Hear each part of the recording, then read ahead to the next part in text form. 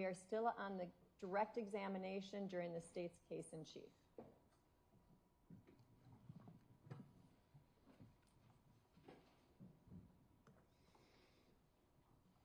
Do you solemnly swear that the testimony you give in this matter will be the truth, the whole truth, and nothing but the truth, so help you God? Yes, I do. If you can please be seated, restate and respell your name for the record, please.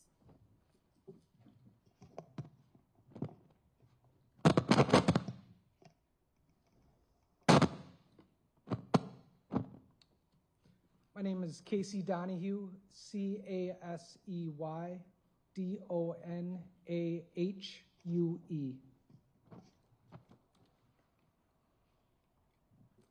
Just give me 1 second here. This was working a minute ago.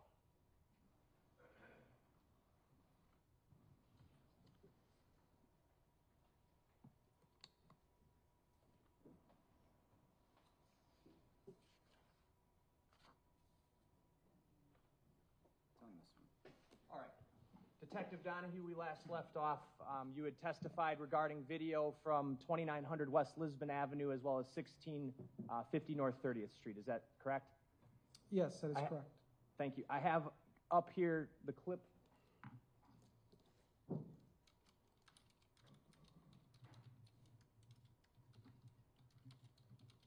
If I can, I'm going to try to replay the clip from 2900 West Lisbon.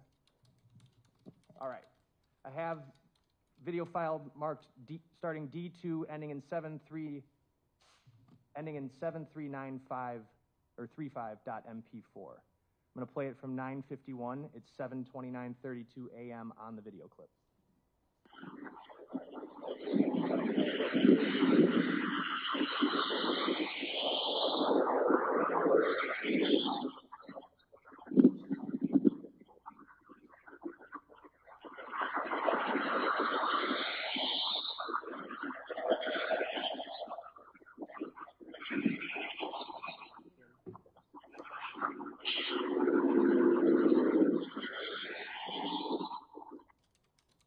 Paused at 10:19.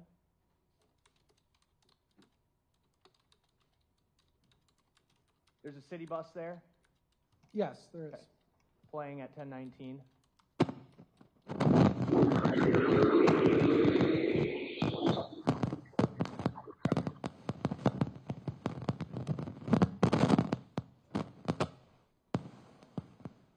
don't know what that's from. I paused the video while that was happening. I'm just going to move this back.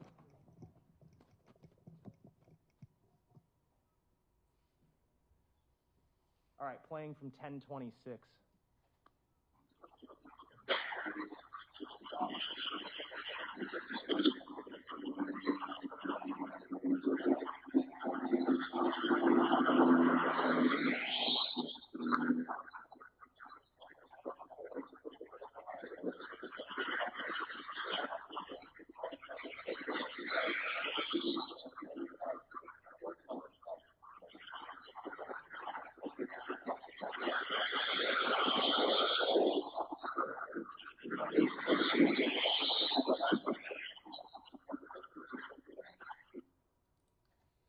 Paused at 11:03. The TV went out. All right, playing at 11:03.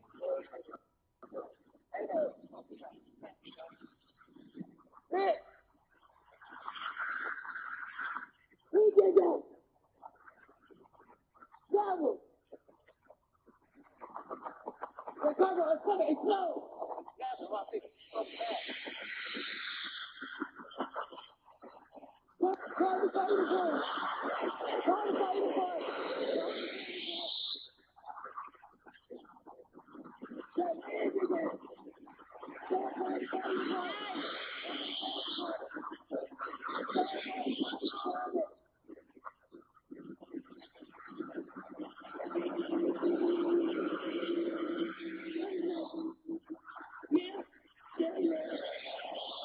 Pause at 11:51.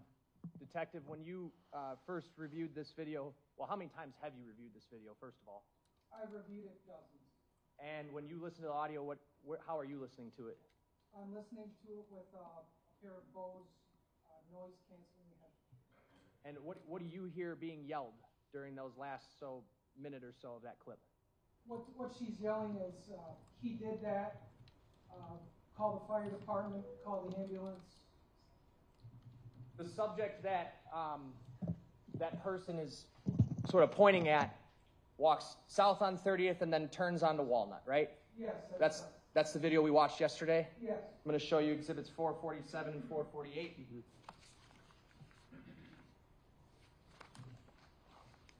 Are these two screenshots from that video? Yes, they are. I move those two exhibits in. It's 447 and 448 and ask to publish. Any objection? 1 minute. I'm sorry, 1 minute. Can I see those again real quick?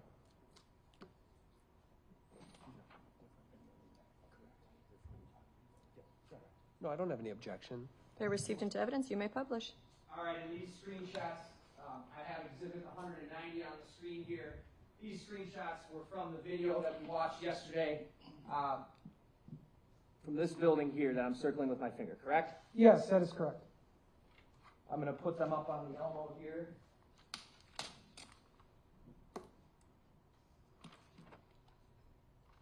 447.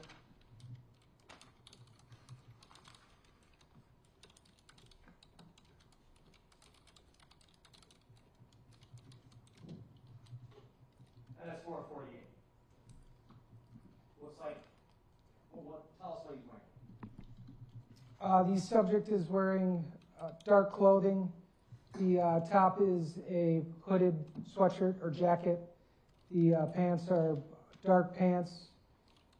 It appears that he has like a tan-colored shoes with white sole on them and a camouflage or tan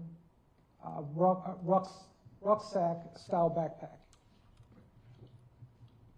He's walking westbound on Walnut on the north sidewalk, right? Yes, that is correct. And in that direction, about one block would be the 31st and Galena playground, correct? Correct.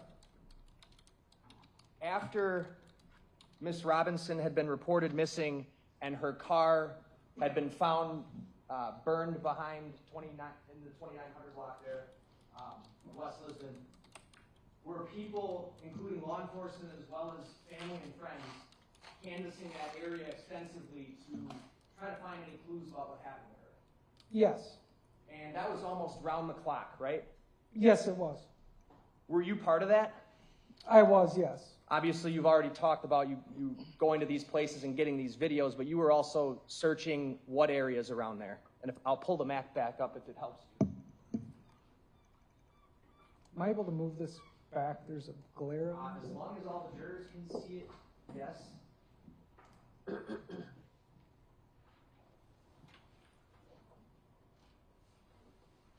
that okay, Your Honor? Is that better for you with the glare? It is, yes. Can all the jurors still see?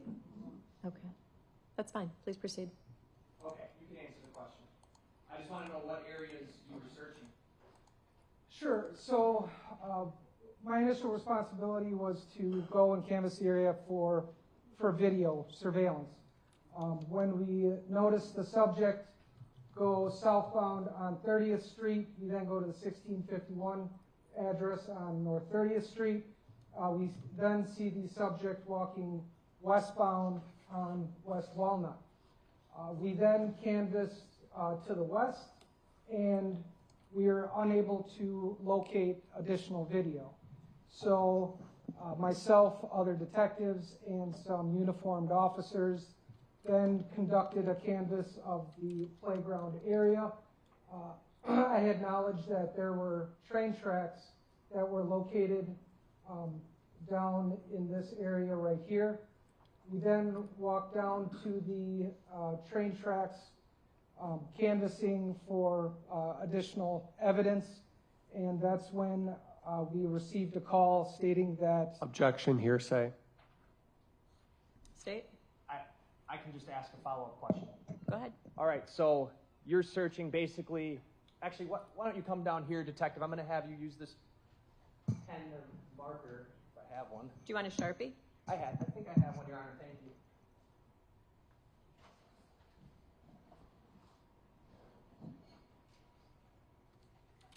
Why don't you just trace on Exhibit 190 the route you're specifically talking about to help orient us as to where you were searching. So this is the area that we started at with video surveillance. We then see the subject go down 30th Street and then westbound on West Walnut. We then searched this area right here. Okay. You can have a seat. Thank you.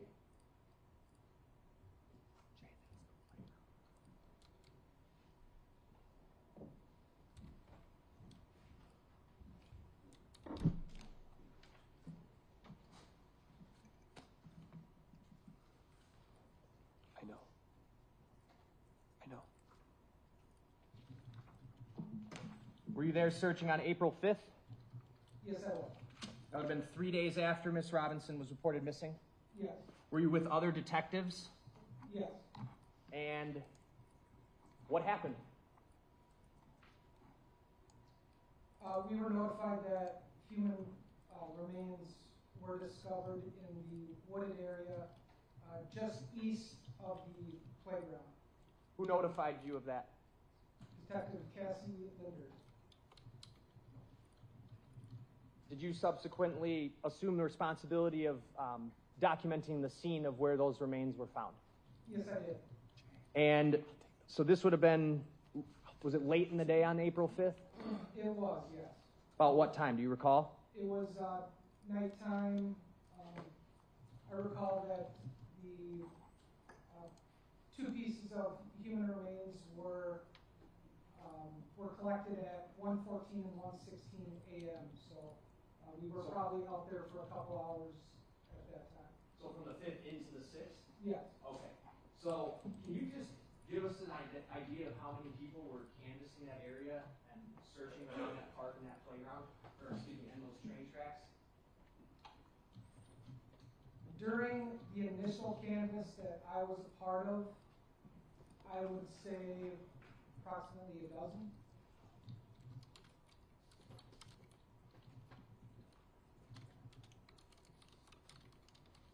You're still calling the people, right?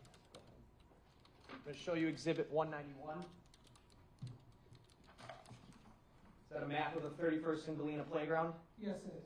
And does it document where the remains that you were involved in recovering were found? Yes, it does.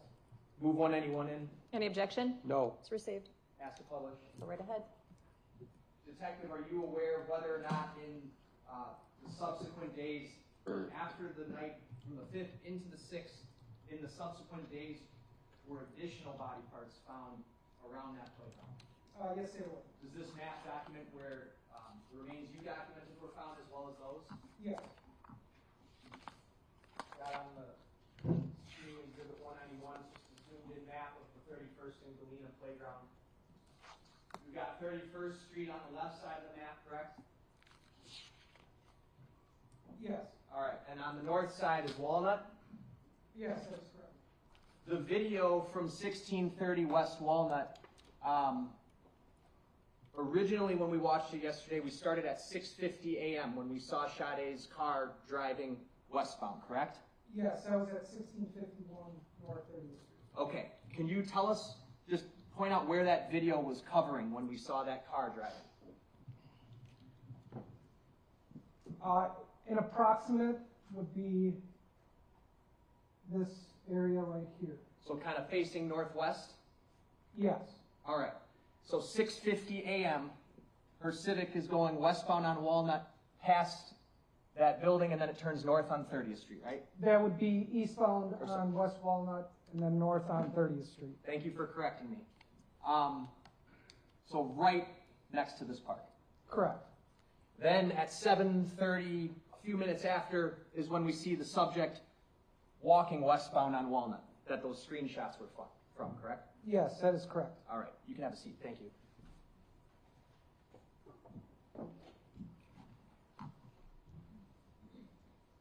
I'm going to show you Exhibits 109 through 145.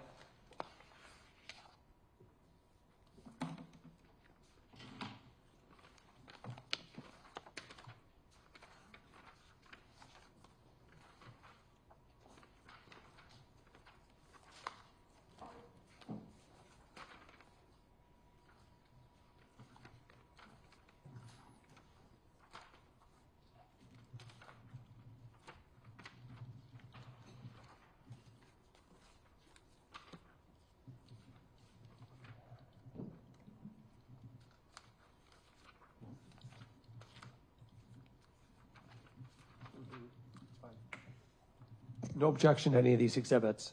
Could I have the numbers one more time? 109 through 145. Thank you. Then they're all received at this point. All right. And may I have permission to publish? You may. Okay. These were all photos from the scene that you helped document. Is that right? Yes, that is correct. And this was done in the nighttime. Yes, it was dark when these photographs. All right, we're going to go through these, Detective. And actually, before we do, can you identify for us on, you don't have to get up, just tell me which one of the body parts locations are we about to be talking about? There's 4 of them up there. Yeah, so we're going to be talking about the 2 that are located on the left side of the map right there.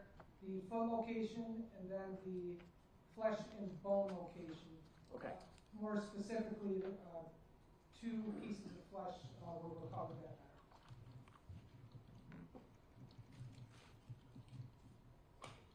Exhibit 109. What are we looking at? That is going to be a photograph of the playground area in the park. Facing south?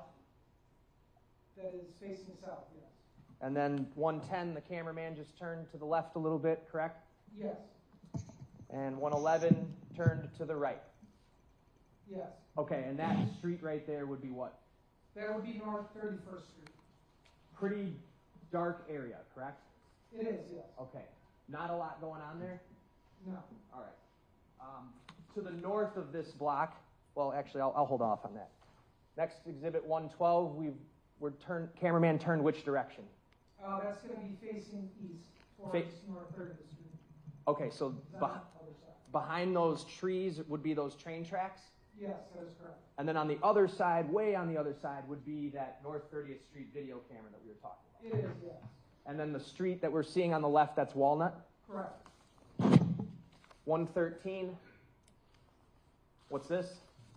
That's more of a zoomed-in photo from the prior picture showing West Walnut, and there you can see the bridge that goes over the train tracks towards North 30th Street.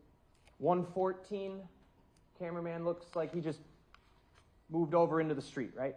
Yes, that's eastbound on West Walnut. The sidewalk right here where I'm pointing, is that the sidewalk we were watching that subject walk past?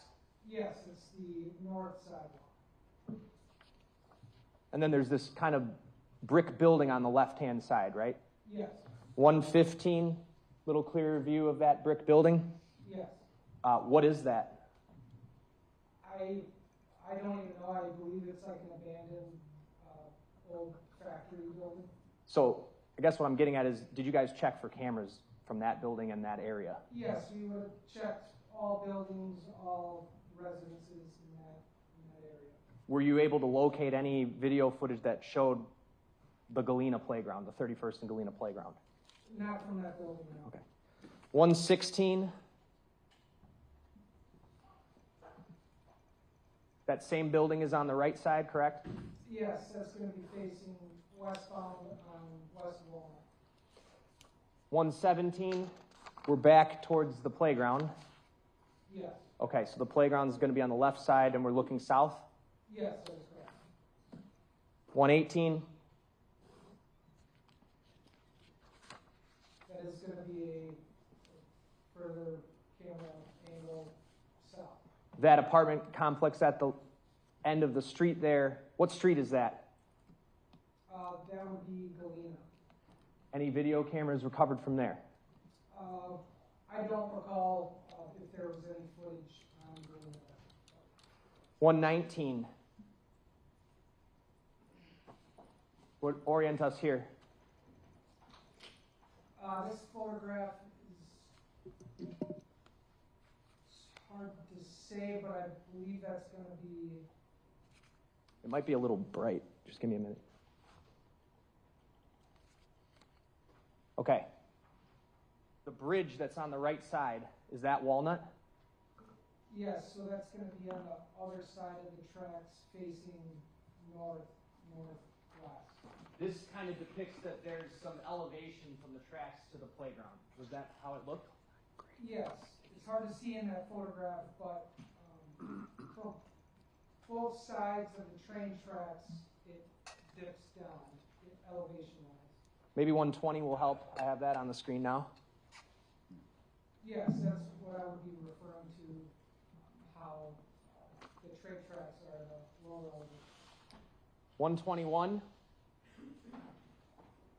That is a photograph. You can see the playground on the left of the picture, and that's going to be facing southeast direction, towards the east. 122.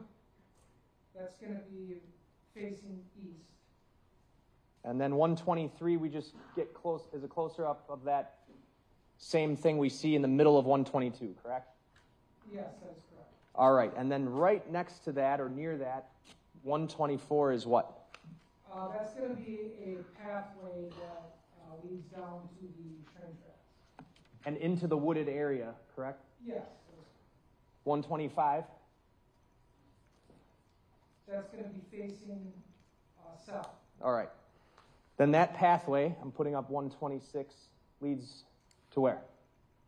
That pathway would be leading to the train tracks, and you can see there's a retaining wall that's pictured there. Retaining wall that would separate the train track area from the playground, right? Correct. Okay.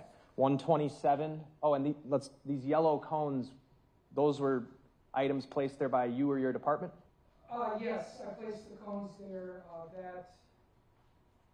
That depicts where pieces of evidence were located. 127. That's a closer photograph of the evidence markers. You can see the retaining wall. The pathway down to the train tracks would veer to the left, close to the retaining wall, and continue down. 128.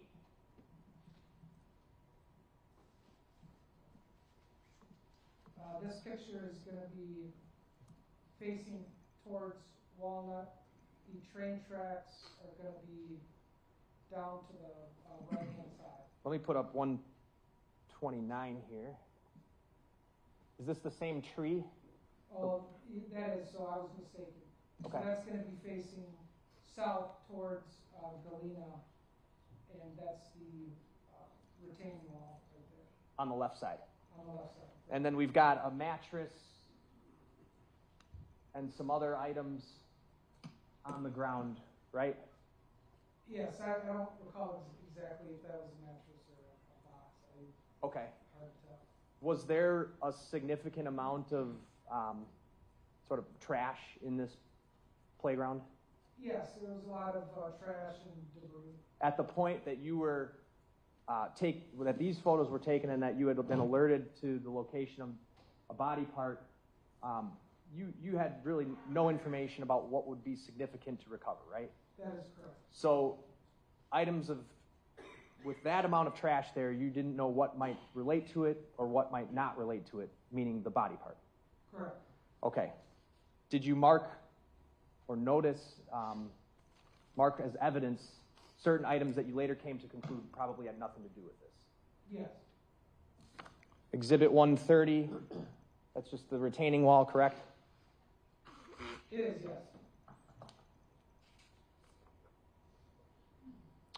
131.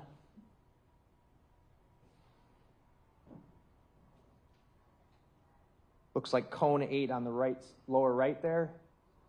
Yes, that's like an overall photograph of an area that evidence was recovered. And then 132. Items 9 and 10, which are located in the woods near item 8. What are those items? So item number 9 is going to be a smaller piece of flesh that was recovered, and number 10 I documented as a larger piece of flesh. 133 is going to be a closer, slightly closer view.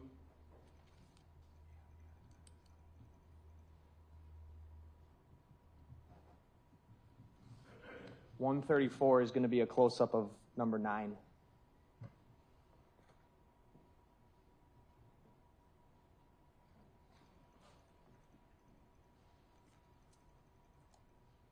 And 135 will be a close-up of number 10.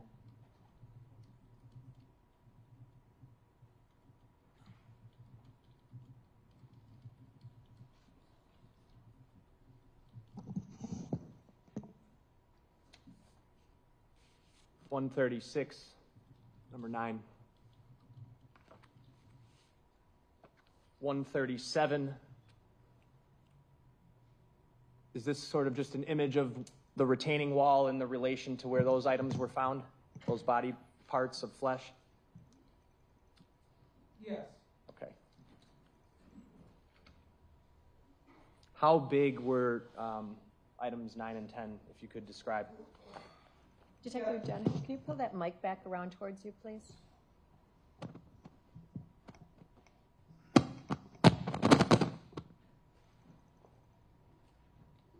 Thank you.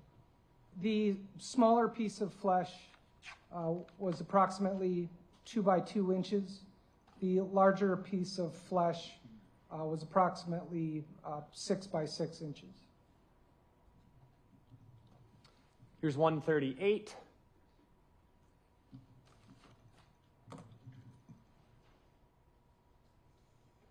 What is that cone down there? Number 11? Yes, that's going to be evidence marker number 11. And do you know what number 11 was? Yes, number 11 was a human foot.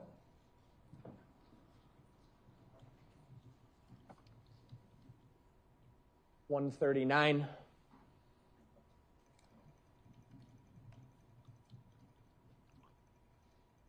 The foot is to the left of the evidence marker? It is, yes.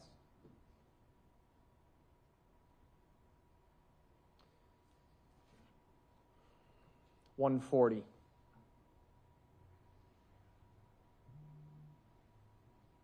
What's that?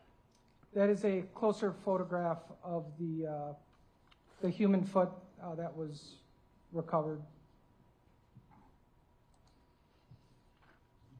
141. So in this photograph, we're depicting that the toenail polish on the human foot was pink. And this foot on the top of the image, that is the retaining wall, right? It is, yes. So the foot was right up against the retaining wall? Yes. 142.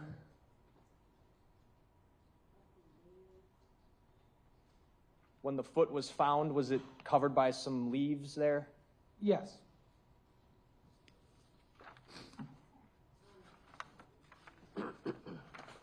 I'm going to go ahead to 144. Another view of where the foot was. And 143 and 145 are going to be images of the foot.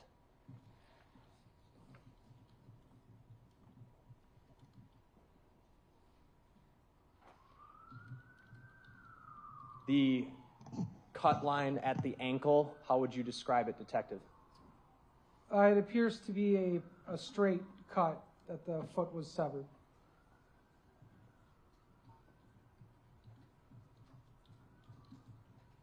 (145).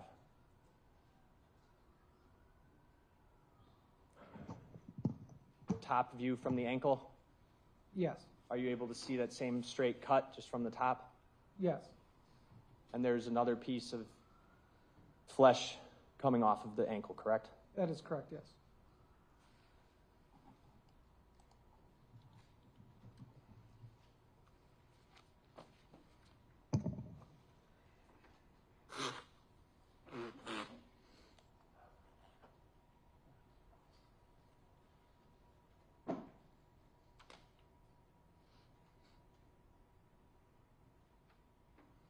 So in sum, Detective, when that night, when you documented that scene, that would have been the night of April 5th, and then going over the midnight hour into April 6th, you located a total of 3 separate pieces of human remains, correct?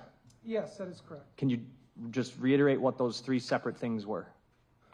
Yes, the 3 separate human remains were a smaller piece of flesh, approximately 2 by 2 inches. The second piece of flesh was larger, approximately 6 by 6. and it was the left foot, human foot. Was the medical examiner called to the scene?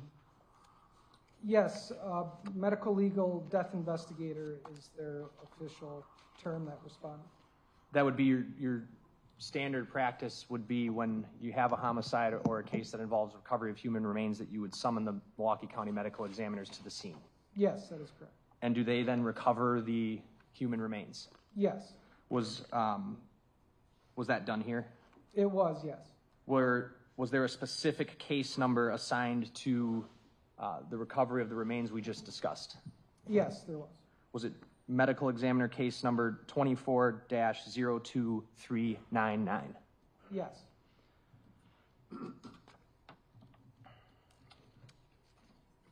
As you indicated before, there were a number of other items in addition to the human remains that you marked with an evidence cone, correct? Yes, that is correct. Were any of those other items deemed to be relevant in any way? No, they were not. Could you just give us a rundown of what those other items were? Yes, we located, I believe it was 5 spent casings. We located a condom that appeared to be used at some point. It was outside of its wrapper. We located a doll that was screwed into a tree. I recovered screws that were next to that doll. There was a burlap sack that initially we believed may contain human remains. When we opened that burlap sack, it was a dog that was placed in the sack, and it was rotting at that point. Casings, right? Yes. Did you mention that? Okay. Those casings, were they like worn? It was hard to tell how long that they've been there. Those other items seem to have been items that had been there for quite some time. Is that a fair statement? Yes.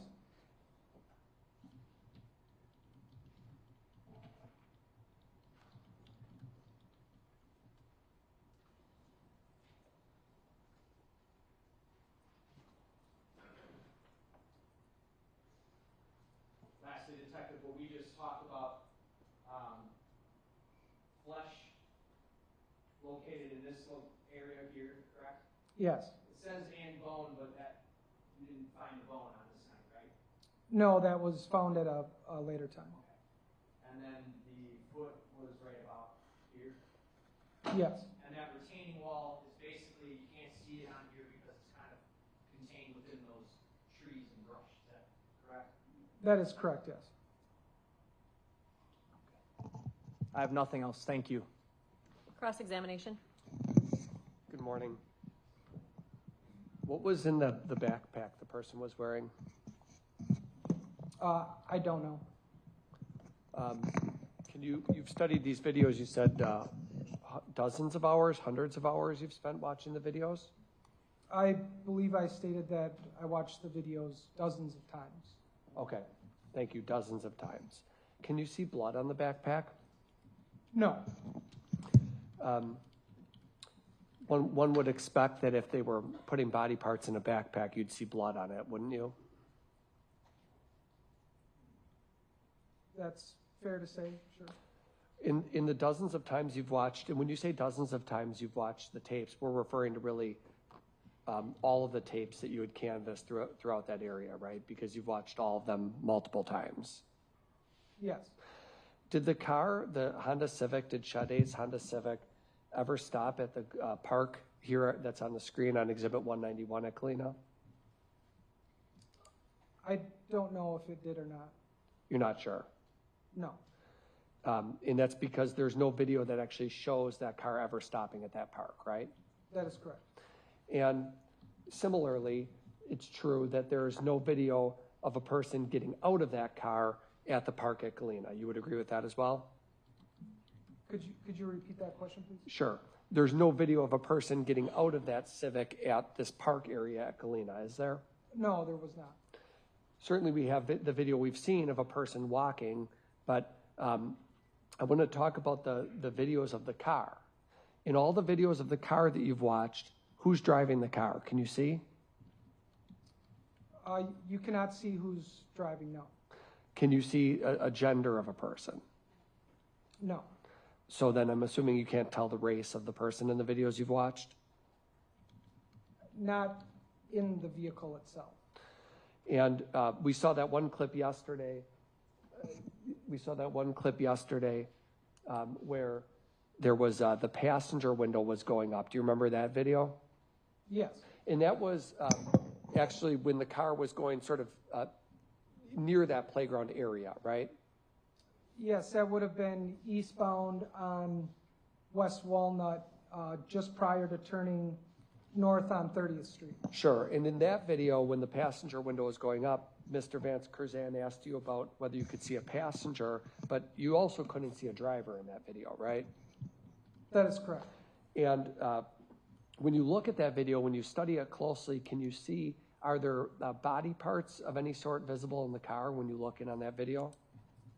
I could not see, no. Now, we watched video this morning again of Lisbon Avenue. That was a liquor store, 2900 West Lisbon, where that that footage was secured from, correct? Yes. And you were involved in actually getting that video. You talked to the owner of the liquor store and acquired the video, right? Yes, that is correct. He was cooperative with you and turned it over, correct? Yes. Isn't it true that you also, you don't work alone, you work with Detective Ryan Casey also, don't you? Yes. So you're Casey Donahue, but we also have Detective Ryan Casey, right? Yes, that is correct. And he's part of the homicide unit as well, so he's trained on these types of matters. He is, yes. And is it true, would you agree with me that oftentimes when two people work together, one detective might do the report, another detective might not do the report, right? Yes, that is correct. And so sometimes when people are partnered up, if you work closely with Ryan Casey, he might be the one to draft the report on April 5th. You might be the one to draft the report on a different date, right? Yes. You would agree that on April 5th was the day when you and Detective Ryan Casey went to Lisbon Liquor to get those videos, right? Yes. And in fact, the Mr. Singh, Parmejit Singh, Paramejet, took you into their room where they have the DVR and he turned over those tapes, right? Yes. And you guys actually watched them together right away on April 5th, didn't you? Yes, we did review them while we were at the liquor store. You would agree with me that and now this is 3 days after the incident, 3 days after April 2nd, right? Yes. Between April 2nd and that date, you had never we saw the two women that were on the street in front of the liquor store, right? Yes, that is correct. But between April 2nd and April 5th, neither you nor your partner had ever spoken to those women, right? No, I have not spoken to either of those witnesses. I cannot speak for Detective Casey whether he had spoke with them at any time or not. Okay, and the two of you watched, right? You can only speak to who you've talked to. You have not talked to either of those women, right? I have not. Now, on April 5th, when you watched the tape, you would agree that that there was a report written about the two of you watching the tape. Fair to say? Yes. In that when you guys watched the tape, you could see the women on the sidewalk and that they were pointing in the direction of a person. You noted that, right? Yes. But you would also agree that in the report it's indicated they're yelling something, quote, inaudible. Would you agree with that? That is what Detective Ryan Casey's report reflects. My observations and what I heard on the video is what I testified to. Sure. Did you ever draft a report that reflects your impressions of the tape? No. Now, eyewitnesses, well, how long have you been a detective? I'm sorry. Since 2020. Certainly, eyewitness testimony can be a form of evidence in any criminal case, right? Yes. And it can be an important form of evidence because it can help shape your investigation, for starters, right? Yes. And it can help you pursue leads. An eyewitness might tell you to look at a certain area, so that's another reason it could be useful, right? Yes. And an eyewitness could be right. That's another reason they could be useful, because an eyewitness may be accurate with what they're saying, correct? Yes. When we speak with eyewitnesses, we'll want to corroborate any sort of information that's given to us. And they can also be wrong. Yes, that is correct. They can make a mistaken identification. Yes. There's ways to try to figure that out, video surveillance, DNA evidence, but eyewitnesses can be wrong, right? Is that a question? Yes. Yes. Yes, And- they can. In their ability to observe, in this case, for example, we watched the video again this morning, and you saw the woman who's pointing, right? The woman who's pointing and making the statement. She really only looks over in that area for about 6 to 7 seconds. Would you agree with that? In which area are you referring to? The 2900 West Lisbon footage, when we see the man walking across the field and she goes, he did it, or whatever she said, she only looks over in that direction for about 6 to 7 seconds. Would you agree with that? I would have to watch the video again, but that is an approximation that. Okay. And obviously, she may you would agree with me that a person who is making an observation, their view can be impacted if they're under the influence, right? Yes, amongst other things. What are some of the other things? Stress. Weather conditions? Yes. Obviously, if a person knows someone or doesn't know someone, that can be an important consideration too, right? Yes. In terms of making identifications as a detective, there's a procedure you can use as a detective to try to, I'm sorry, give me a minute, please. As a detective, there's procedures you can use to try to make an identification, right?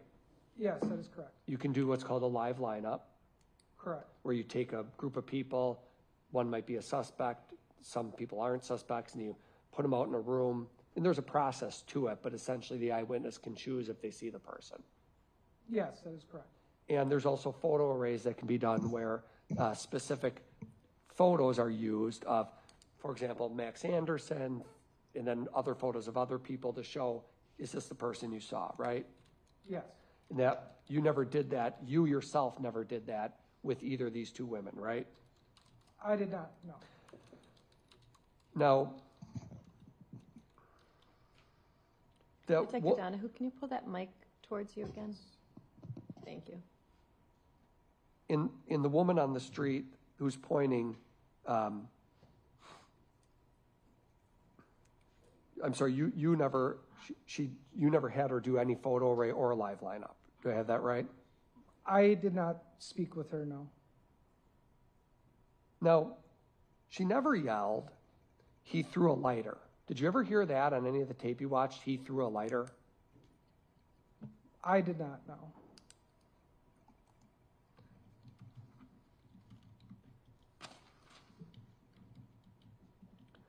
Did you investigate any other car fires at that location, either before or after this incident? I am not an arson investigator, so that is not a part of my duties, so I cannot speak on whether other car fires occurred at that location or not. You said that there was basically canvassing around the clock. Did I have that correct? Yes. When you say that, are you talking from April 2nd when the car is lit on fire until until April 5th or 6th? What did you mean by that? When did the around-the-clock canvassing start? I am unaware of the exact date that it started. The Sheriff's Department did reach out to the Milwaukee Police Department, and they asked us to assist in recovering video pertaining to this case. I can't say which exact day that was, but it was, in approximation would be maybe 2 days after. Got it, April 4th or April 5th, somewhere around there. Correct. And in between April 2nd and April 4th or April 5th, no body parts are found in that area. That was the first time any sort of human remains were discovered at that park. April 5th. Yes. Max was arrested April 4th, you know that. I don't know exactly which day he was arrested. Okay. The person with the backpack on, that person wasn't running. No, In any of the videos you watched, was that person running? no, Or appeared to even be in a hurry, right? Didn't even appear to be really in a hurry. no.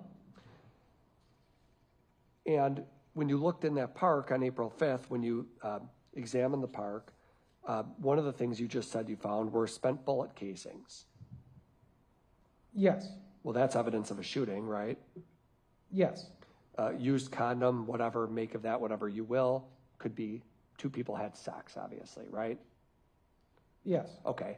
You found a bag, a burlap sack with remains in it of a dog. That could be evidence of animal cruelty, right? correct. High crime area, agreed? Yes, Meaning that area surrounding that park and even Lisbon Avenue. yes, There's lots of police response in that area. yes, Now, the person on the tape with the backpack, you pointed out the shoes yesterday, the white shoes. Remember that? I don't believe I stated white shoes. I thought you said white soles on the shoes. You were directing us to look at. No? Yeah, so it would be towards the bottom sole area. Okay. That's what you were pointing out, though, right? Yes, That person did not appear to ever have gloves on, did he? I don't know.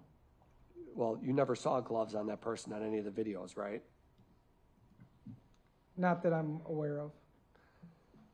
And nor did the person appear to be wet. I'm sorry? Nor did the person appear to be wet. Wet? Wet.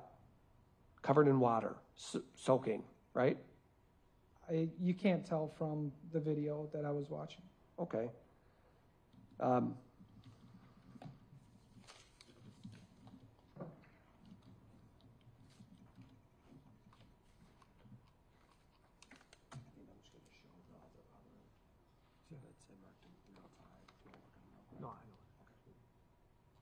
And then, Judge, I'm just going to approach the witness, if I may, and show a few exhibits. It'll be 305, 306, 307, and 308. Okay? Go right ahead. If that's all right. I'm going to start by just showing you these pictures and ask if you can look at these. Yes.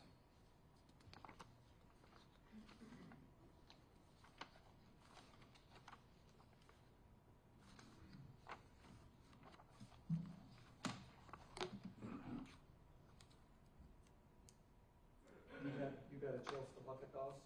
Yes, I did.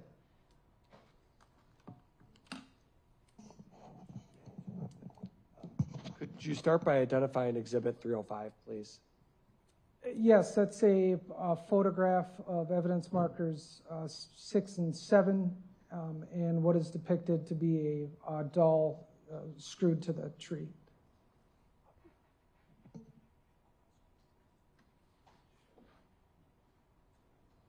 So if we look down, that's what you're talking about, that doll right there?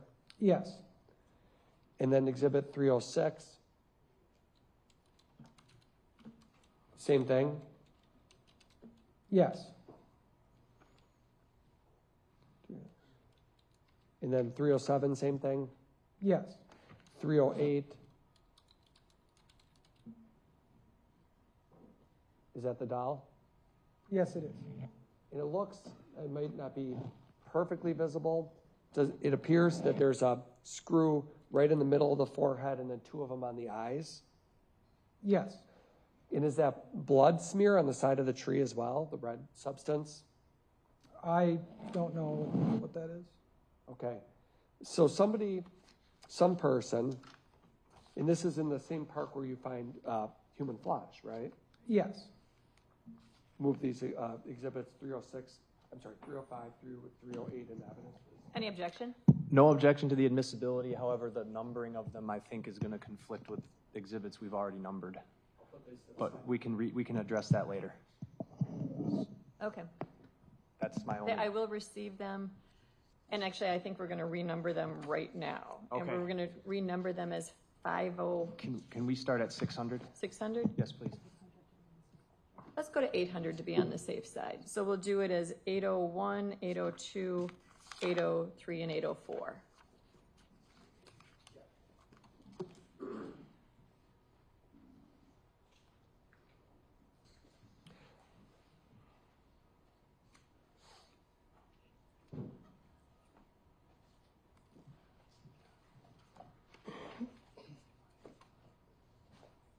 And then, Judge, while Attorney Findling is marking those, is it okay if I proceed?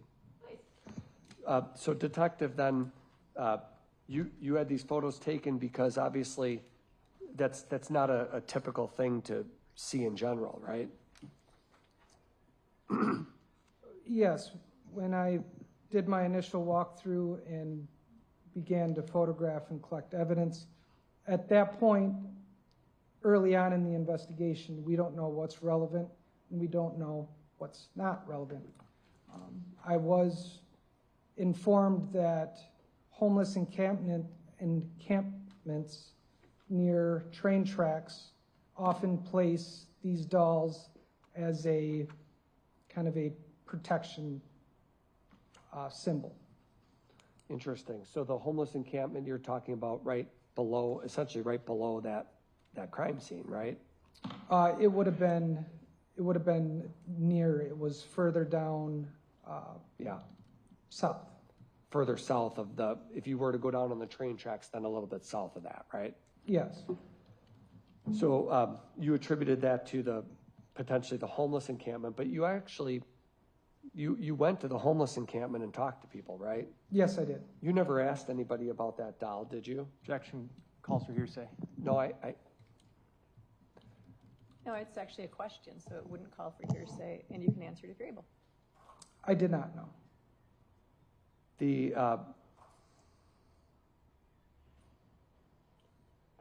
Okay, so the body part, the tissue samples, the body parts that were located, obviously those were kept as evidence and sent to the lab, right? The crime lab? Yes. For further testing. Correct. Similar to how, did you ever direct any of those items to be tested for DNA? I did not send any of the items to the crime lab. That would be some other person to ask about that, right? Yes. Okay, those are all my questions. State? Just to clarify, Detective, it's not just that the disposal of those body parts wasn't captured on video, it's that there was no video of that playground. Is that a correct statement? That is correct. Nothing else. Defense? No. Thank you, Detective. State your next witness. State calls Detective Jose Flores.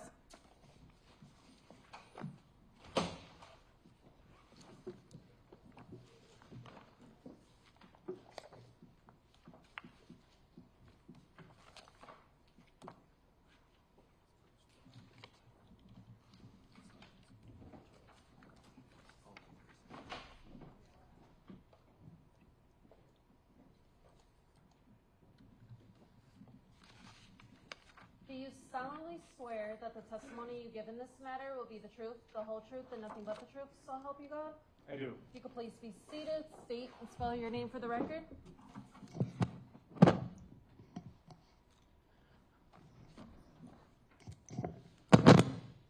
Joscflores. Jose Flores. How are you employed? As a detective for the city of Milwaukee. How long have you been with the department? Since December of 2015. How long have you been a detective? A little over 4 years. Prior to that, what was your rank? Police officer. Where are you currently assigned? The homicide division. And how long have you been assigned to the homicide division? Since September of 2021. So you were working in that capacity on April 6th, 2024? Yes. Did you participate in the search of a playground located at 31st and Galena in the city of Milwaukee? Yes. Can you describe what your role was that day? I worked the late shift, so 12 a.m. to 8 a.m. We were instructed to meet our early shift, who had discovered some human remains. We were instructed by Sergeant Nathan Butts, B-U-T-Z, to conduct a search of the immediate area east of the playground and south of Galena, or 31st. Was Detective Casey Donahue one of the detectives that you joined out there? Yes. And were you working with a partner that night into morning? Several detectives and officers. When you got there, was it dark out? It was. Can you describe what your search entailed?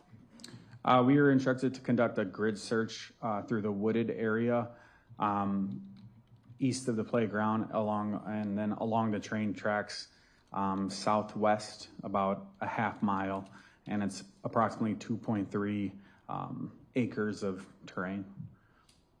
What's a grid search? Just section by section, trying our best to locate evidence. So does that entail multiple detectives or police officers working together? Yes. Is that a more thorough type of search? Yes. Okay, can you actually give us a little bit of detail on what you do? As a detective, or to locate evidence, what we do, honestly, I work at night, so we bring out big flashlights, handheld flashlights, and honestly, we just get online together and look down, look up, and foot by foot try to search the best we can for any potential evidence related to the incident. And what was your knowledge of what had been found as you came on shift and came to that playground to conduct your search? We were briefed that there was some human remains located. Are you familiar with that park? Yes.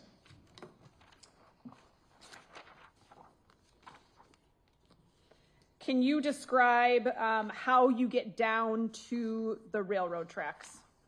The terrain was a little difficult to traverse. There's a large hill. It was quite muddy and it was pretty steep. And we went down that hill to go to the train tracks through a wooded area. Is that the first area that you searched, the railroad track area? Yes.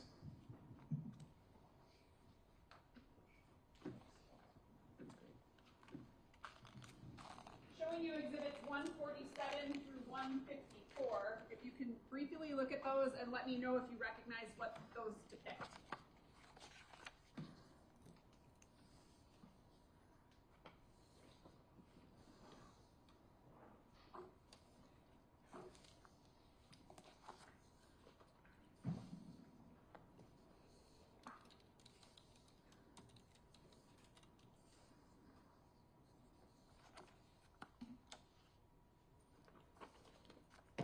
It's going to be the area east of the playground, the railroad tracks, and the wooded area. And those are areas you searched? Yes. Before we get to these photos, I just want to draw your attention to exhibit 191, which is up here. Are you able to see that from where you're sitting? Or? I am. Okay. And actually, I will have you step down if you can to just identify where you started and where you ended in terms of your search.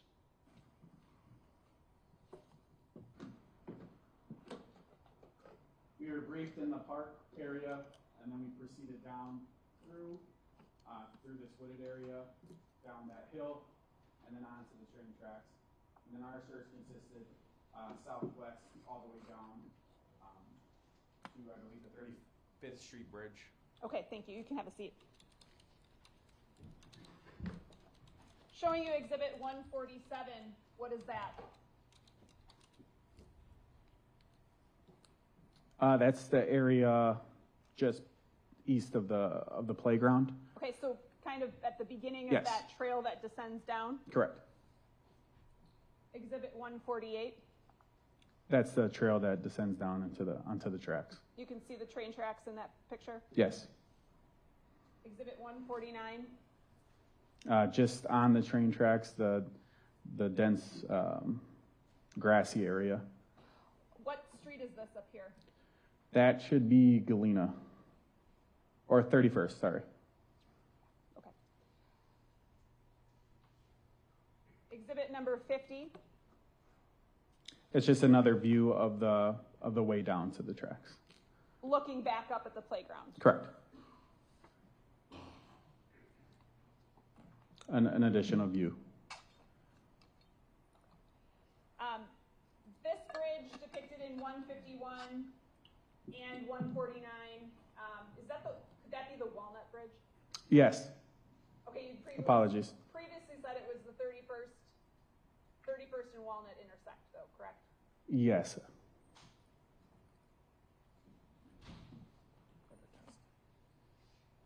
Exhibit 152, what is that?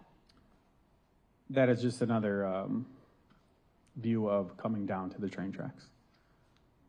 Exhibit 153, A different view, same area, Exhibit 154, the same area. and you can see that there's a lot of debris or trash that's been disposed of. Did you look through all of those areas? To the best of our ability. I remember that night, it was approximately 32 degrees. It was wet. A lot of the terrain was wet, icy, and as we work at night, it was a little difficult to navigate through all that terrain. Okay, talk about your search of the train tracks, please. After we proceeded down to the train tracks, we essentially, all the officers and detectives I was with, we got online together, and we used our flashlights, and we just walked slowly, as slow as we can, trying to identify any potential evidence related to this incident.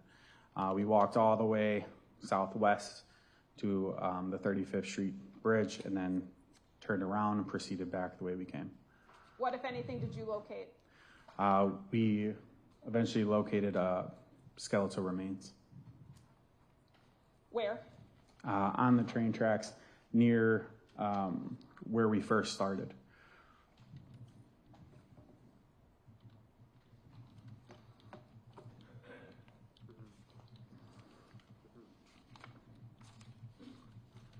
Showing you exhibits 155 through 160, can you identify what those are if you know?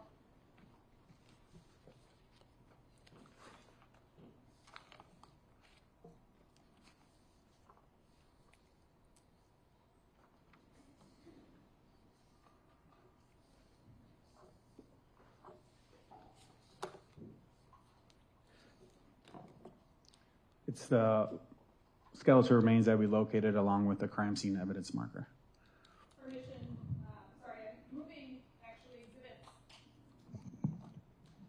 147 through 154 in, and then I move exhibits 155 through 160 in with permission to publish these. Any objection? No. 147 to 160 they are admitted and you may publish.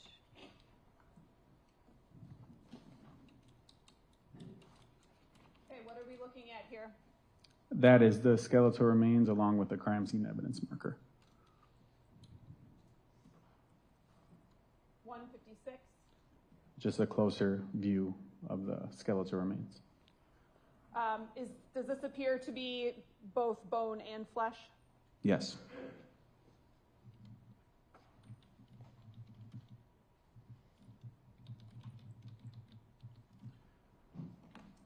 What is this? That's just depicting the train tracks in which the evidence was located, along with the marker. And then the same view without the evidence marker. That's 158. Correct. 159. And that's just going to be the picture showing the general area in which it was located. Okay, which direction are the train tracks from there? They would be west. And 160. That would be the entrance down to the train tracks again. How far from that path, that entrance,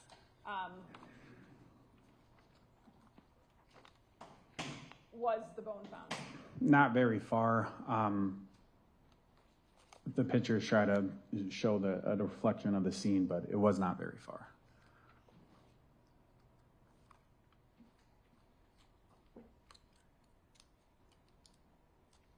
Approximately how large was the bone? I don't recall the approximate, but it was large enough for us to take note. What did you do with that? After discovering the skeletal remains, we contacted the medical examiner's office. A forensic investigator from the medical examiner's office responded, Lindsay Doome, D-O-O-M-E. And at that point, they began to conduct their investigation. Forensic investigator Doome determined that it was bone, and then they then document it, recover it for it to be assessed by an expert from the medical examiner's office. They determined it to be a human bone, correct? Correct. Approximately what time was that located? I believe 5:42 a.m.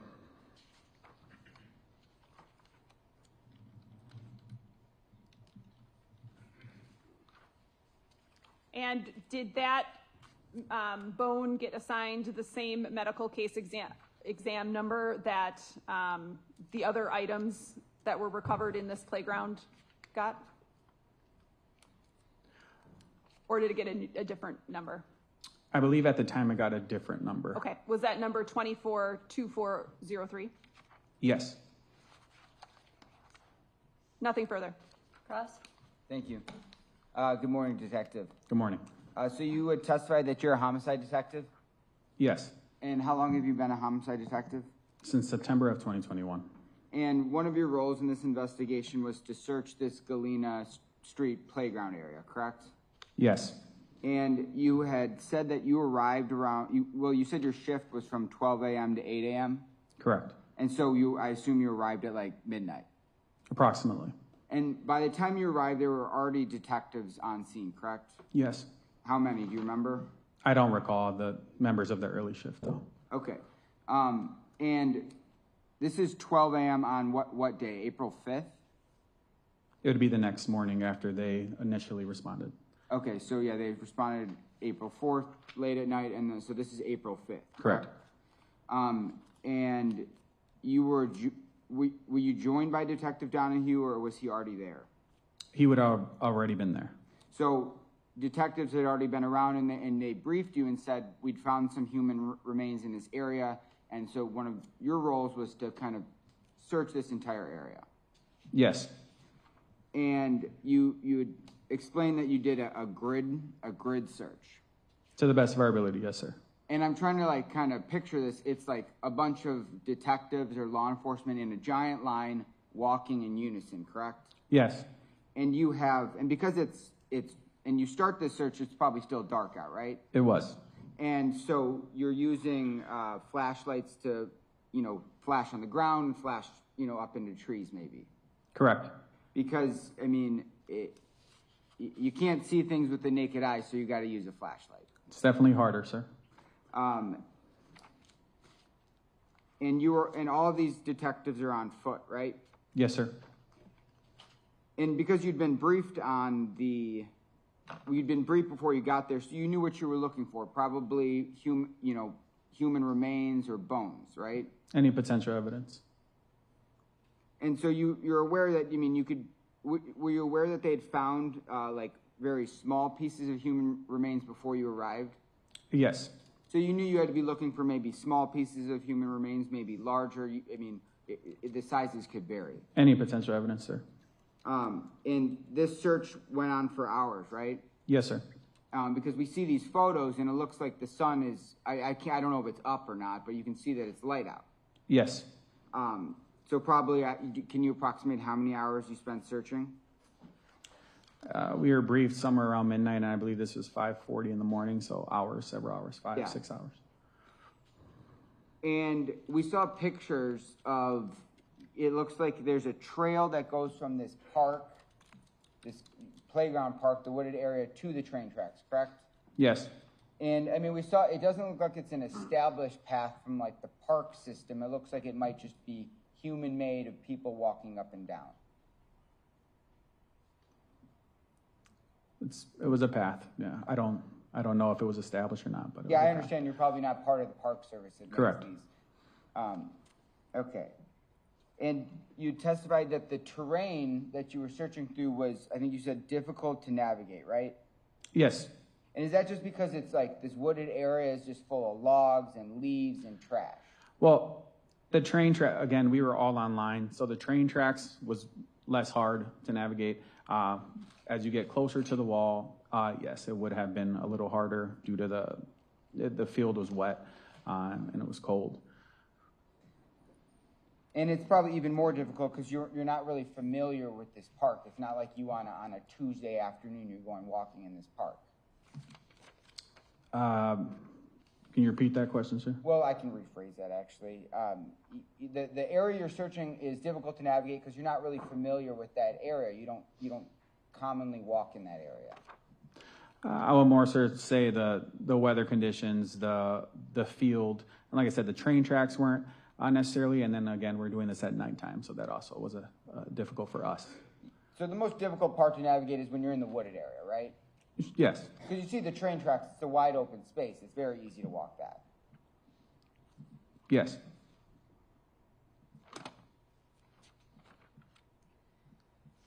And during this, and you testified this was as thorough search as you could, right?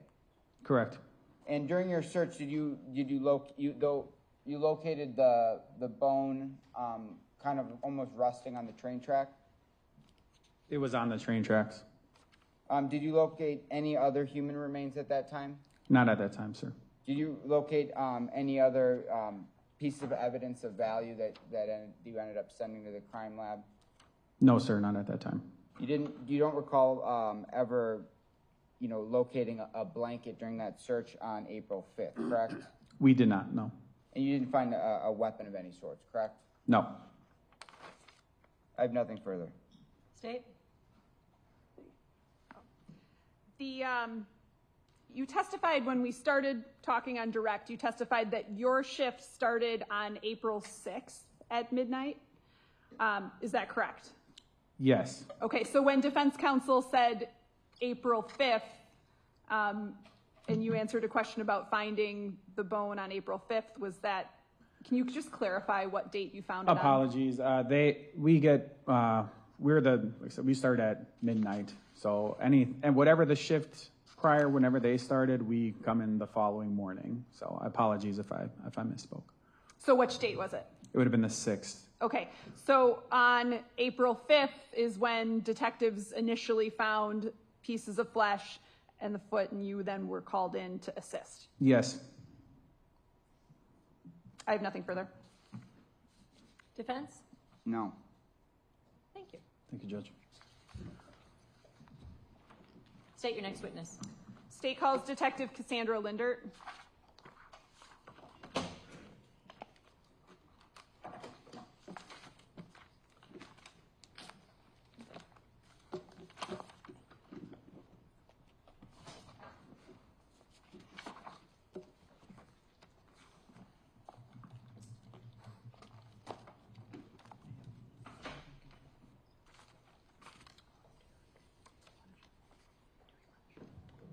Do you solemnly swear that the testimony you give in this matter will be the truth, the whole truth, and nothing but the truth, so help you God? I do. You can please be seated, state and spell your name for the record.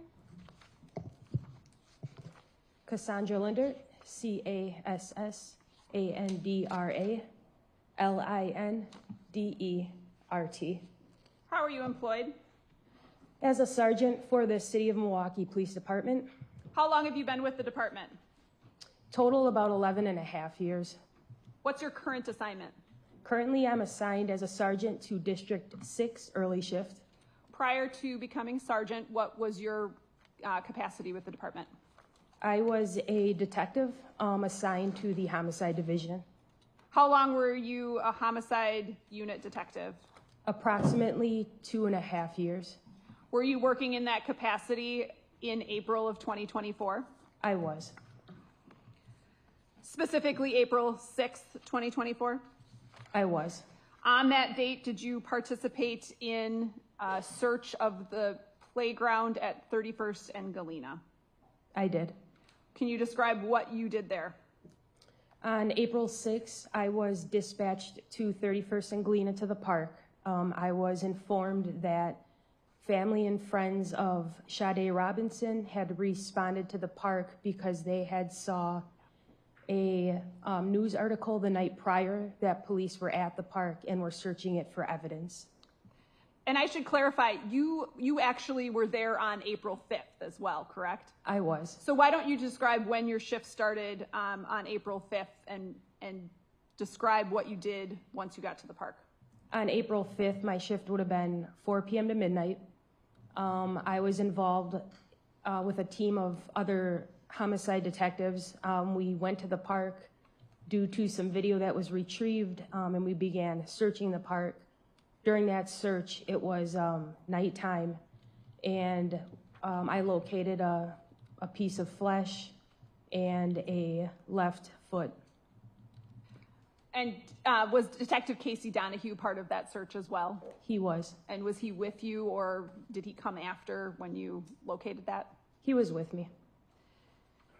Then what happened? The search continued on the 5th. My shift would have been over that night, and then I returned to work on the 6th, 4 p.m. to midnight. Were you searching that playground in conjunction with a specific reported missing person? Yes. Who was that? Sade Robinson. As it relates to the foot and the piece of human flesh that you located, the medical examiner was summoned to collect those items? Yes. Why don't you describe your work on April 6th then in that area when you returned? So like I was saying, April 6th, I was sent to the park because family members had called our dispatch center saying that they went to the park after seeing the police there the night prior in a news article that were searching for evidence. Specifically on the 6th, the family stated that they had found a blanket that belonged to Sade Robinson. Describe what happened when you arrived. When I arrived at the park on 31st and Galena, I briefly met with some of Sade's family and friends that were there. They explained to me that they basically conducted their own search of the park after seeing the news article, and that they had located a pink blanket that belonged to Sade. Approximately what time was this? It was approximately 5:10 p.m. Where did you meet the friends? Just in the general area of, like, inside the small park on 31st and Galena. Then what happened? After they briefed with me, they took me to the area where they located the pink blanket and showed it to me, and I viewed that myself. Was there one particular person in particular who you were speaking to? Yes. What was that person's name? I believe her first name was Angela. Did you document this conversation and contact in a report? Correct. Would it help you to review your report? Yes. Up with the name? Why don't you take a look at this and let me know if it's helped?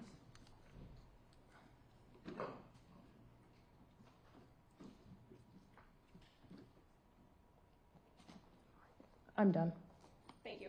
Yep. Do you remember the name now? Yes, it was Kiana Moore.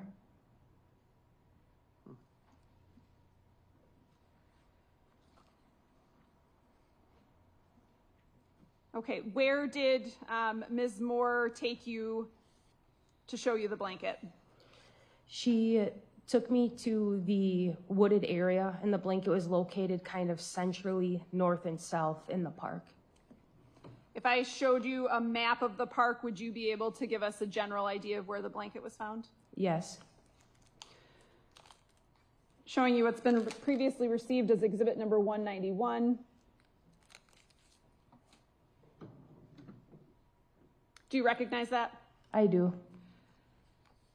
That's the 31st and Galena Park and surrounding area? Correct. Can you point on there where the blanket was found? Yes. I would say it was approximately in here. So south of where you located the foot? Correct. Is that an area that had previously been searched to your knowledge? Yes. Can you describe that area in terms of what all is there? So that area in particular is the wooded area that runs north and south in the park on the east side. It's pretty densely wooded. It's not a very well-kept park, so there's a lot of overbrush and like garbage, I guess, and just random stuff that's in the weeds and the grass of the park. Can you describe what you found when you arrived? So when I arrived and viewed the blanket, it was kind of just balled up on the ground. It was wet from being on the ground for the night and also kind of dirty with just dirt and leaves and stuff that were attached to it. What did you do then? We opened the blanket and I could see that there was a photo printed on the blanket of the face of Sade Robinson, along with a small size like brown dog that her friends and family told me also belonged to her at one point. That photo of Sade, was that readily apparent? If you had passed that blanket just walking, would the photograph have been readily apparent? Once the blanket was opened, it would have been. The way the blanket was when I found it, you couldn't really see that the photo was printed on the front of it. What else did you do? Once we located the blanket, and I did confirm that the photo on the blanket appeared to be Sade Robinson, I requested officers secure the park again. So they used police tape to secure the perimeter of the park, and I requested that Sade's family and friends and other citizens that were in the park be moved to the outer perimeter so we could do another search of the park. Then what happened? Myself and some other officers began a search of the wooded area again inside the park. Did you locate anything else? So close to the blanket, I located a small piece of what appeared to be flesh. I also located a small piece of what appeared to be bone. The bone appeared to be somewhat fresh as it was still like pink or red with a little bit of like flesh attached to it. Anything else? Yeah, so as the search continued, along the retaining wall that runs north-south in the park that separates the park from the train tracks, approximately 8 feet south of where I located the foot the night prior, I found a mound of debris that consisted of like leaves, sticks, and some smaller logs that appeared to have been intentionally kind of piled together. It seemed out of place. I began removing the top layer of the debris when I then could observe a larger portion of what appeared to be flesh that was a darker skin tone. After finding these pieces of flesh and bone, did you, I know you've described the sequence in which you've searched. Was somebody there present recovering these items as you're searching? Yes, so once we made the determination that we found the smaller chunk of flesh, the bone, and then the larger that was buried, we froze the scene, called for a forensic investigator along with the medical examiner, the Milwaukee County medical examiner. The medical examiner's office recovered these items then? Yes.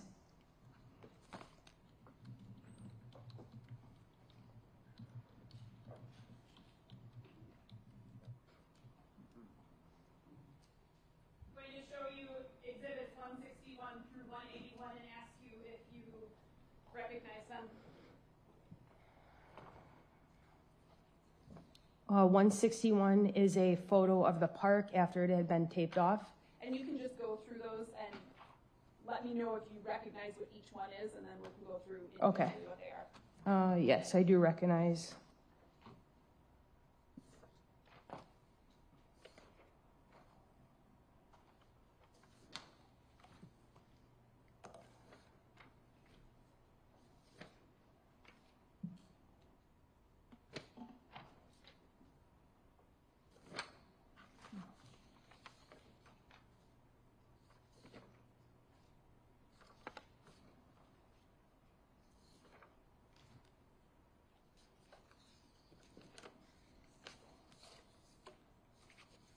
I recognize all of them.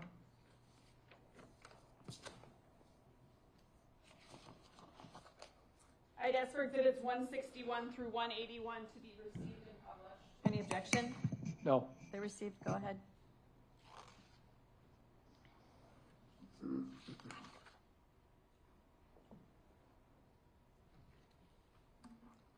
All right, before we do that, I just want to draw your attention back to exhibit number 191. Could you step down and point to where the items that you've just described were located? Yes.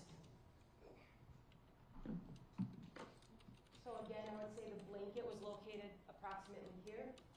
The smaller chunk of flesh in the bone that I located was very close to the blanket. And then the larger chunk of flesh that appeared to be covered by logs was along the retaining wall, which can't be seen, but it would have been south of the foot location. You can have a seat. Showing you exhibit 161, just to get oriented, what are we looking at?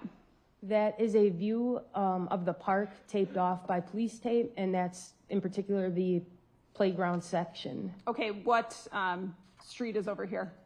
That would be 31st Street. 162, what are we looking at? That is a photo of, I believe, myself and a couple other detectives beginning a search of the park. Where is this relative to 161? I believe that would have been south of the playground on the east side right before entering the wooded area. 163, what is that? That is an overall of kind of walking into that particular section of the wooded area on the 6th where we located those items I spoke about. Are you familiar with this building? Not very. Okay. Do you know what street that's on? That should be south facing Galena. Showing you 164, what is that? That is evidence marker 1, which is I placed next to the pink blanket. Exhibit 165.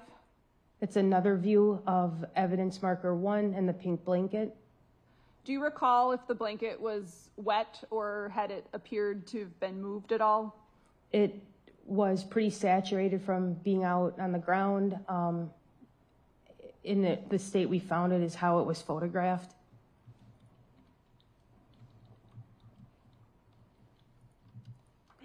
Exhibit 166, what is that? Evidence marker 3, which I would have placed next to, I believe, the smaller chunk of, smaller piece of flesh. Exhibit number 167, what is that? That's evidence marker 4, which I placed next to the pile of debris where the larger chunk of, the larger piece of flesh was located. So here's 168. You can see exhibit markers 3 and 4, correct? Correct. Where are those relative to where the blanket was found? I believe the blanket was slightly south of there. Exhibit 169, what is that? That's another view of the pink blanket looking south. What about exhibit 170? What is that? It's evidence marker 2 that I placed next to the small bone that I located. I'm zooming in. There's a ruler there, correct? Correct. Approximately how big was that piece of bone? I would say approximately 3 to 4 inches.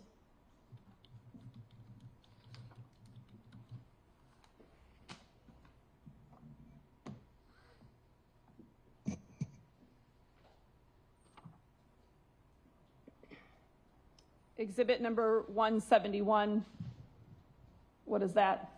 So this is a view of evidence marker 4, which was placed kind of on top of the pile of debris. This particular view is kind of looking from the top down. And is that how you first observed this? It is. And are you the first one to locate this item? Yes. Law enforcement uncovered it? Yes. Did you uncover it? Just briefly to see that there's something under there, and then we froze it for the medical examiner. Exhibit 172, what is that? That's another view from the top looking down of evidence marker 4. Now more of the debris has been uncovered. And you described that as being what? Well, at the time it was we couldn't tell for sure, but it was definitely a larger piece of flesh that appeared to be a dark skin complexion. Exhibit 173. Evidence marker number 3 that I placed next to the smaller piece of flesh.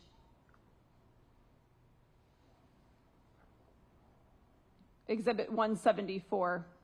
This is a view again of evidence marker 4, now looking kind of at it towards the east. Before it was uncovered? Correct. Exhibit 175. Another view of evidence marker 4. Exhibit 176. A close-up view of evidence marker number 4. Prior to the debris being moved? Correct.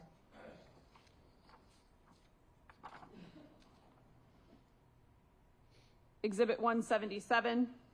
That would be a close-up of evidence marker 2, which depicts the smaller piece of bone. Exhibit 178.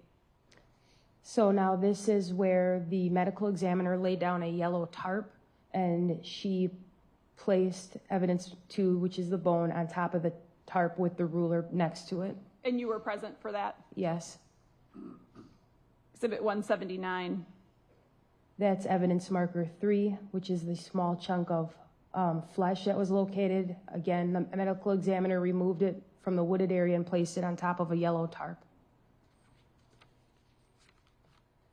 Exhibit 180. That's evidence marker number 4, which the medical examiner moved to the tarp and now revealed that it was a human leg, which appeared to be severed above the knee and at the ankle. So that would be the calf portion of a leg? Correct. Exhibit 181. It's a close-up of the human leg where it was severed at the ankle. Did you make any observations of how that was severed? Where it was severed at the ankle appeared to be pretty clean. I believe the medical examiner stated she believed the ankle was Objection, hearsay. Any exception? I think I can ask a different question. Okay. Just your personal observations. It appeared to be more cleanly cut at the ankle. You contacted the medical examiner's office, and are you aware that this was given a medical examiner case number? Yes. And is that case number 242415? I believe so.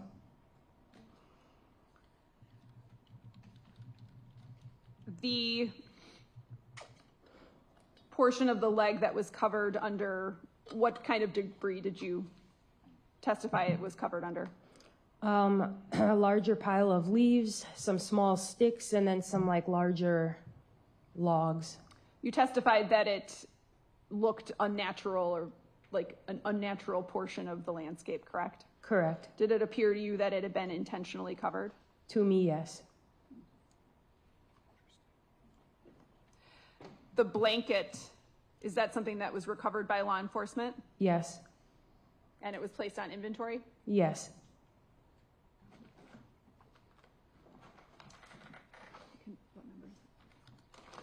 I'm going to have Detective Donner show you. 146. I think that number fell off. Yeah.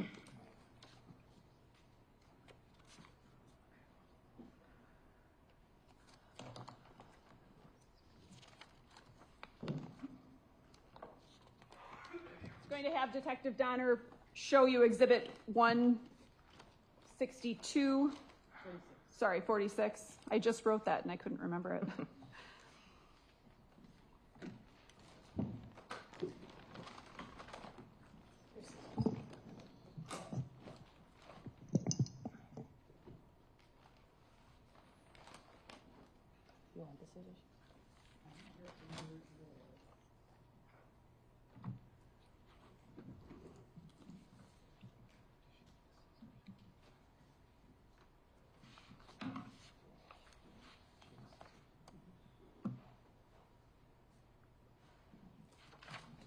Do you know what that contains? It should contain the blanket. I'm going to have you open that and identify what's in it.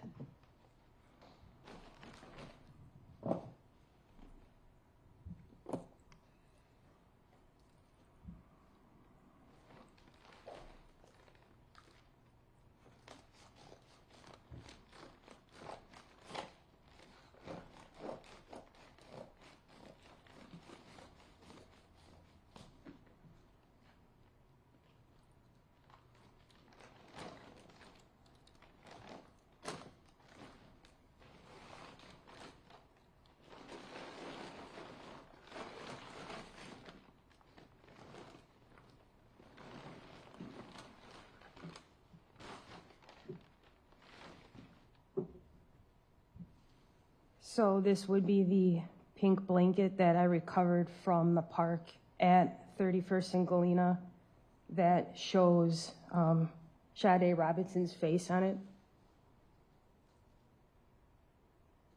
I'd ask that Exhibit 146 be received. Any objection? No. It's received. Thank you. I have nothing further. Cross? Yes, thank you.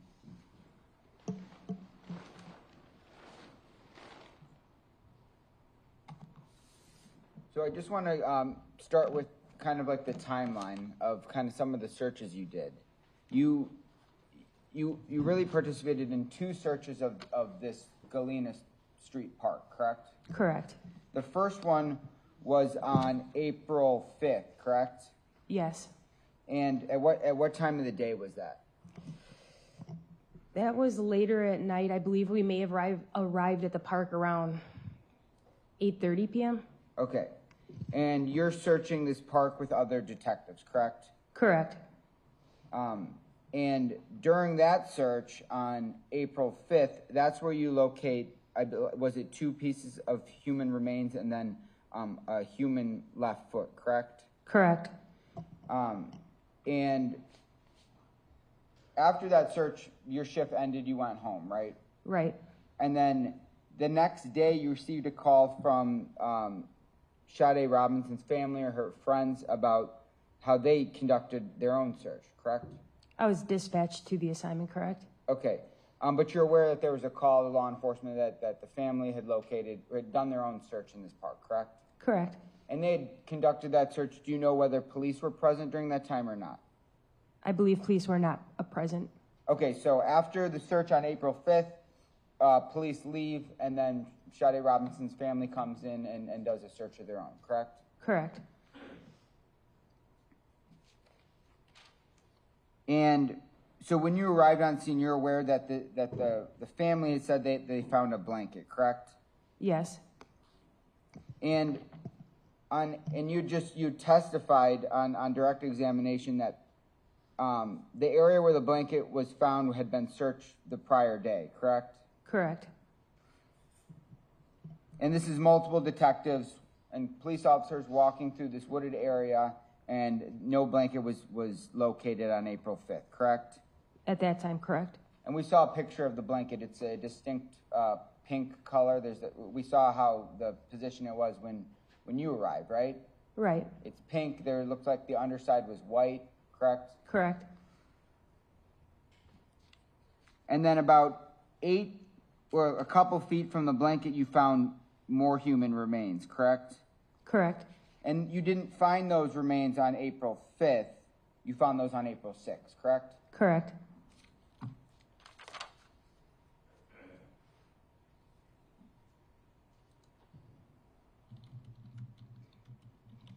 And so, just to be clear, April 5th, no blankets found. April 6th, the blanket is found, correct? Correct. And you're not aware of when that blanket was discarded in that park, correct? I do not know. You don't know if it was, you know it was sometime before April 6th, because that's when you found it, right? Correct. And are you aware that what day Max Anderson was arrested? Not in particular. Okay. And were you in charge of ever reviewing any surveillance? Was that a different person's job? That was different detectives. Okay.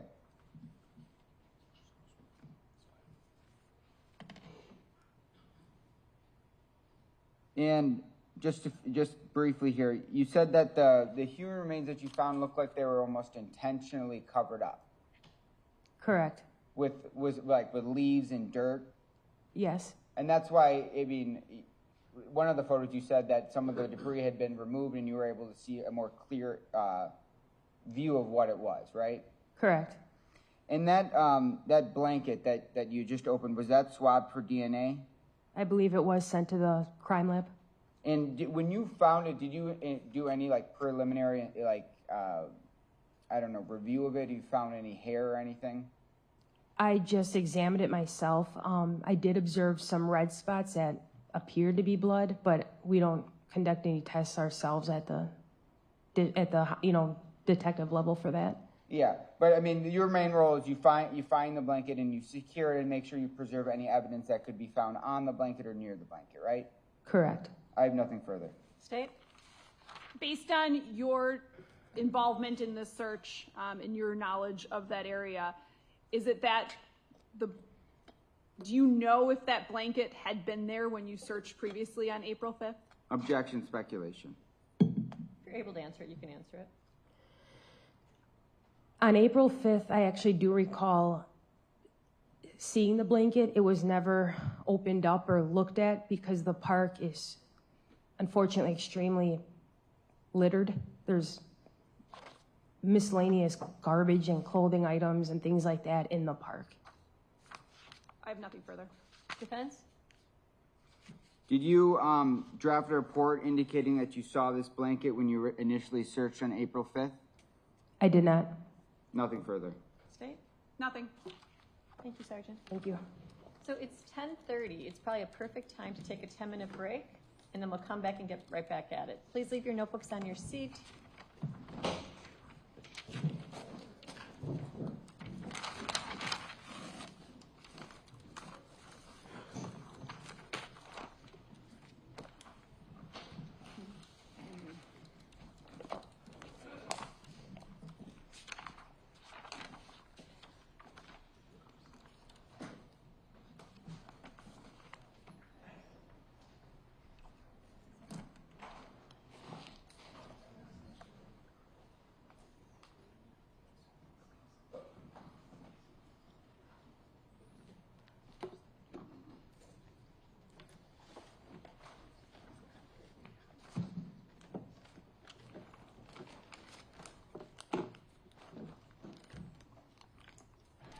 Anything to address on the record? State?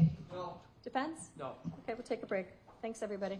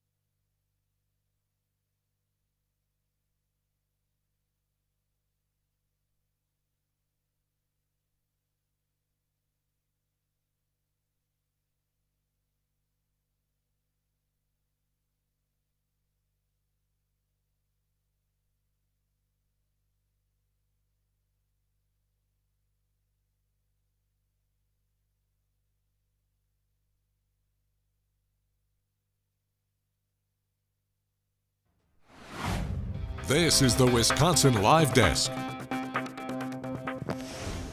Hey, good afternoon. As we're getting situated here back on the Wisconsin Live Desk, Carl Deffenbaugh with you here back in the Wisconsin Live Desk. We are on day 4 of the Maxwell Anderson trial, and as they are on a short break here with the trial, we want to get you up to speed on what we've heard already when it comes to witness testimony continuing in the prosecution's case against Maxwell Anderson. He is the man accused of killing Sade Robinson and then dismembering her body as well after that. Much of the testimony that we've heard today centers around some of those missing body parts that were eventually located in the days following Sade Robinson's disappearance and the first discovery of a leg in Warnemont Park in Cudahy.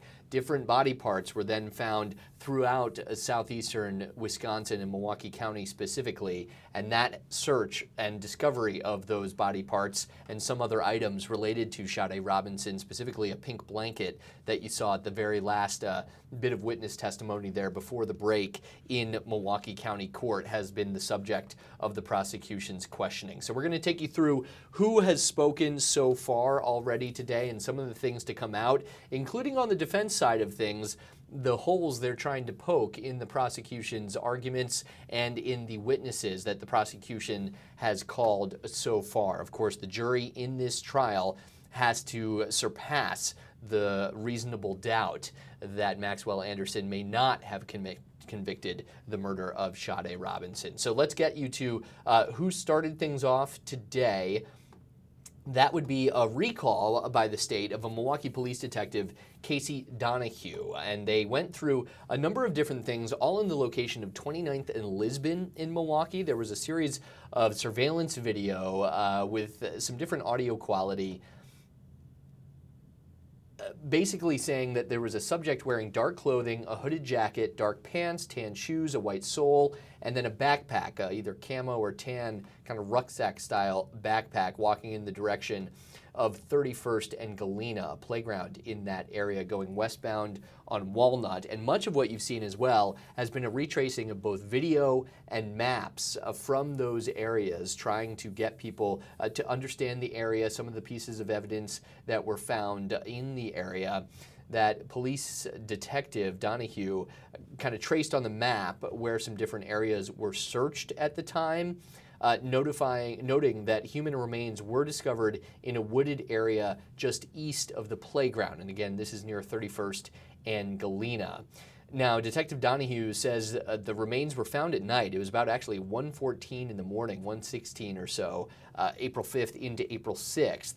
And additional body parts were found near the playground following that initial discovery. There are some photos shown of the scene where remains were discovered again, as well as details of exhibits on what exactly was found. And we do want to preface here, as you're aware, with this trial and the nature of Sade Robinson's death, many of these details are gruesome, disturbing to some viewers.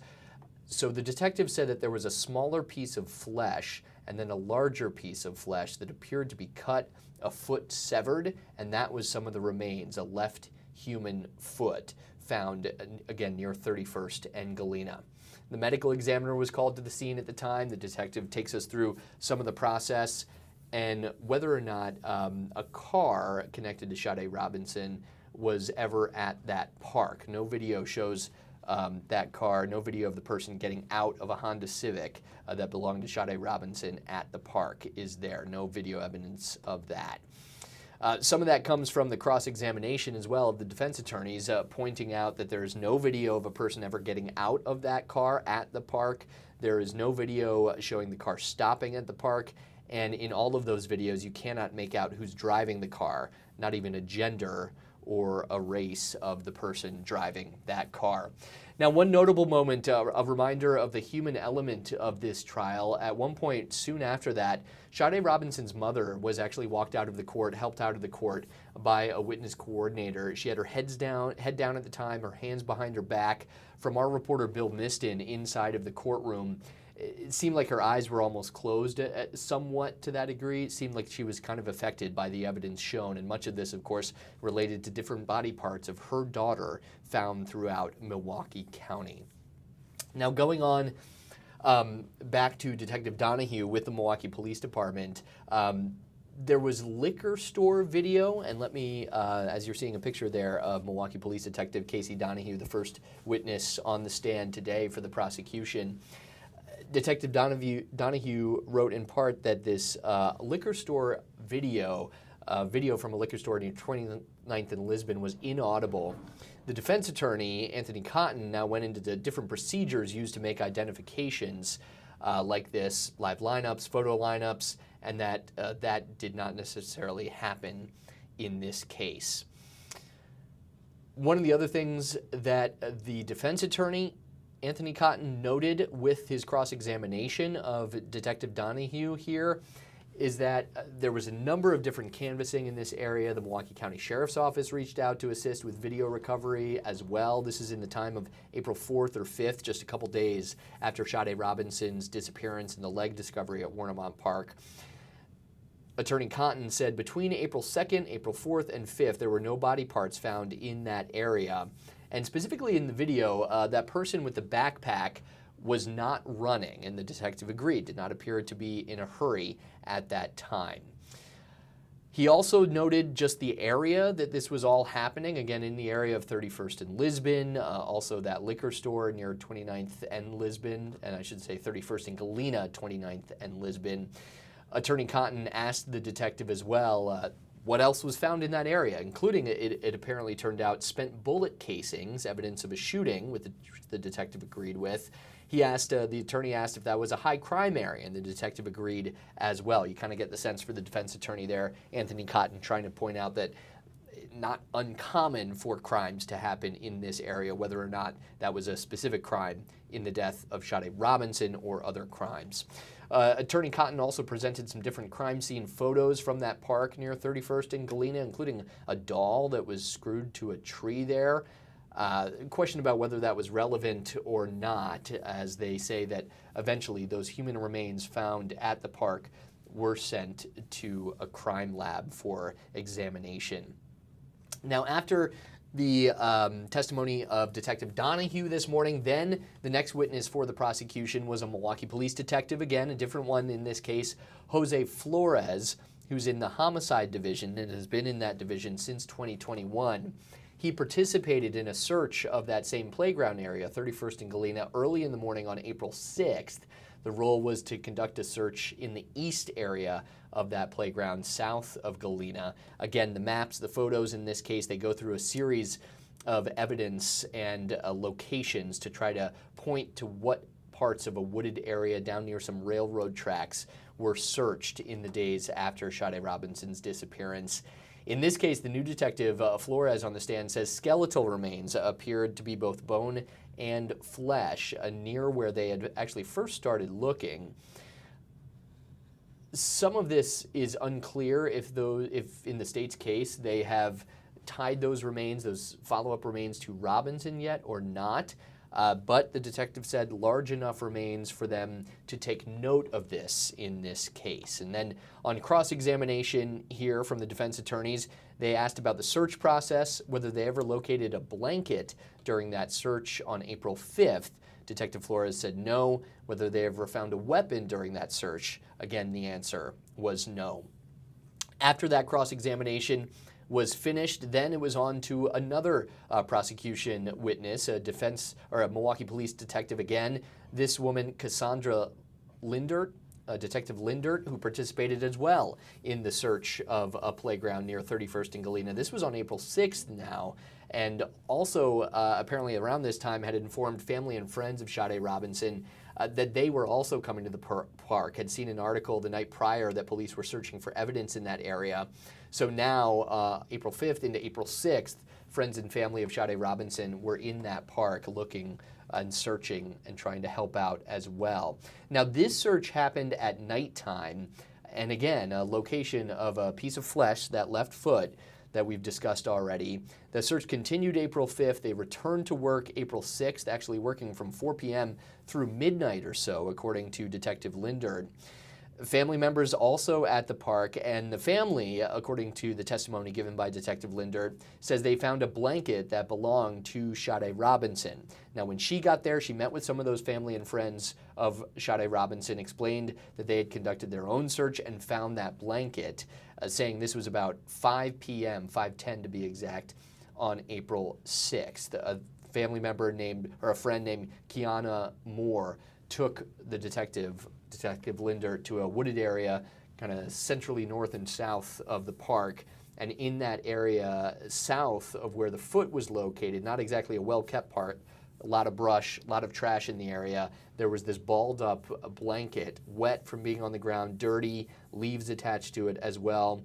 Officers did secure the park at that point and asked that family of friends of Sade Robinson move outside the perimeter so that Milwaukee police officers could do another search of the park. So after searching that now wooded area that they're in, Detective Lindert, and again, apologies for the graphic nature, but this is the nature of this case, found a small piece of flesh, according to testimony, what appeared to be bone, and then kind of a pink or red flesh-like item as well. As the search continued there, about 8 feet away from where the foot was found, in that pile of debris, leaves, sticks, small logs, the detective testified that it looked like they were intentionally piled together. She began removing the layer of leaves there and saw a larger portion of what appeared to be a darker skin tone underneath. They called the Milwaukee County Medical Examiner at that point. The medical examiner recovered those items. And according to Detective Lindert, the exhibits that were then shown at this part show photos from the subsequent search in 31st and Galena, the blanket found by family members, and later additional human remains found during that follow-up police search. Now, this was a leg that, according to Detective Lindert, appeared to be kind of cleanly cut at the ankle. The leg was under that pile of leaves, sticks, logs, and the like that, according to Detective Lindert, looked, quote, unnatural and intentionally covered at that point. Now, Lindert opened up an evidence bag as well that contained that blanket that has been discussed as well near 31st and Galena, a pink blanket. Interesting note on the cross-examination, if you were just with us, you heard this right before the break, going over the timeline of the searches that specifically Detective Lindert participated in, the first being April 5th, and then later that night around 8:30 p.m. The defense attorney in this case, Jason Findling, says April 5th, pieces of human remains were found, that left foot recovered near 31st and Galena. After the search and the shift ended, the detective went home. The next day, she was back at the park with those family and friends as well who found the blanket. Police were not present when the family and friends found the blanket. And then, as it appeared that the follow-up, the human remains in that leg were intentionally covered up, the blanket was swabbed for DNA, sent to the crime lab, was the line of questioning, and a preliminary review had red spots, but the detectives themselves did not conduct those tests.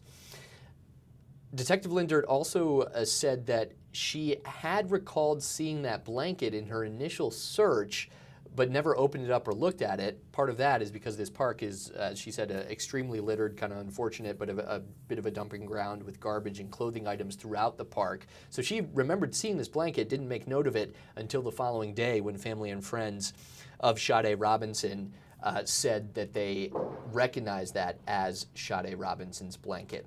So that is what has happened so far as we get you ready for the resumption of testimony here. Day 4, of course, the jury selection started on this Tuesday, and then this is now the 3rd day as we had opening statements on Wednesday, and then the beginning of the prosecution's case, calling witnesses to the stand. The jury is entering the court once again, so we're going to get you back up here with live coverage here on Fox Local and the Fox 6 Milwaukee YouTube channel of the trial of Maxwell Anderson. The jury on its way back into the room. So if you want to watch out for the full testimony, that will continue on this feed. I should note as well, just about 10 minutes away or so, Fox 6 News at 11 will have a full recap, and we will listen in live to the trial, as well as give you an example of what's happening outside of the courthouse. This trial received such attention, certainly here in Wisconsin, the Milwaukee area specifically, over the last year plus, There's a group that is showing their support for Sade Robinson outside of the courthouse, and we are going to bring you a bit of their story with our reporter Stephanie Quirk outside the courthouse, while our team of reporters, Bill Miston, as well as Bria Jones and others, continue their reporting from inside the courtroom, our live coverage of the Maxwell Anderson trial. And as you're hearing, State your next witness. Judge Crivello State calls is allowing the Detective Justin prosecution Sokolowski to call its next witness, another detective. I'll get you back to the live stream full coverage of the Maxwell Anderson trial here on Fox Local.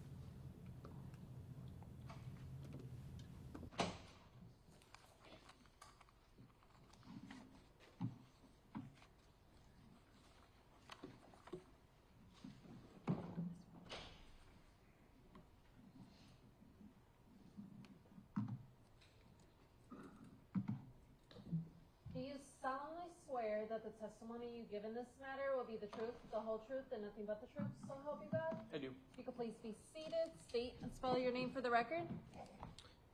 Detective Justin Sokolowski, TINSOKOLOWSKI. How are you employed? I am employed as a homicide detective for the City of Milwaukee Police Department. How long have you been with the department? Over 8 years. How long have you been a detective? Over 4 years now. And how long have you been assigned to the homicide unit? Over 3 years. Were you working in that capacity on April 7th, 2024? I was.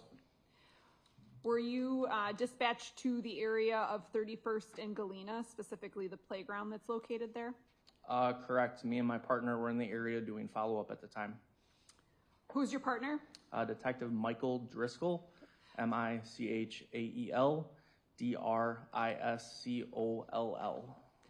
What did that follow-up consist of? We were in the area conducting follow-up, looking for video. When we were flagged down by 2 individuals, indicated that they believed that there were human remains on the railroad tracks in the ravine. Who were those individuals? Kiana Moore and Arlinda Garza.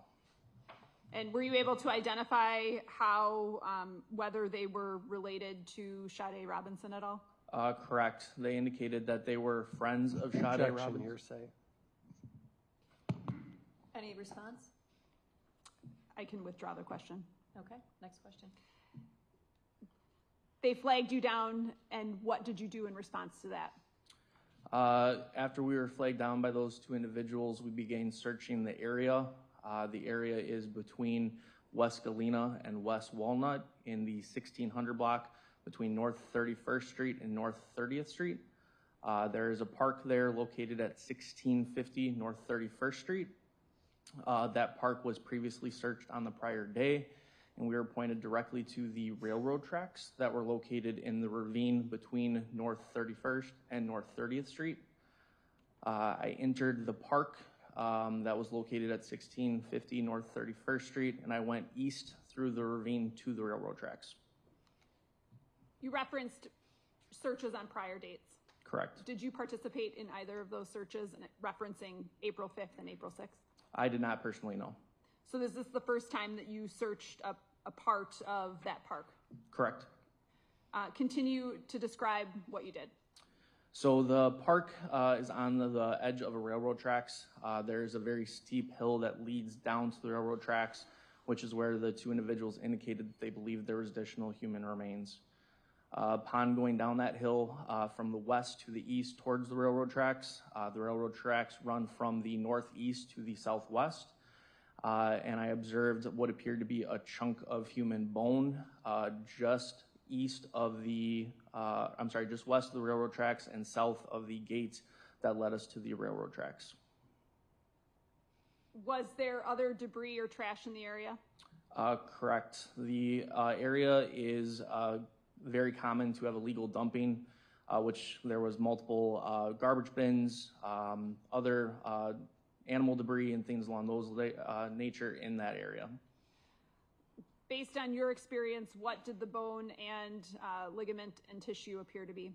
So the chunk of human bone that I observed appeared to be a ball joint, and I observed ligaments that were still attached to the ball joint, as well as tissue. What we did was we froze the scene and had the Milwaukee medical examiner come out to the scene and respond to examine the bone. Did they recover those items? They did. Did they get assigned an ME case number 242430? Yes, they did. What else did you do? From there, we conducted an additional search of the immediate area along the railroad tracks to both the northeast and the southwest, looking for additional evidence in the area. There were other animal bones recovered. I believe everything from a dog, deer, and cow were located along those railroad tracks, as well as a bunch of debris and illegal dumping.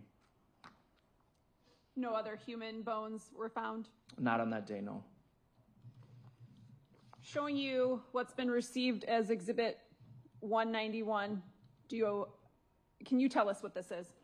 That is going to be a Google map overview of the park located at 1650 North 31st Street and the railroad track that I was describing that runs from the northeast to the southwest. Can you describe on that map where you located the bone that you've just testified to? I can. So the circle directly to the right of foot location, there's a circle. If you follow that line to the white box that says proximal bone location, that is the approximate location where I discovered the hip joints. All right, I'm going to show you Exhibits 182 through 189. I don't object to these. Thank you, then I'll receive them into evidence at this point. Can you look at those and just let me know if you recognize what they are?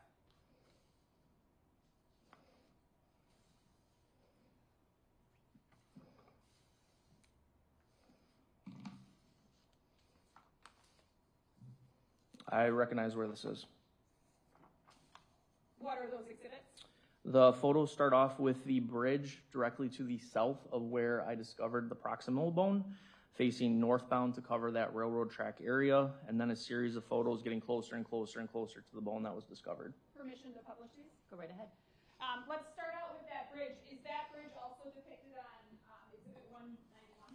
I believe if you move the photo up slightly, you should be able to see the bridge on West Walnut, which will be in the 3000 block of West Walnut. Does that help? I believe it's to the south. So you just barely catch the bridge there where you see Google. That is going to be the 3000 block.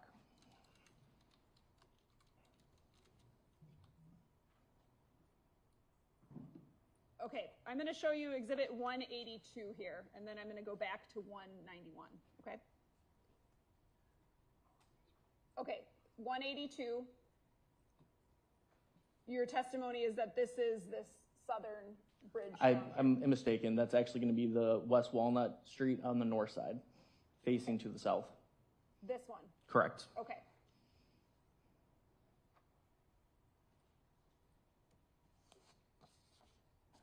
Exhibit 183, what is that? An additional view of the bridge facing to the south. Are you sure that this isn't the park?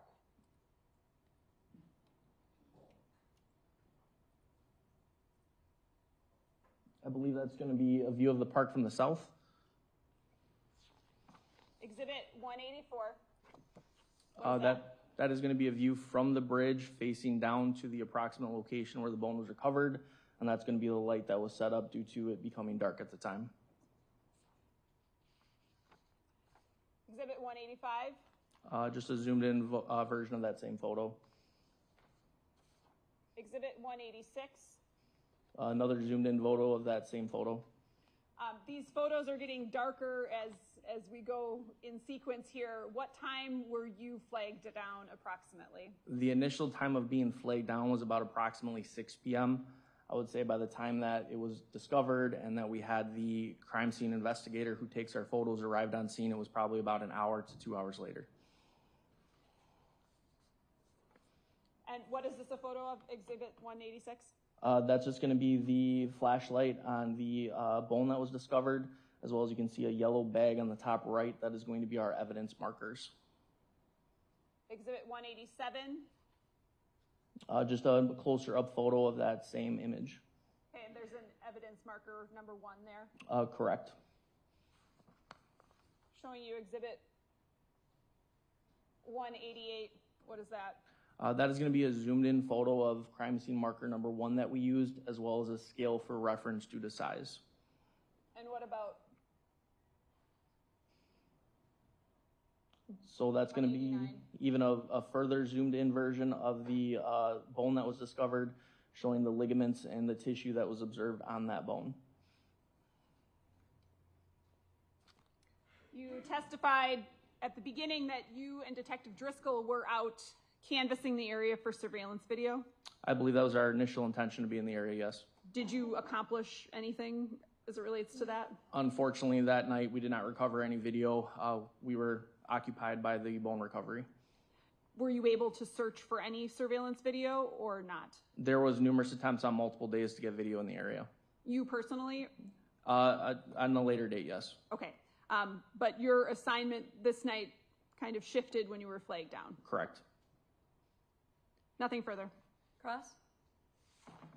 How many cases involving body parts would you say that MPD is involved in per year?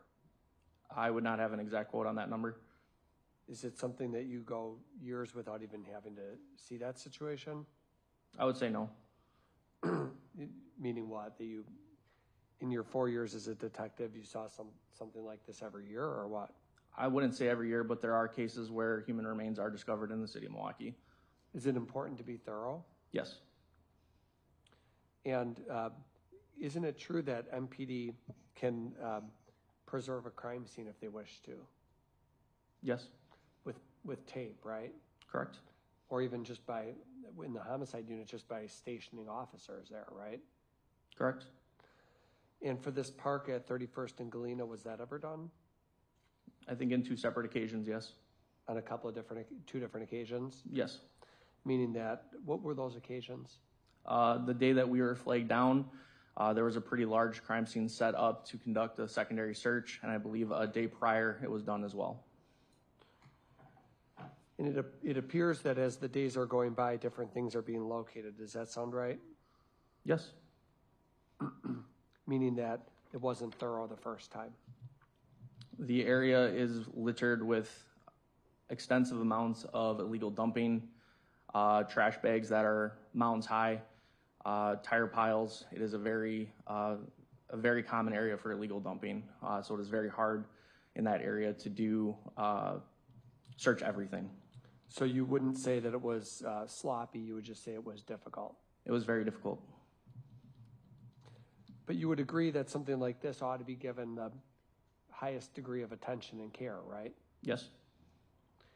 In that once a crime scene is folded up, so to speak, or ended, then the public can have access to it, right? Correct. And that happened here in this case a few times, right? Correct. Upon my arrival on the 7th, there was no crime scene established. It was reestablished once new evidence was located. Thank you. That's all. State? Nothing further. Thank you, Detective. State your next witness. Detective Michael Brownrider.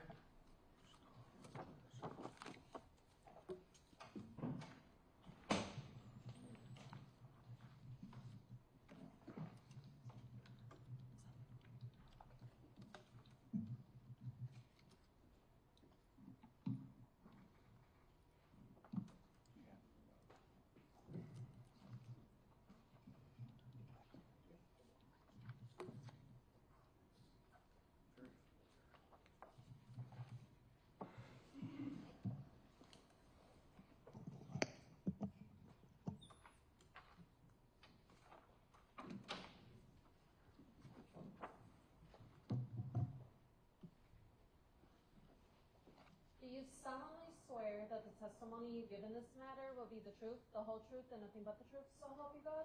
I do. If you could please be seated, state and spell your name for the record. First name Michael, Michael. Last name Brownrider, B as in boy, Raunreiter.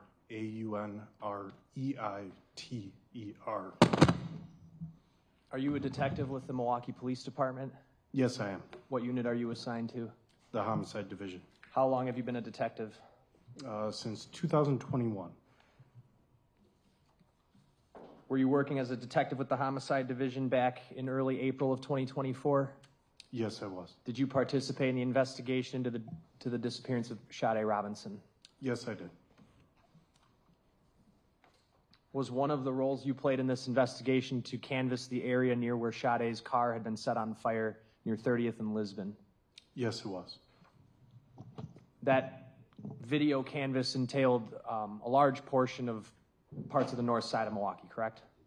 Yes, it did. I'm going to show you Exhibit 225.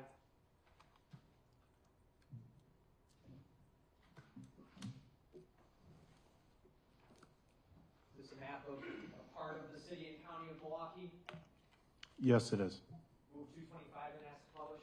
Any objection? No. Received, go ahead.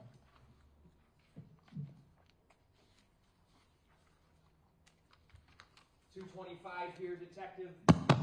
We're looking at a map that on the southern end of the map here, where my pen is, that would be West Clybourne Street, and in the corner here is part of Interstate 94, correct? Yes. All right.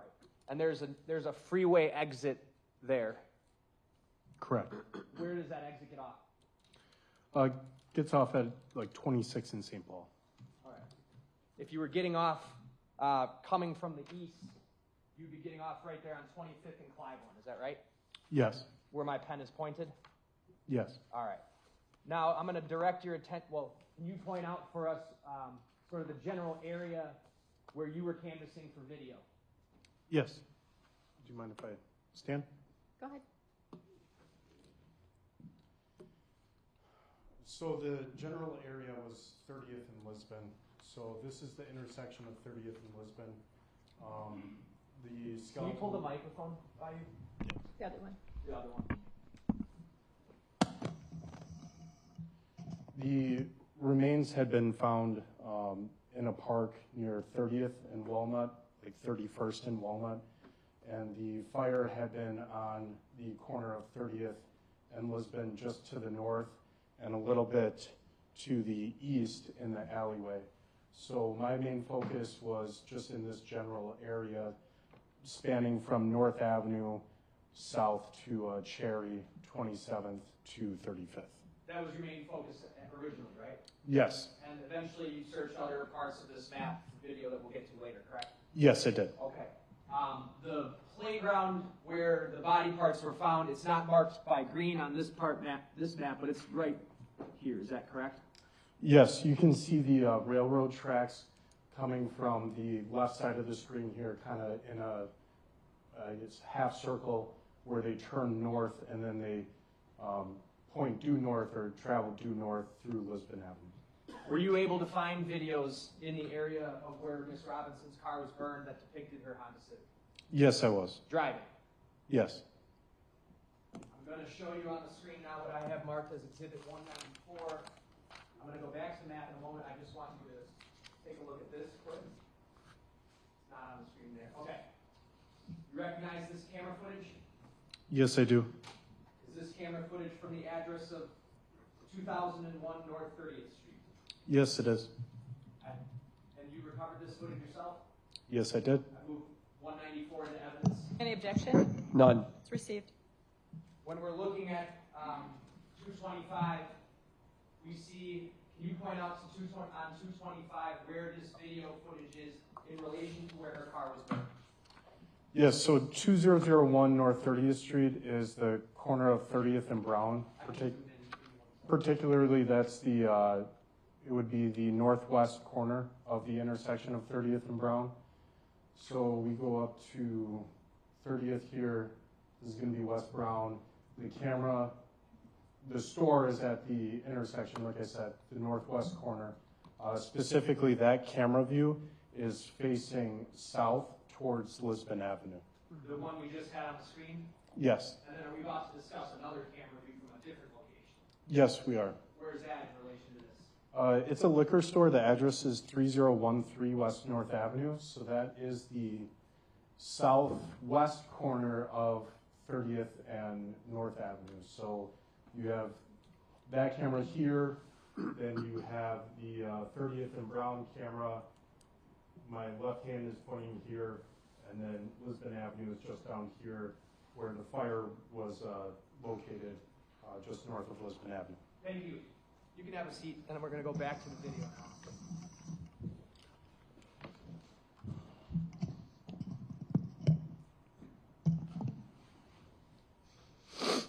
The date and time stamp that's on this camera are up in the left-hand corner, correct? Yes. And were you able to determine whether or not that was accurate? It was accurate. I'm going to advance. The first clip I have up on the screen, Your Honor, it begins with the letter A and then 08, and then ends in the number 0618.mp4. And it's a 1 hour and 15-minute video. I'm going to advance it to 44 minutes and 21 seconds. You watched this video? Yes, I did. Extensively? Yes. All right. The closest I could get was 44:16, so we're just going to do that.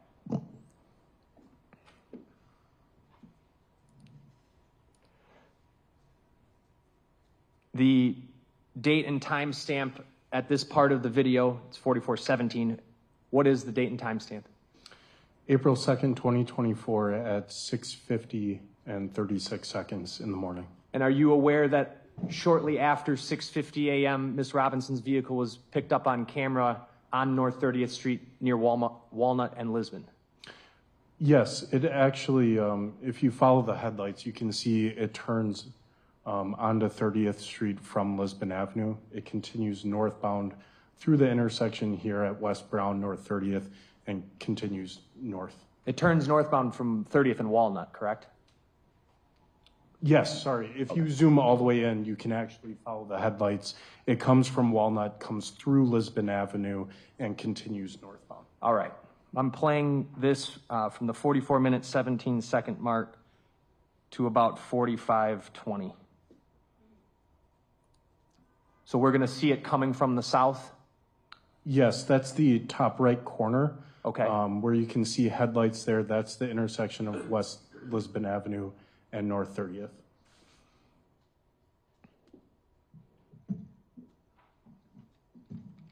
So this is just a continuation of where that vehicle is picked up at the liquor store down on 29th and Lisbon, correct? Correct. Okay.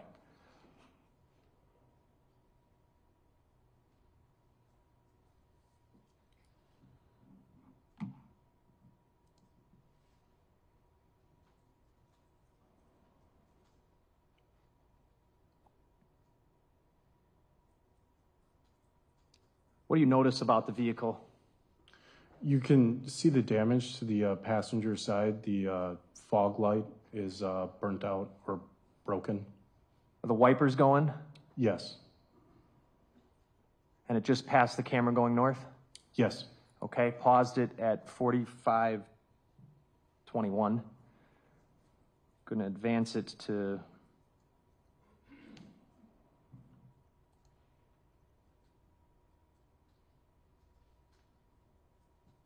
48:12.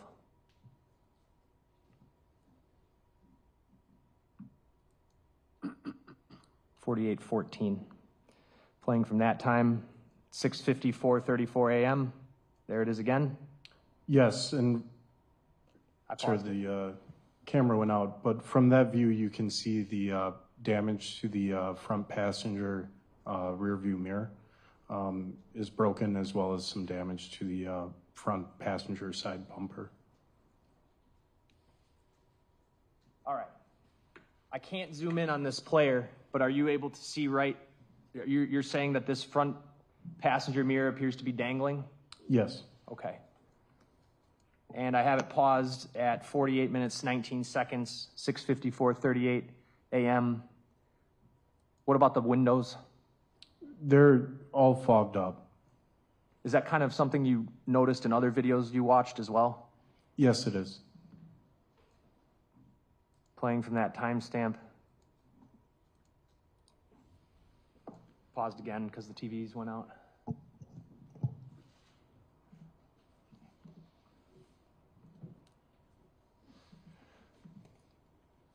Picking up there at 48:23, and it's off camera, correct? Correct. It turned westbound on Brown. Were you able to find a video down Brown Street that picked it up, or not, or was there not one? No, I was unable to find any video west on Brown. Gonna advance this video to 5206.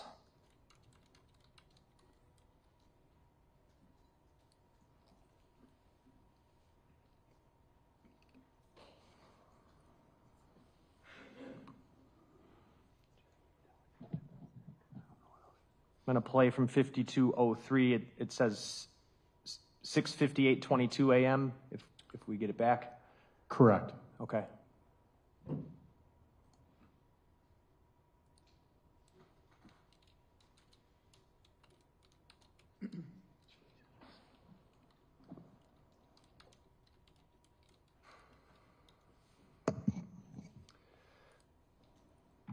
All right, playing again at 6:58:28. And now what's the vehicle doing? It came from the west on Brown Street. It's going to turn northbound on North 30th Street, where it's captured on video at 3013 West North Avenue. The video we'll watch next, correct? Correct. All right. Last part of this clip, I'm going to advance it to 5403.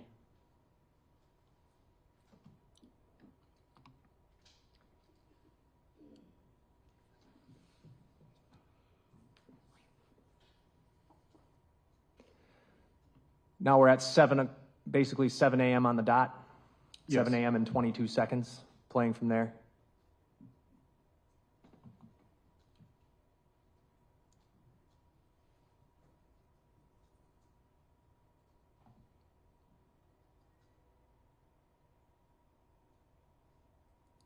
Again, that's the vehicle. You can see the passenger side mirror, the damage to it. Dangling down? Yes. All right.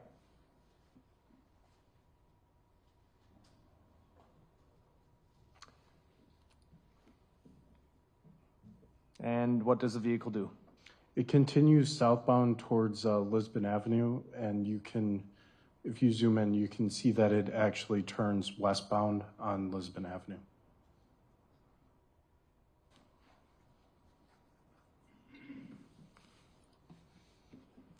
Paused it again.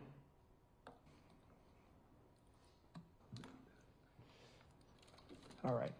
So it's way up here in the corner going towards Lisbon, correct? Correct. All right. And before Lisbon Avenue, which is difficult, almost impossible to see, the car would be able to turn into the alley where it was eventually set on fire, correct?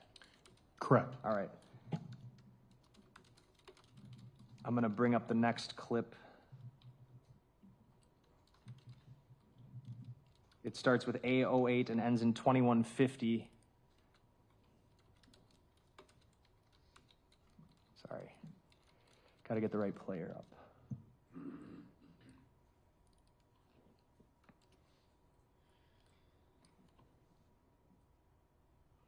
All right.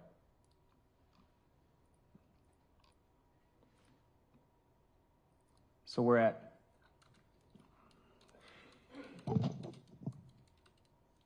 I'm going to go to 1 minute, 20 seconds.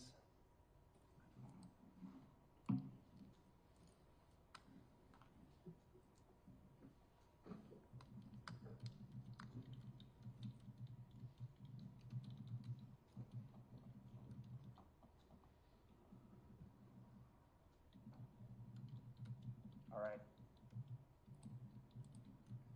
Very, very faintly up in the corner, are you going to be able to see that car turn off of Lisbon and go into that alley? Yes. All right, but it's really faint, right? Correct. Okay. I'm going to play from 120 to 149.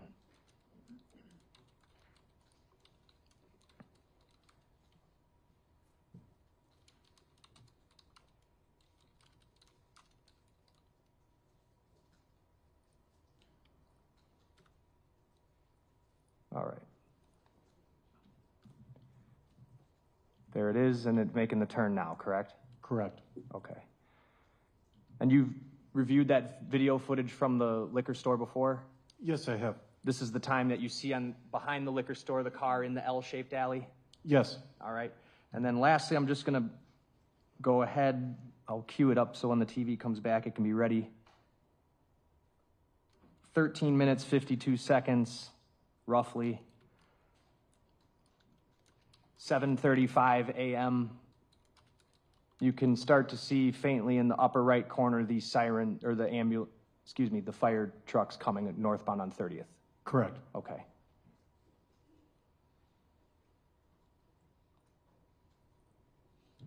Paused at 14:08. So just to, well, never mind. I'm going to move on to the next video before I do that.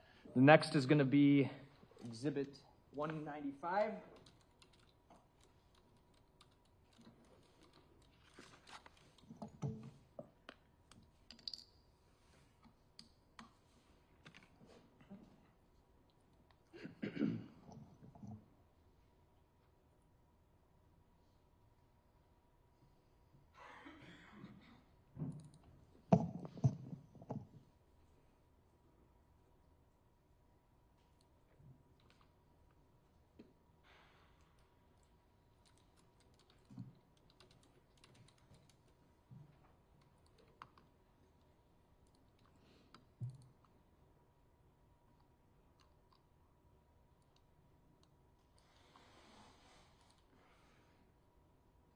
What are we looking at, Detective?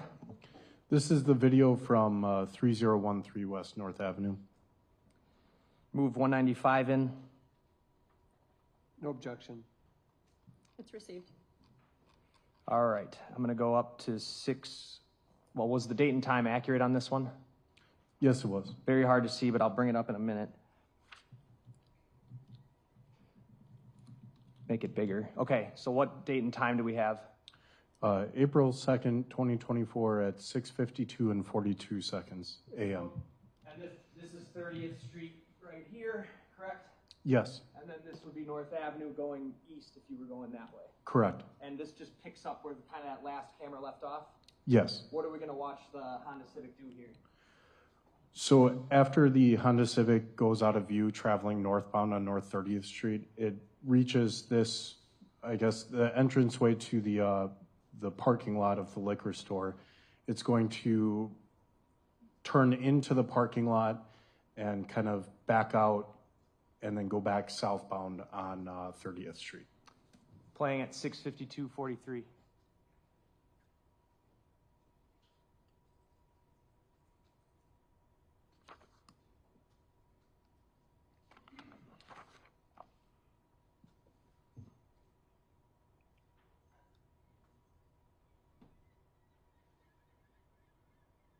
So it gets to North Avenue, then it decides to turn back south. Correct. And that's where we pick it up again on that other video? Yes, at 2001 North 30th. Okay. Let me advance this to 6:59:07, or as close as I can get. And this is that second pass as it's going up 30th Street between Brown and North? Yes.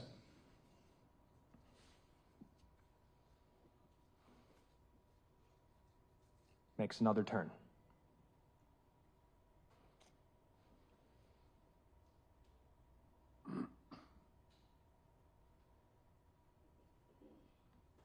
It's off camera by what time? 6:59 and 29 seconds. Thank you. So, Detective, in sum, from those two videos, you see the Honda coming northbound on 30th, and it essentially gets to North Avenue on two different occasions and decides to double back, seemingly circling the area near 30th between North Avenue and Lisbon Avenue. Correct. Nothing else. Cross? Did you ever see in any of these video who's driving that car? No, you cannot. And you've attempted to zoom in and examine that closely? Yes, I did. Okay, that's all. Nothing Anything, else. State? No. Thank you, Detective. Thank you. Yeah, I will recall this witness at a later time. The next witness is Detective Thaddeus Schimmels.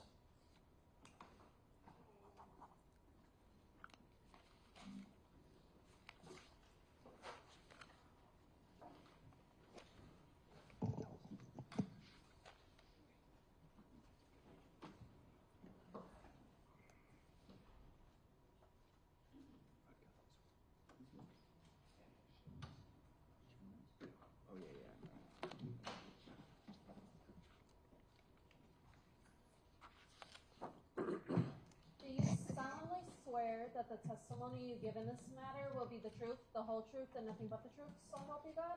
I do. If you could please be seated, state and spell your name for the record. My name is Thaddeus Schimmels, Thaddeus. Schimmels is spelled Schimmels. You a detective with the City of Milwaukee Police Department? Yes, I am. Assigned to the homicide unit? That's correct. Were you working in that capacity in April of 2024? Yes, I was. Did you assist in the investigation into the missing person report related to Sade Robinson? Yes, I did. Was one of the roles of one of your roles in that investigation to canvass areas of the north side of Milwaukee for surveillance video footage? That's correct. Did you end up recovering multiple videos that depicted Miss Robinson's car driving in and around the area where it was ultimately burned at 7:30 a.m. on April 2nd? That's correct. All right. I got Exhibit 225 up on the screen. Tell us the areas that you searched for videos in.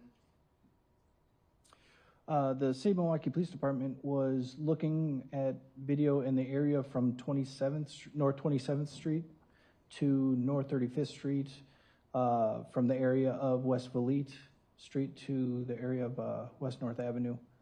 I ultimately obtained some video from the area of the 32 and 3300 block of West Valete in that area. Did you also obtain video from a location on North 26th Street? Correct. What was that location? The address was 833 North 26th Street. It was the child care center there. Okay. That video depicted the cameras. What? Oh, I'm sorry. The cameras on the building were facing North 27th Street and captured Ms. Robinson's vehicle traveling northbound on 27th Street at approximately 4:50 a.m. All right, to orient us, we're kind of looking at the southern part of this map, right? Correct. So this is a little glimpse of I-94 here. There's an exit on 25th and Clybourne. Wisconsin Avenue is here, correct? Correct. Where is this children's center or daycare?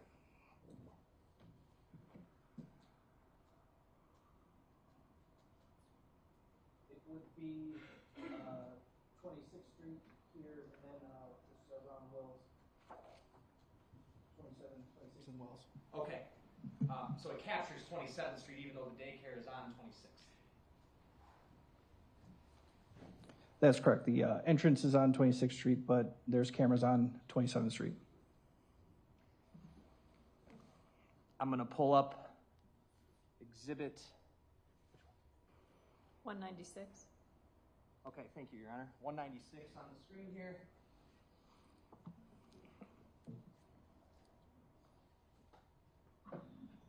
Just take a moment, hopefully.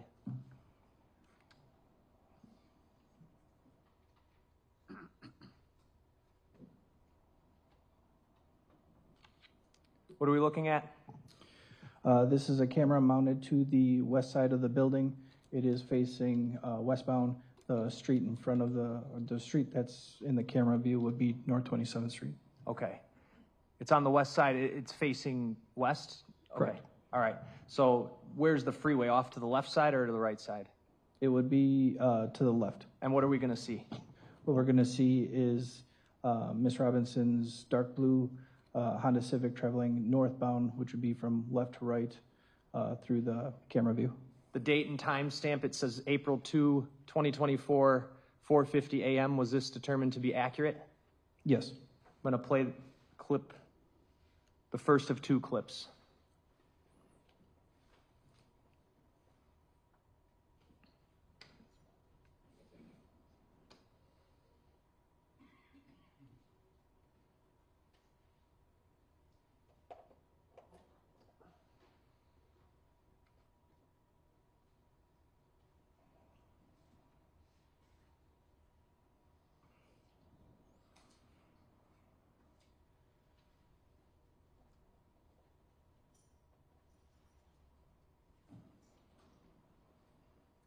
Is that it?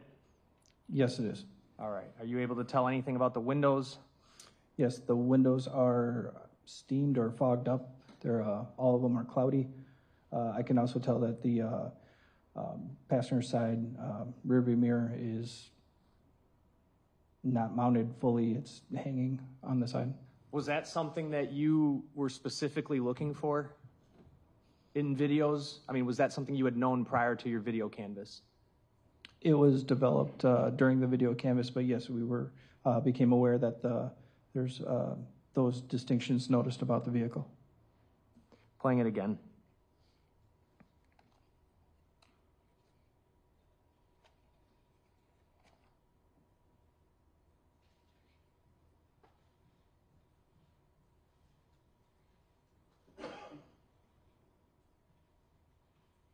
And I'm pausing that video clip at 35 seconds.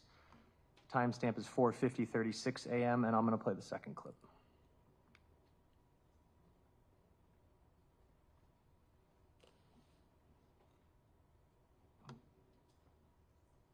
So this clip just picks up where the last one left off? Correct. All right, it's 12 seconds long.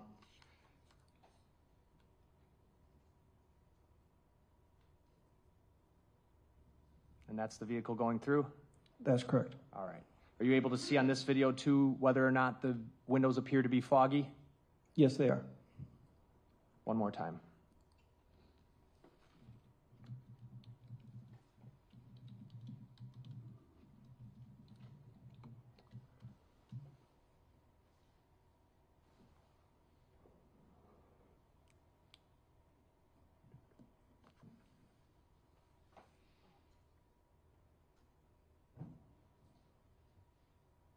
Did you recover video from 3220 West Fleet Street? Yes, I did.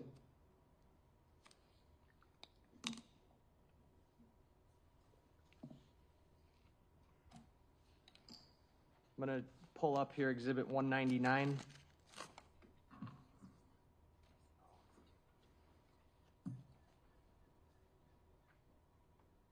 Judge, if I called the 833 North 26th Street Exhibit 196, I was wrong. It is it's marked as Exhibit 202. The sticker says 202. That was my mistake. It might have been mine as well. Okay, so the last video was 202. Yes. Got it.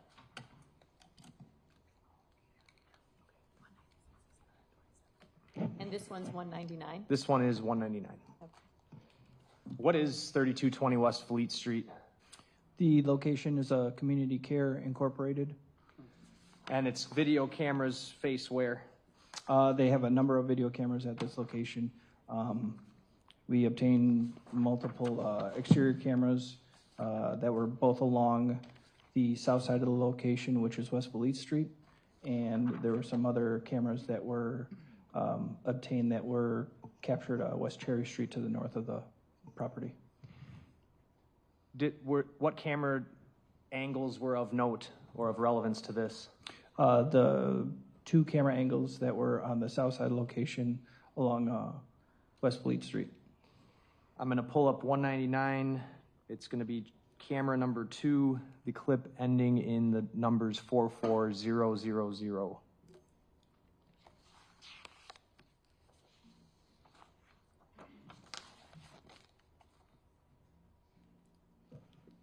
All right, orient us if you can.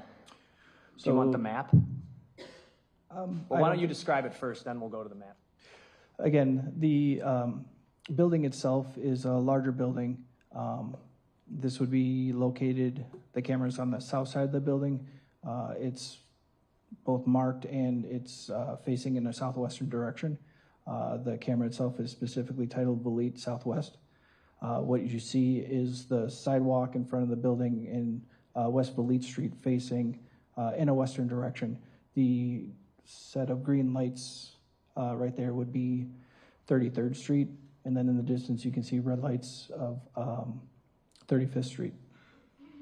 So this camera is facing southwest, and then there's going to be another camera watching that's facing southeast, right? Yes. All right. And the date and timestamp on this one? It was 1 minute slow to the actual time. I'd move 199 in. Any objection? No. 199 is received. Now, we had just watched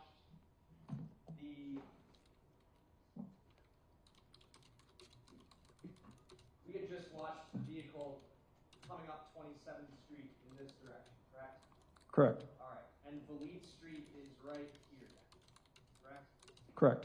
So what we're about to see is the car passing by Valete Street minutes after we just saw it on video going north on 27th away from Interstate 94?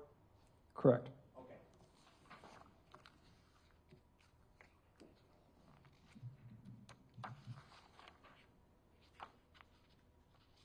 I'm going to advance this to 16 minutes and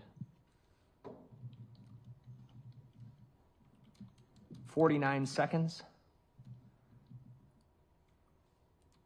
The time up on the top here says 4:56:49, but that's probably more 4:57:49, correct? Correct. Okay. Playing from there.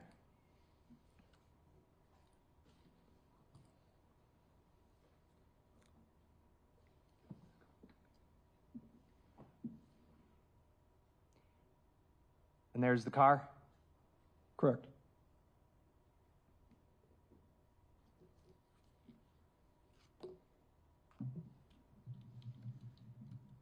So it went through 33rd Street then? Yes. Up to 35th? Correct. Okay.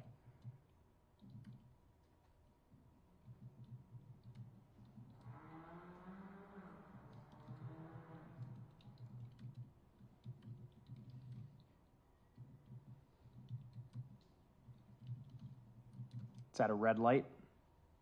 That is correct.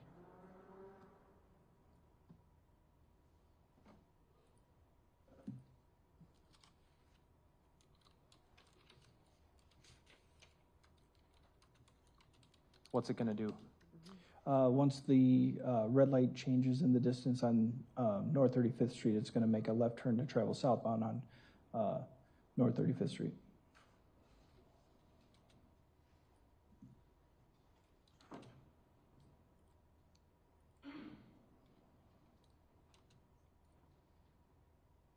All right, there it goes, correct? Correct. Paused it at 18:21. And Detective, just in your experience from driving these areas, is that the approximate time it would take to get from that children's center camera to here? Yes. Okay. Going to advance the video to 33:20.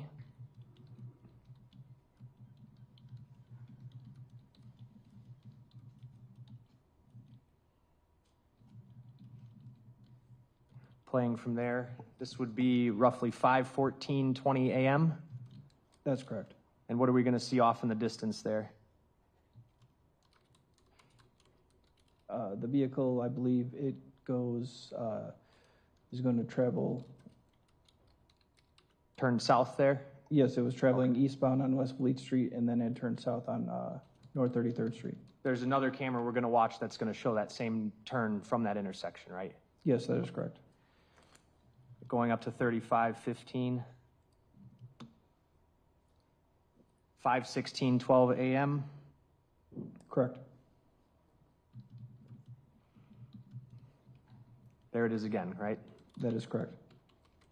Do you know where it came from that time, based on your knowledge of the other facing camera? Yes, it was actually traveling northbound on North 32nd Street, had turned left to travel westbound on West Fleet Street, and is going to again turn onto southbound on North 35th Street. So this is its second southbound turn from Valete onto North 35th Street in like the past 15 to 20 minutes. Correct.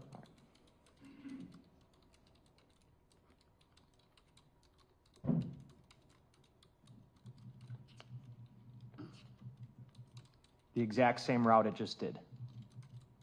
Correct.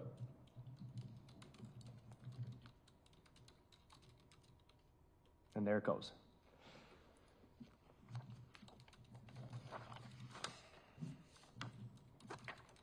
I'm going to go up to 38:30.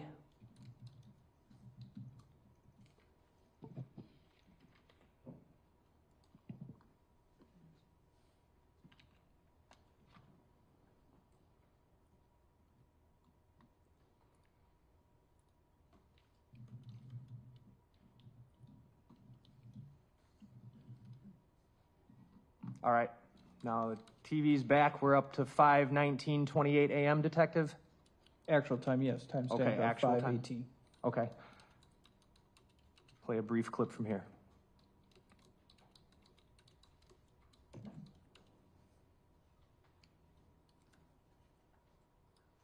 Paused it.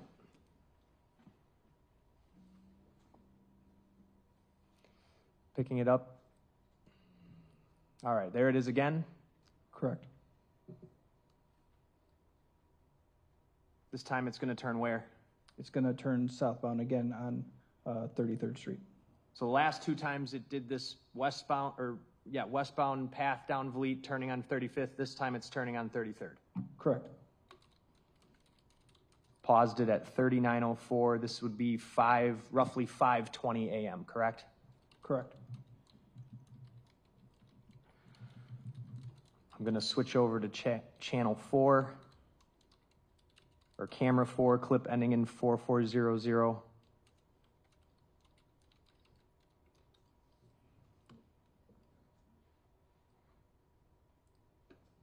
All right. Let me advance it to 1632.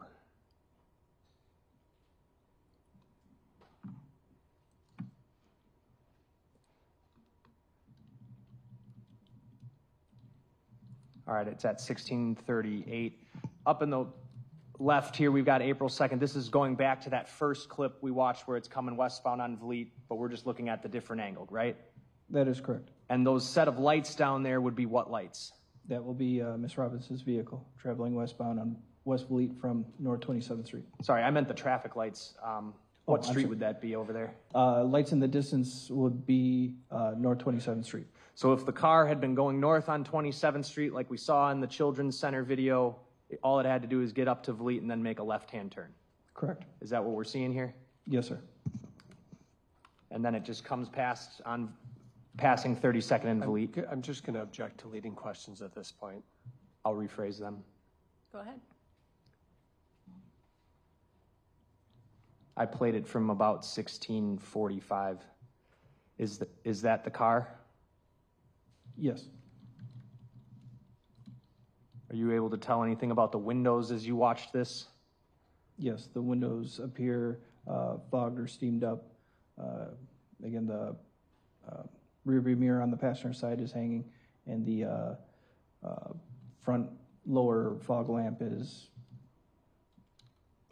looks not like the other one. Okay.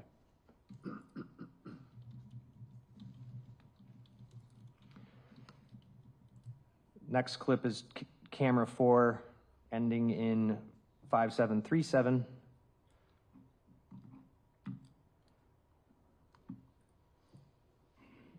All right, same camera angle, just next clip, and I'm going to advance it to 20 minutes, 49 seconds.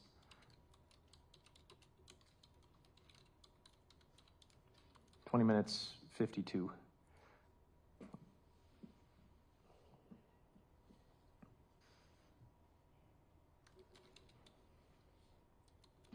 Now you can barely see North 32nd Street there, correct? That's correct. It's a T intersection there. What are we going to see the car doing here? So you're going to first see the street light up as though there's a vehicle there, the headlights of a vehicle that's stopped there.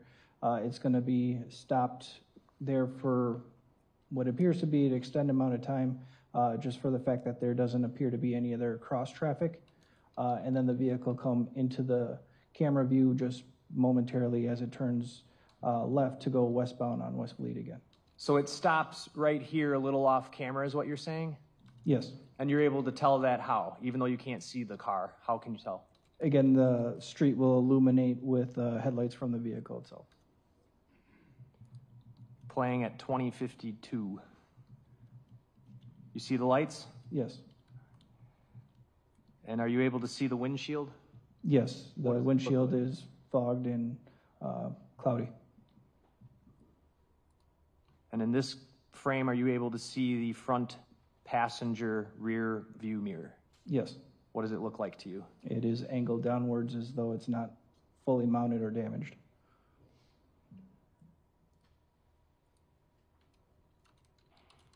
And that turn was made at around 5:19 a.m.?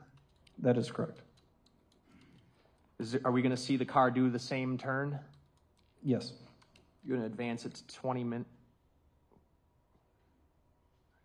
I think I did the wrong clip first. I'm actually going to go to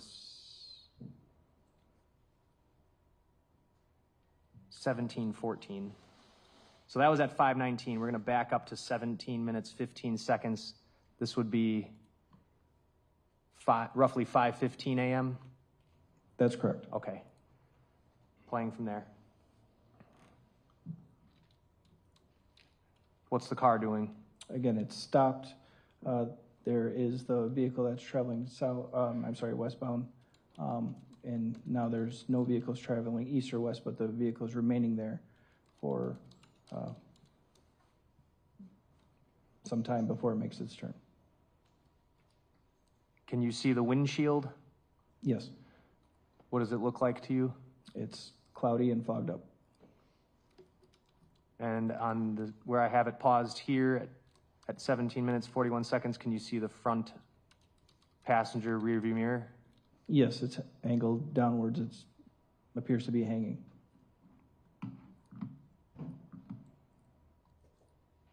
Paused it at 17 minutes, 45 seconds.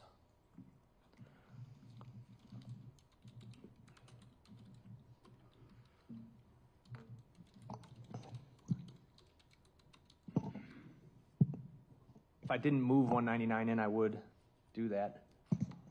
You did 199, you didn't do 202. Then I would move 202 in.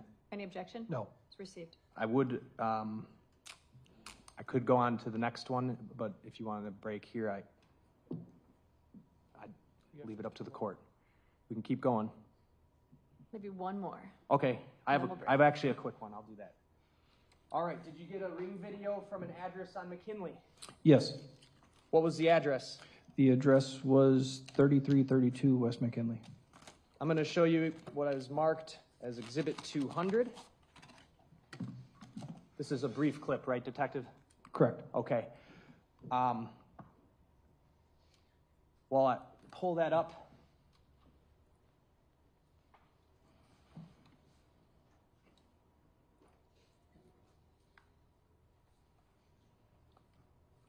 zoom in here.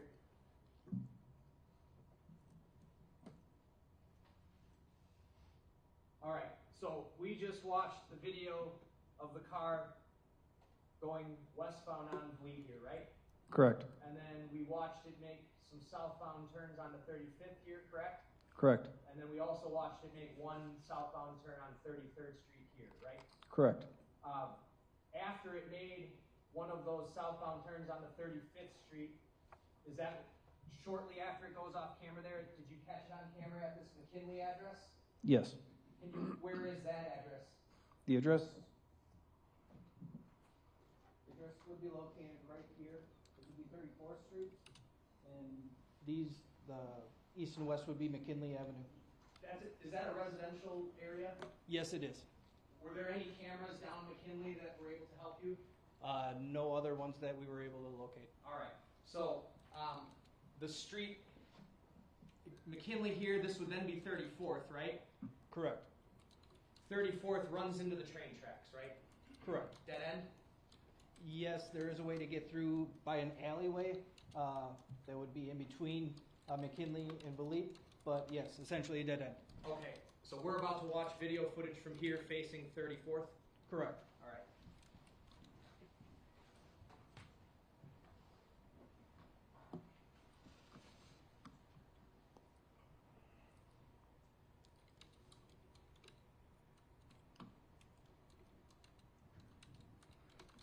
Is this the video? Oh, sorry, I gotta hit the button.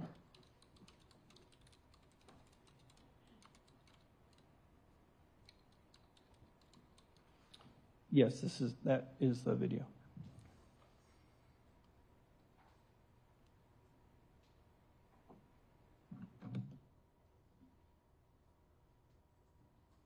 Let me get the volume on here.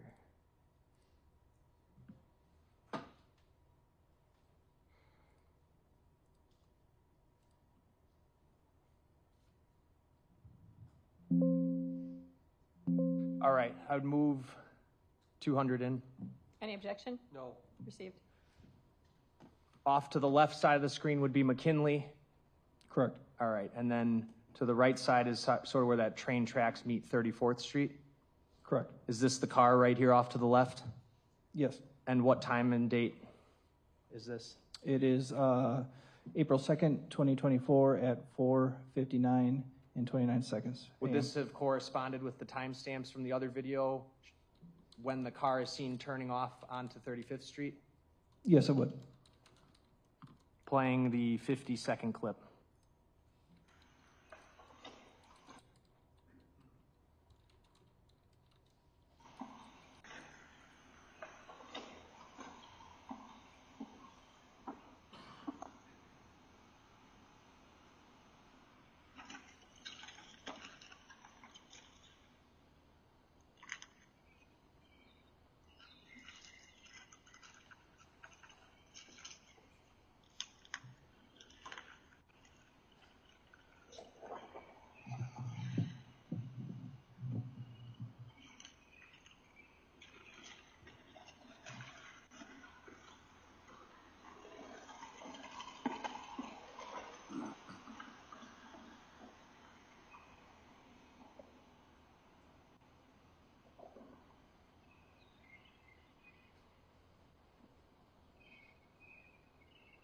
What'd you observe the car do? The vehicle had traveled northbound on North 34th Street from McKinley, went to the dead end, conducted a turn to turn itself around, and then slowly traveled back southbound on North 34th Street back to McKinley. What? I'm sorry, go ahead. After it made its turn to turn itself around, it traveled southbound back to slowly traveled southbound on North 34th Street back to West McKinley Avenue. At some point in this video, does it appear to you that a motion-activated light turns on? Yes. All right, I'm going to play it one more time.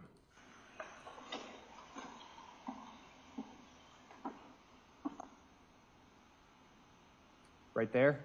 Correct. And as the car passed, were you able to see whether or not the windows appear fogged? They do.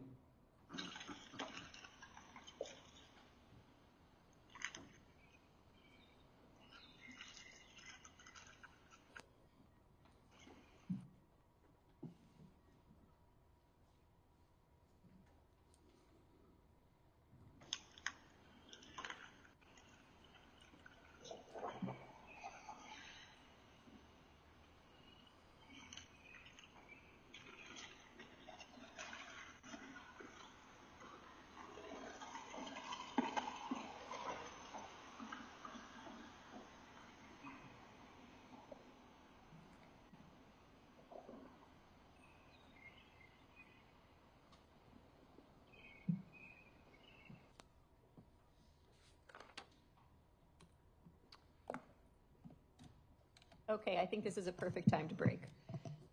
Again, the same admonitions, right? Don't do any investigation, don't do any research, don't do any blogging, texting, posting about our job here. Don't talk about it with each other. Wear your juror badges prominently. Go have a lovely lunch. Put this completely out of your mind, and we'll kick back up. Today, we can start back up at 1:30. So we'll open up the jury room about 1:15, 1:10-ish. Yeah. And then I need all of you back in order to go on the record right at 1:30. Okay? Thank you, everybody. Leave your notebooks on your chairs, please.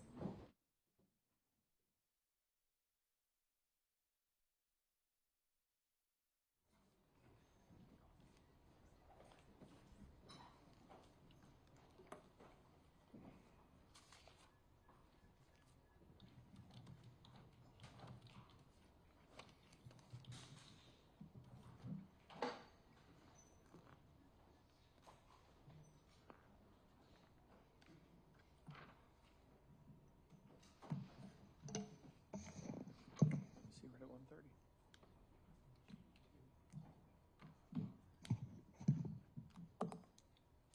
Anything to address on the record before we break for lunch? No. No. Great. Have a lovely lunch. We'll see you back at 1:30.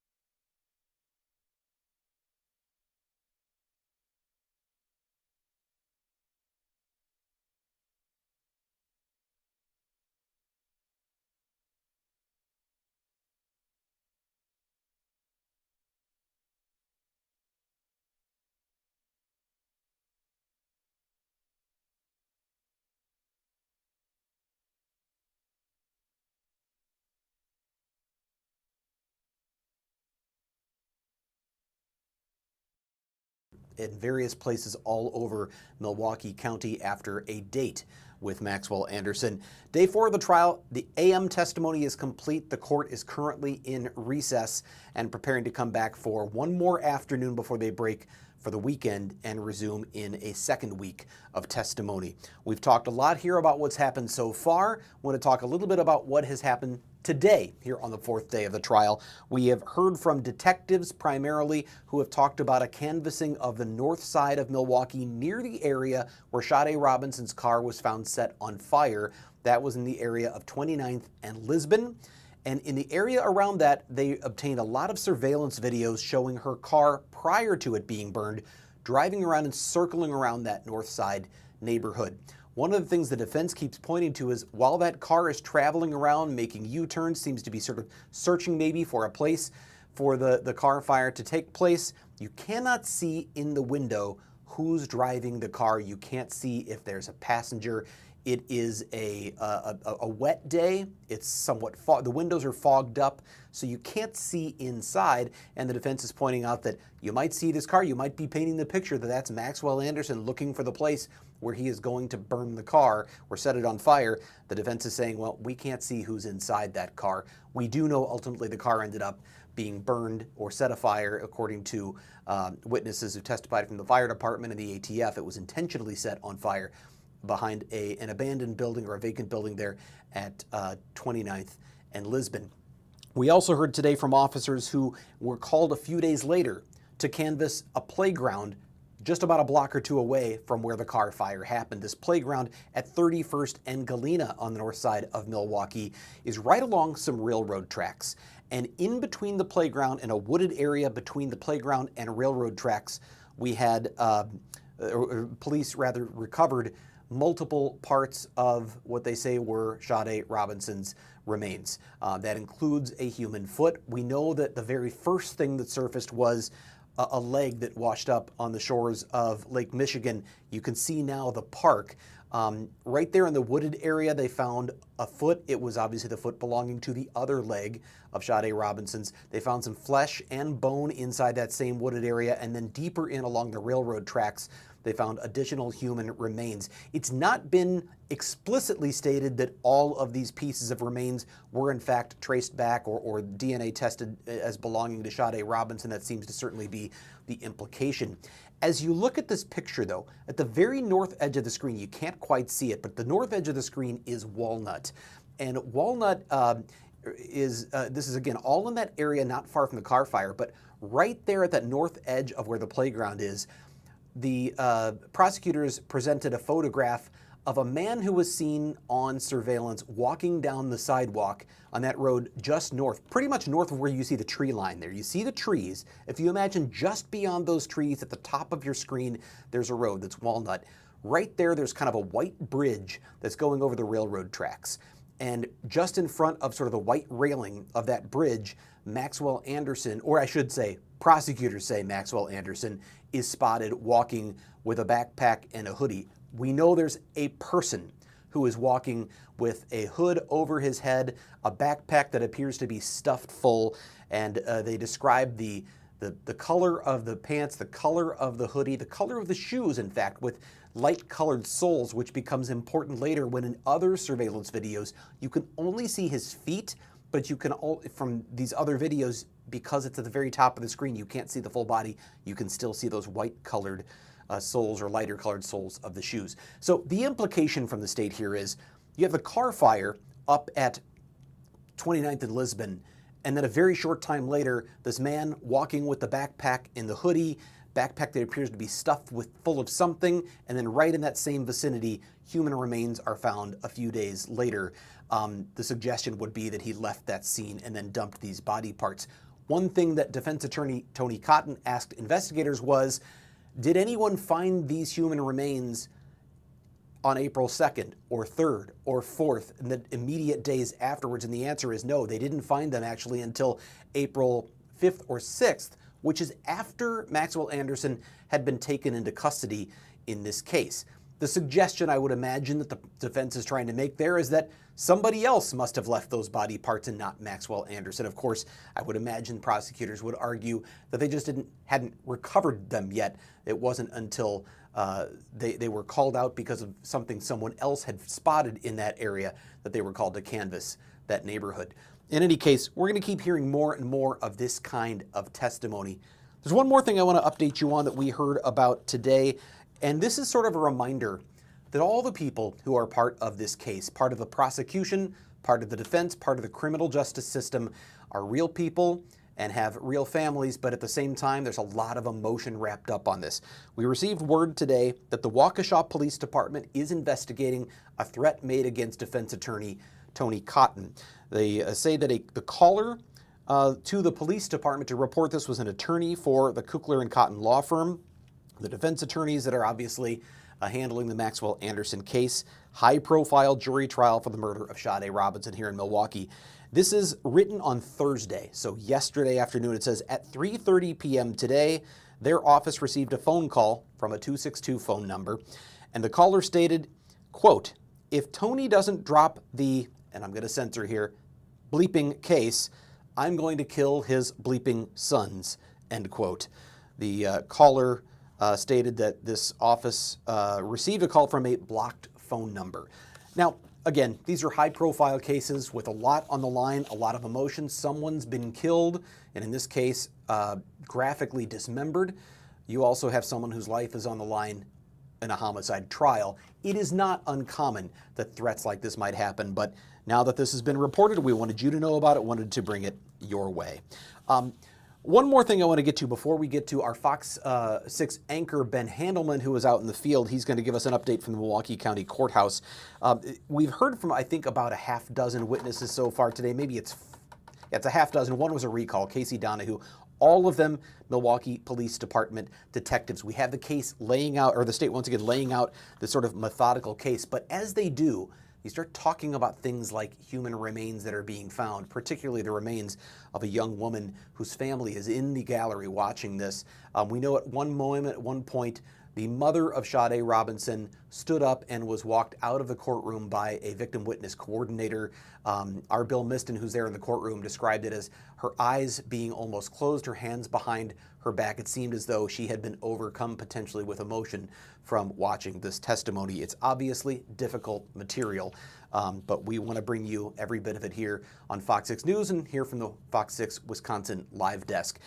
I am going to take a break. When we come back, we have Ben Handelman, who is in the field. Like I say, he is outside the Milwaukee County Courthouse. He's going to set the scene for us out there and tell us a little more about what's been happening in the trial of Maxwell Anderson. We will do that when we come right back.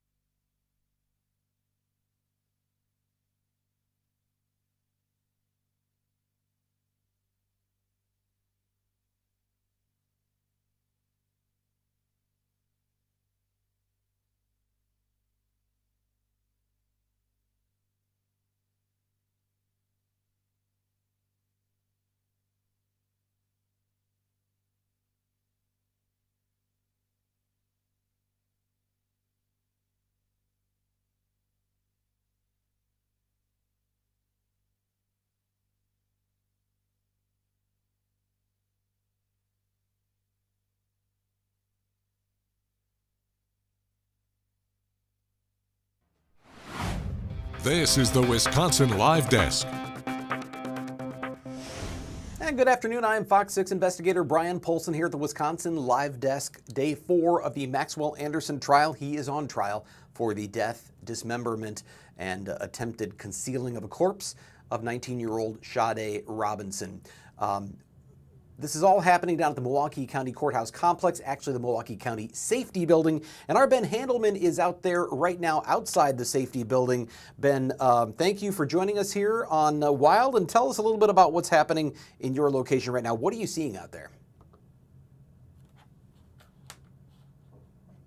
While I'm talking here, you're going to hear beeping of horns, and this is why some supporters of Sade Robinson, they've gathered at this corner. This individual's got a bullhorn. He's playing music out here, and as cars have gone by, they're beeping their horns out here. I'm with Eddie Poser, our photojournalist, but I just want to set the scene of how this is all playing out down here. So, I mean, if you've ever been down here to the county courthouse complex, that is the safety building, okay? On the 6th floor is where this is happening. That is where the court is.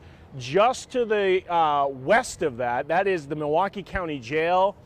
That's where Maxwell Anderson is spending his nights, as that's where he is in jail, and then comes over to the safety building every day.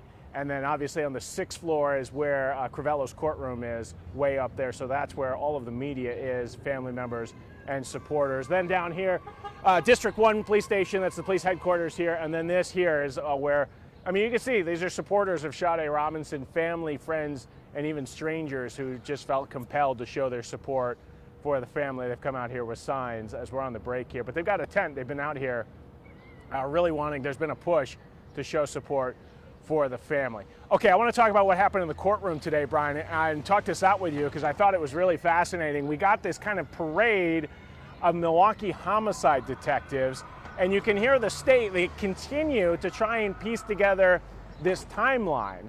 And today's focus in this morning session on day 4 really was the area around the burnt out car and that playground area. And this is not your normal playground. This is on the northwest side. The police department described this, there's train tracks down below, kind of as a dumping area in Milwaukee. They showed pictures of the scene. There's trash that's covering the entire area. And I thought that was interesting because it brought up a key question I had months ago as we were learning some of the details of this case, because the police department got a report of well, actually in today's in the courtroom today, we kind of got a sense of how they ended up there, and that is what the state was trying to piece together for the jury. How did they find the area by that playground on the northwest side? Well, they were using surveillance cameras, as police were, again, they've documented this. It all started with a leg that washed up in Cudahy. They had the missing persons report of Sade Robinson. They suddenly had a suspect vehicle. They started canvassing the area, and police officers eventually were able to kind of track that vehicle's location. What they were showing in court today, we saw some new surveillance video of the car kind of circling around this neighborhood where it would eventually be found burnt out. And through the canvassing, they were able to find this second location where eventually remains of Sade Robinson were found. But what was interesting is that after police canvassed the area, they left, and it was these people. It was community members and friends and family of Sade Robinson found out police were in that area. They went back to the area, and they ended up finding a blanket with Sade Robinson's face on it, called police. Police canvassed the area again, and then all sorts of new things were found. More remains were found, more items related to this case. So there was a gap. And Brian, I'll get your take on this. I thought it was an opening for the defense, because the defense, obviously, they don't need to prove who killed Sade Robinson. Their goal here is to sow doubt and just prove there's not enough evidence to convict Maxwell Anderson. And one of the questions is, well, geez, you had all these detectives out there looking through the area.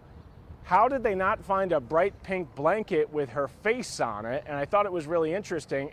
We could talk about the police department's response and the prosecutor's response, but I did think it was an opening, a predictable one for the defense today in court. Well, and that's what the defense has said from the beginning is, was Maxwell Anderson in the wrong place at the wrong time? Perhaps, but the state has the burden of proof here, and you're right. The fact that they didn't find these remains hours after the car was found having been set on fire, it was days later. It's after this blanket's found. They go back, they find these remains. By the time they found them, Maxwell Anderson's already in custody. So you heard Tony Cotton say today, well, did you find anything before April 5th? Did you find anything before April 6th? No, we didn't. And it seems he's indicating that, well, he's already in jail by then. So why did it take 3 or 4 days to find the remains over here? Now, I would imagine police and prosecutors may point to the fact that this is not your typical crime scene. There's not one location. This isn't 1 or 2 blocks. This is all over the city. And of course, the first body part is found all the way down in Warnemount Park in Cudahy. So in terms of canvassing, they had huge areas to cover, but like you said, that it is family members and friends that were able to zero in and find it certainly makes it look like police missed something up there.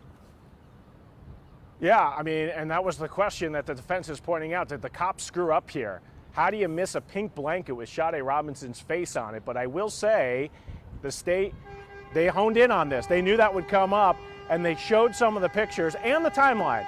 Because when Milwaukee police detectives first went out there through their canvassing, and they found the first body part by the playground, it was nighttime.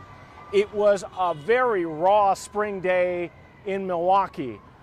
It was wet out there. The terrain was hilly, and this area is covered, and I mean covered, in trash. So as a detective, you're trying to determine what is evidence, what is not evidence on what they're describing as a dumping ground by the train tracks here in Milwaukee. And so when they did that first canvass, they did miss things. They missed body parts that were out there, according to the prosecutors.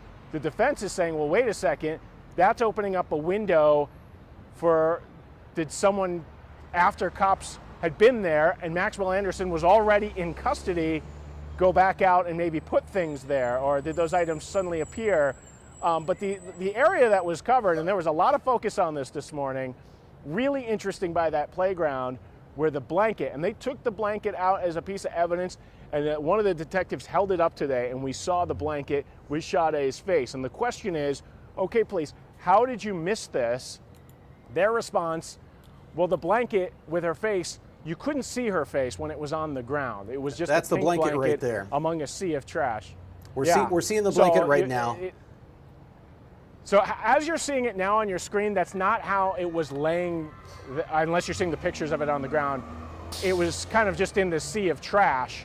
And so detectives noticed there was a blanket there, but did not connect the dots that it was Sade Robinson's blanket until, again, these family members or these community members went out there and did their own canvass and found the blanket themselves. So they were the ones who found the blanket, called police up and were like, hey, we found Sade's blanket near this playground. You guys need to come back out. And then police came back out. There was daylight. They found a lot more evidence. Something else that struck me today, Brian, a reminder that this is a gruesome, grisly crime, and that a 19-year-old woman was the victim in all of this. This was a tough day for the jury. This was a very tough day for the family of Sade Robinson, because in that park, they are showing the evidence that they found, and we're talking pieces of human remains. This was, I mean, we're talking small pieces of flesh, and they're showing the pictures to the jury.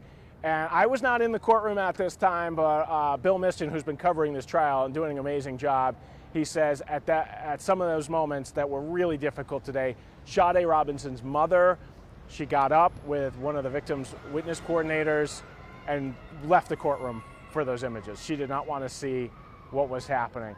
But it's just a reminder, Brian, that this is not an ordinary homicide case.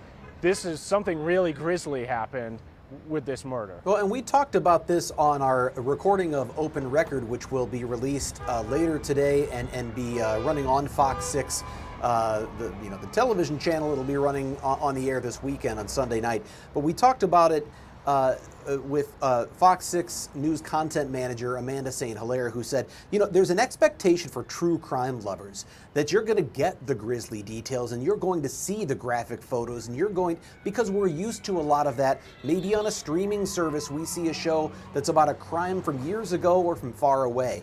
But this is right here in our community. This is someone who was a resident of our community and who has family who are still here. And it's a reminder that there's a real person behind this and there's a real family hurting. So it's a very difficult level of what we have, the line we have to walk in terms of what we're showing you. The jury has to see everything, but there is no real journalistic need for us to show you over and over again the most graphic and grisly photos, because there's some real sensitivity we have to balance with. This is a real person here who was killed in probably one of the worst ways imaginable. And Brian, you and I have covered a lot of homicide trials in our time as journalists, and I gotta say, just listening to the testimony, I did not look at the images this morning. Gut-wrenching. I mean, my stomach dropped at some of the descriptions of what was found on that playground on the northwest side of Milwaukee. Really difficult to hear some of the details coming out of court today. Something that was really interesting too, and I was talking to Bill Miston about this, and we talked actually with Jonathan Lavoie. He's a legal expert, he's a defense attorney here in Milwaukee. The reaction from Maxwell Anderson as this trial is going on, and his facial reaction, because the jury is watching that, and they are seeing how he's reacting to some of these terrible images. Some of the burnt out clothes that were coming out of the car, the description, and it's been a blank face, Brian. I don't know if you've noticed this as well. I was actually watching really comments. No reaction. I was watching comments on the FOX6 Milwaukee YouTube channel as comments are just coming in live, and there were a lot of comments. This guy's so stoic. Why doesn't he have a reaction to anything? People are certainly noticing that. The question is whether or not the jury is picking up on that and whether it has any influence, right? Right, and I was talking to Jonathan Lavoie about this. He's a defense attorney, right? I mean, he meets with clients. He's had people who are been convicted of murders and are accused of murders. And I asked him, I mean, do you sit down with your client beforehand and talk to him about your body language and your reaction before the trial as you go in? And he said, yeah, it's so important, because that jury, they are humans. They are picking up on that. And his reaction to what he's seeing from Maxwell Anderson, not good. If I was his lawyer, this would not be good, because... I mentioned this in talking to Julius Kim on the podcast this morning. There are extremes, right? Because the other extreme is a Darrell Brooks, who was so animated that it was just beyond and out of control. Very extreme. No one would ever say you should behave that way in a courtroom. But obviously Maxwell Anderson is the complete opposite, where there seems to be almost no reaction, no emotion. Very rarely does he really seem to be taking note of what is happening, other than maybe kind of tilting his head to look up at evidence on the screen. But certainly we've seen our viewers are making note of that. Yeah, and if you're just joining us, if you're not from the area, you're watching on YouTube or Fox Local from somewhere else, Darrell Brooks, that's the individual who plowed through the Waukesha Christmas parade, killing 6 people. And then he decided to be his own lawyer during the case. One of the wildest trials we've ever seen, because it was basically just an outburst the entire time he was inside the courtroom. That's not what we have here. We got Maxwell Anderson basically sitting there quiet. We see him writing notes at times. But yeah, this is a very different trial. And you're right. I mean, does it help, hurt him, or maybe no effect? Only the jurors will know what kind of effect it has on them. But I can tell, Brian, we can see now, day 4 of this trial, what the state is trying to do. And this has been a slow unveiling of the timeline. And now I think we're at the most crucial part of the timeline. Because if you are tuning into this trial and you're hoping to find out what happened inside that house, or what didn't happen inside that house, I don't think we're going to get that. No DNA evidence, no murder weapon You're right. found, no. So we're not going to get that. What is important is, okay, so if we don't know what happened inside the house, and the prosecution's still trying to say Maxwell Anderson is the only person who could have done this, why was he by Sade Robinson's burnt out car on the north side of Milwaukee in the middle of the morning after their first date, didn't have his cell phone because the cell phone was pinged back at his house. So you can tell the prosecution, they are zeroing in on this surveillance video that did capture him. We saw him on a Milwaukee County bus. There are no better cameras in Milwaukee County than a Milwaukee County bus. Those buses have better camera systems than banks around here. But then, even in the northwest side, they're saying this is a high crime area of Milwaukee. How many cameras picked up on the car? Now, we have not been able to see Maxwell Anderson inside the car while it's driving around, but we are seeing the surveillance images shortly after that shows someone walking around that the prosecution say, that is him. And you zeroed in on the clothing that the person in those surveillance videos was picked up on, and you could tell that the prosecution's trying to say, okay, if the defense is saying reasonable doubt, we don't know what happened in the house, well, why would Maxwell Anderson be in this part of Milwaukee by Sade Robinson's burned out car at these hours that really seem to tee up and time the perfect timeline with Cudahy, where the leg was found at Warnemont Park, northwest side. You can see the slow timeline now from prosecutors, and the story's starting to accelerate. And it seems like, Ben, ultimately then what this comes down to, because I don't think you're right. We're not going to get the satisfying answer of exactly when, where, and how Sade Robinson was killed. The evidence just isn't there. If Maxwell Anderson knows, he's not going to say it. He's not going to take the stand and open himself to cross-examination. So what that leaves us with is maybe the state can't put a weapon in his hand. Maybe they can't say exactly when and where it happened.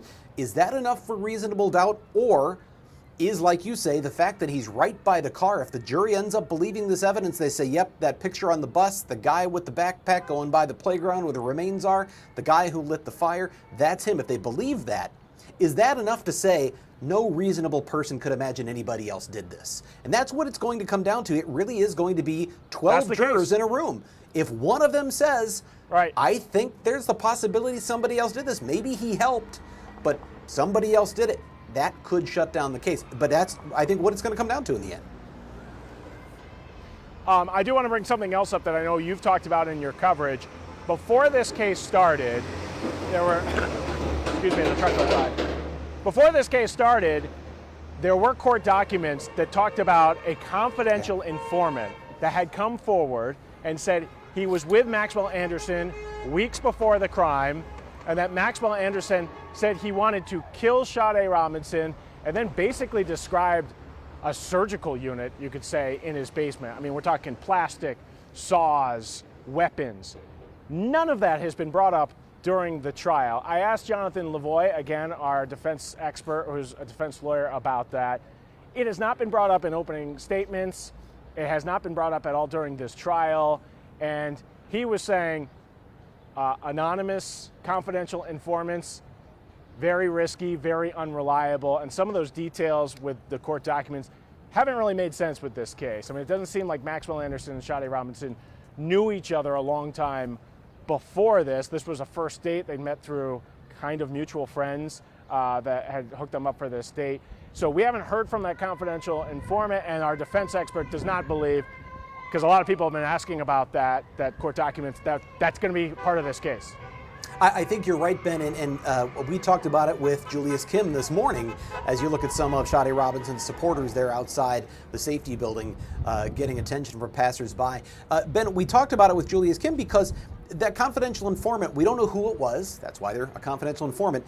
It was that person's statement was used, whoever this was that came forward, that statement was used as probable cause to convince a judge that police needed to go back in for a second time to Anderson's home and look for evidence that they didn't find the first time. And we know that what they got that second time was they actually pulled some of the PVC piping out from under a utility sink in the basement of that home. The statement indicated there had been plastic around this utility sink, and it appears they were looking, thinking perhaps there's some DNA, maybe there was some blood washed down the sink and there'd be some remnants there. I would imagine if they found that, we would have heard about that in opening statements. So the suggestion is they didn't get anything more, and in the end they determined that that statement was not credible, which is why we haven't heard anything about it in trial. It's probably why we're not going to hear anything more about it. Who was it that came forward? We don't know. They said it was someone who had given reliable information in other cases, but we don't really have any way of evaluating that. Not sure if I've lost Ben, if you can hear me right now any longer, but I think we're going to go ahead and give Ben a break because for the last 20... Oh, can you hear me now? Okay, I can, yeah. Eddie Poser with the win here. I put my IFB in, yeah, it hung up on me there. No Brian, problem. Just back to that point, Yeah, I want to bring this up because I think it's important when we're talking about this confidential informant and the jurors.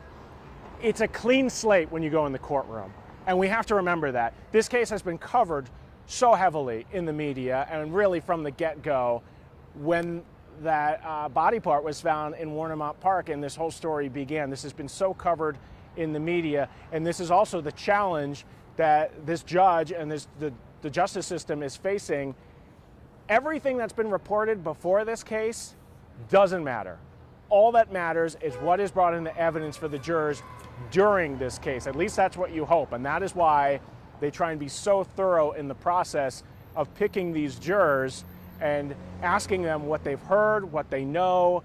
Because again, I mean, if you're a juror and you heard about that confidential informant piece of information that's in the back of your head, that doesn't make you a very good juror now, does it, as you're trying to really be unbiased. So I think it's a good reminder of what the legal justice system is, that whatever you've heard before, you kind of have to wipe your brain clean and start from the very beginning when the gavel strikes down in this case. You know, it's so interesting, Ben, because there's a lot of activity and noise going on behind you. And this time yesterday, we had Fox 6's Stephanie Quirk on from down there, and there was none of this. So clearly, supporters have come out today in force, and they are making themselves seen and heard. Ben, I'm going to give you a break for a while. Thank you for helping us out here in our coverage. We're going to come back to you in a little bit because court is expected to return a little after 1:30 today. We got another half hour to go. We're going to talk about some other things back here, but we will take a break.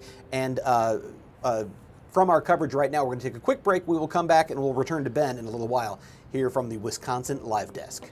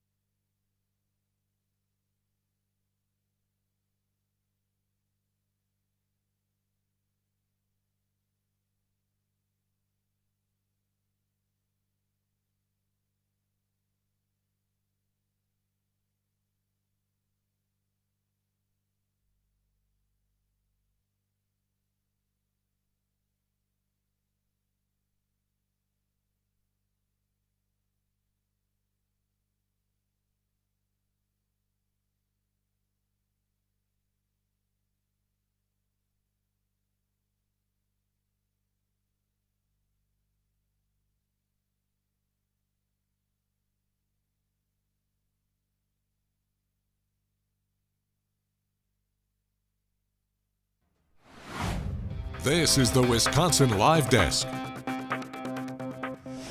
And I am Fox 6 investigator Brian Polson here at the Wisconsin Live Desk. Day 4 of the trial of Maxwell Anderson in the death and dismemberment of 19-year-old Sade Robinson here in Milwaukee. It is day 4 of testimony. We have heard from about a half dozen witnesses so far today, all of them detectives from the Milwaukee Police Department Homicide Unit. And as you heard Ben talking about there a moment ago, much of the testimony today focused in and around the area of the car that was found burned out. Sade Robinson's 2020 Honda Civic, found burned out behind an abandoned building at 29th and Lisbon. And in that area, ultimately about a block or two away, human remains found near 31st and Galena. It was April 5th, April 6th. And that all came after family and community members in support of Sade Robinson had gone to search that area themselves. They came across what they say was Sade's blanket. We saw that pink blanket presented in court today. There it is once again. That is the blanket that family members say they found near that park. Now again, Ben did a good job of pointing out that this playground we're talking about in that area, you might imagine it's this clean space where kids and families are every day. How could no one see this for days? Well, in fact, it's not a playground that was very active. It's one that was covered in trash. And it is one that Ben, as he reported, it's been discussed, it's become somewhat of a dumping ground in the city. And even though police officers were canvassing that area after the car fire, they were canvassing a fairly large area and apparently did not come across this. We do have, and I want to bring this up for a moment once again, we do have the locations where some of these remains were found. If you're looking at the screen now, up is north and down is south, as you would imagine with most maps. That playground you see there on the left, the tree line and the railroad tracks are where these remains were found on and around April 5th or 6th, which is 4 to 5 days after the homicide would have taken place, in theory, and also several days after that car had been found on fire just a short time away. To the north and east, so the up and to the right on your screen would be where the car was burned out, and directly to the north of that tree line. Immediately on the north side of the tree line, you would see that's where this image comes in. This is what the Milwaukee Police Department says they believe is Maxwell Anderson carrying a backpack, wearing a hoodie. You see the dark colored pants and then those shoes with light colored soles. This railing you see is right over those railroad tracks. So if he were to, from where whoever this person is walking, were to turn left, go across the bridge and turn left, they would be right into that tree line. Go a little further and they would be in the playground area. So this is someone who is walking away from the scene where the car fire was and then walking toward the place where some of those remains were found. The suggestion certainly is that inside that backpack, with his stuffed full of something, that those may in fact be Sade Robinson's remains. This was really tough testimony today, and so it is stuff that, as you heard Ben say, was difficult for Sade Robinson's family members to hear. And while the court is equipped with a number of cameras, I want to bring up this shot. This is one of the prosecutors, an assistant or deputy DA there, as she's doing her questioning. But you can see behind her Robinson's family members who are there in the gallery, and the person who is in the bottom left in the jean jacket, that is Sade Robinson's mother. We were told by Bill Miston, who is in the courtroom and has been from the beginning of this trial, told that he saw at one point Sade Robinson's mother, during some of the really graphic testimony of what was discovered in the park area, that she got up and she was walked out of the courtroom with a victim witness coordinator supporting her, had her hands behind her back, looked like her eyes were mostly closed. You obviously can only imagine what this testimony must be like for family members, particularly a heartbroken mother who is there to learn the fate of her daughter's accused killer. So that is really what we saw most of during the morning session. There was, toward the end of that session, of the morning testimony, a number of videos we saw showing the blue Honda Civic, the 2020 blue Honda Civic, Sade Robinson's car, driving around, circling around the north side of Milwaukee in and around the area where it was ultimately set afire and where some of these remains were found. Although defense attorney Tony Cotton did point out, he asked the question, is there any tracking or video that shows that car driving by the playground? And the detective said there is not. They couldn't find video beyond that bridge that we showed you, where you have the person they believe is Maxwell Anderson walking toward the playground. They could not find other videos. and there was nothing on the Life 360 or any of the other digital evidence that they received that showed that vehicle directly going past the playground. Now, if he did it on foot, it would explain why you wouldn't have had maybe the Life 360 data from her phone. In fact, by the time he got to the north side, based on the prosecution's theory of events, her phone had already died and lost its battery back on the south side near Warnermount Park, so there wouldn't be any evidence showing the car going past the playground there. But the defense seems to be raising for the jury and trying to poke a hole in the prosecution's theory of events that there is nothing proving that that blue car went by there or that, in fact, Maxwell Anderson went to that park at any point in time. It's really in some ways going to come down to whether or not the jury believes that person walking is Maxwell Anderson. He is the person who was later spotted, and we haven't seen this yet. We will see this coming up at trial. We have not yet seen the photo from the Milwaukee County Transit bus, and it's probably going to be more than a photo, it might well be video, showing him boarding a bus in the vicinity of where all of this happened and then taking it back down to a bus stop that is in the vicinity of his home. And so the question would be, what was Maxwell Anderson doing near where the car was burned out if he had nothing to do with this? We already know that back during voir dire, that is when the attorneys are asking potential jurors questions, that defense attorney Cotton raised the question of, have you ever been in the wrong place at the wrong time? Kind of planting the seed that it's possible for someone to look guilty but not be guilty. That seems to be where the defense is going with this, that yeah, we get the state has a lot of evidence that shows stuff that looks bad, but do they have the smoking gun? Can they prove beyond a reasonable doubt that it was Maxwell Anderson who killed and dismembered Sade Robinson? In the defense's favor, there is no known crime scene in terms of where the death or the homicide took place. The suggestion seems to be it was at his home because they were there for a couple of hours after the date, but they couldn't find any evidence, blood evidence of Sade Robinson's to demonstrate that it happened there. And we don't know where else it might have. There's never been a crime scene found in terms of where the dismemberment took place, which you would imagine would be something that would produce a lot of blood and therefore DNA evidence. In that sense, prosecutors just don't have a story to tell. So they're instead trying to connect as many dots as possible about the timeline of events from the date at 5 o'clock at Twisted Fisherman to the time they spent at Duke's on Water, which is another bar in Milwaukee, to the time they spent back at Maxwell Anderson's home, which looks like it went till around midnight, 1 in the morning, and then whatever happened after that before her leg was ultimately found. Car was found burned out on the north side the next day. Her leg is found the next afternoon, and she's reported missing that night. One more thing I want to talk about. I'm going to take another break. When we come back, there is one other thing that came up on day 3. Day 2 of testimony, but day 3 of the trial yesterday. We talked a bit about that yesterday, and that is evidence that police found inside Sade Robinson's apartment, but that didn't make an appearance in the state's case or in the criminal complaint. The defense has made an issue of that. They introduced it as evidence, and it's caused a stir with the Robinson family and produced a statement from their attorney. We're going to talk about all of that when we come right back.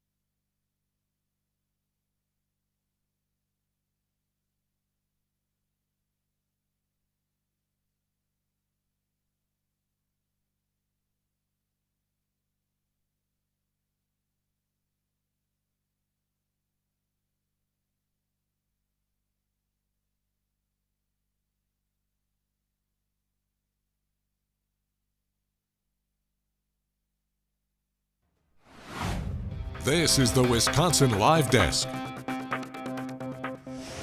Hey, Fox 6 investigator Brian Polson here at the Wisconsin Live Desk, Day 4, the Maxwell Anderson trial and the death of 19-year-old Sade Robinson. One thing I didn't talk about yet this afternoon that I want to bring back up. Yesterday, we talked about police when they first responded to Sade Robinson's apartment. That is Brewers Point Apartments right next to Lakefront Brewery in the Lower East Side of Milwaukee. Police were showing video from her leaving the apartment and arriving at work that day, but they also talked about when she was first reported missing. So she went on the date on April 1st, and the next day she didn't show up for work at Pizza Shuttle. Co-workers and friends became worried about her, especially when they looked at their Life 360 apps and saw that her phone appeared to be dead down in Warnemount Park in Cudahy. And so they became concerned. They ultimately went to police and filed a missing persons report on April 2nd. And police went to check out that house or that apartment to see if they could find any clues to the whereabouts of Sade Robinson. When they got inside, they found really nothing that was obviously troubling. They didn't find any cause for alarm in terms of the sign of a struggle. They didn't find any evidence of a break-in or anything like that. This was the inside of the apartment. You see the closet right there. Her bed is there off to the left. It's a studio apartment, not very big, appropriate for a college student, which she was at the time at MATC. Inside the apartment somewhere, and I'm not sure if it was in that closet or in another location, but the prosecutors say, or police say, they found a safe, and that safe was locked, and they were able to get that safe open, and inside they did find narcotics. They referred to them as 47 pills of meth, though they didn't really specify what they meant by meth pills. We did talk to one expert who suggested it's a possibility that could have been something like, maybe it was amphetamines like Ritalin or something else, or perhaps it was in fact street drugs pressed into pills. We really don't know because it was never tested at the Wisconsin Crime Lab. But the defense wanted that entered as evidence. It was in a police report, but the prosecution hadn't brought it up. The defense wanted to enter that as evidence, and they talked about this off the record yesterday, or on the record, but outside the jury's presence, I should say. And the judge asked, why do you want this in? The state objected, said this is totally irrelevant. This has nothing, there was no drugs found in Sade's system. What does this have to do with anything? And the defense said, well, their theory is wrong place, wrong time. Their theory is that maybe somebody else must have done this, and if that's the case, then the possibility she might have purchased drugs from someone, that she might have had a part of her life she wasn't telling others about, maybe even her closest friends didn't know about, that it might suggest she was mixed up with people who could have been a danger to her, people potentially other than Maxwell Anderson. The judge weighed she essentially performed a balancing test. There's the possibility that introducing that evidence could be prejudicial against the defense, or against the prosecution, could be prejudicial in sort of coloring her character for the jury in a way that was not relevant to the case. On the other hand, the judge found it was relevant, particularly because of the defense's attempt to say somebody else must have done this. They don't have to prove somebody else did it, but they do want to raise that reasonable doubt. Now, the Robinson family responded,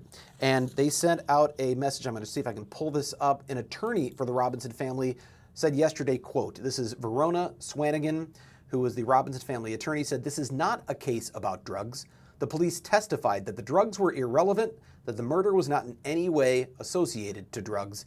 The investigation flushed out it was not related to drugs, and to bring up drugs that have never been tested, so we don't even know if they actually were drugs, is highly prejudicial to the victim, and it's a red herring to the jury. Again, that was the Robinson family attorney, Verona Swanigan, as that was sent to Fox 6 reporter Bria Jones. So just wanted to mention that is something that has been raised in the case. It was introduced as evidence. It's something the jury has now heard. Will it have any particular sway or impact? That remains to be seen, but it was something that happened yesterday.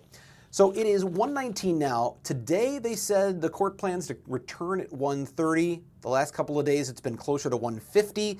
We'll see where that goes. So we've got some more time to get you back up to speed. And we're going to take one more break. When we come back, we're going to take you back out to the Milwaukee County Courthouse and Safety Building, the courthouse complex. Outside we have Fox 6's Ben Handelman. We'll talk to him once again when we come right back.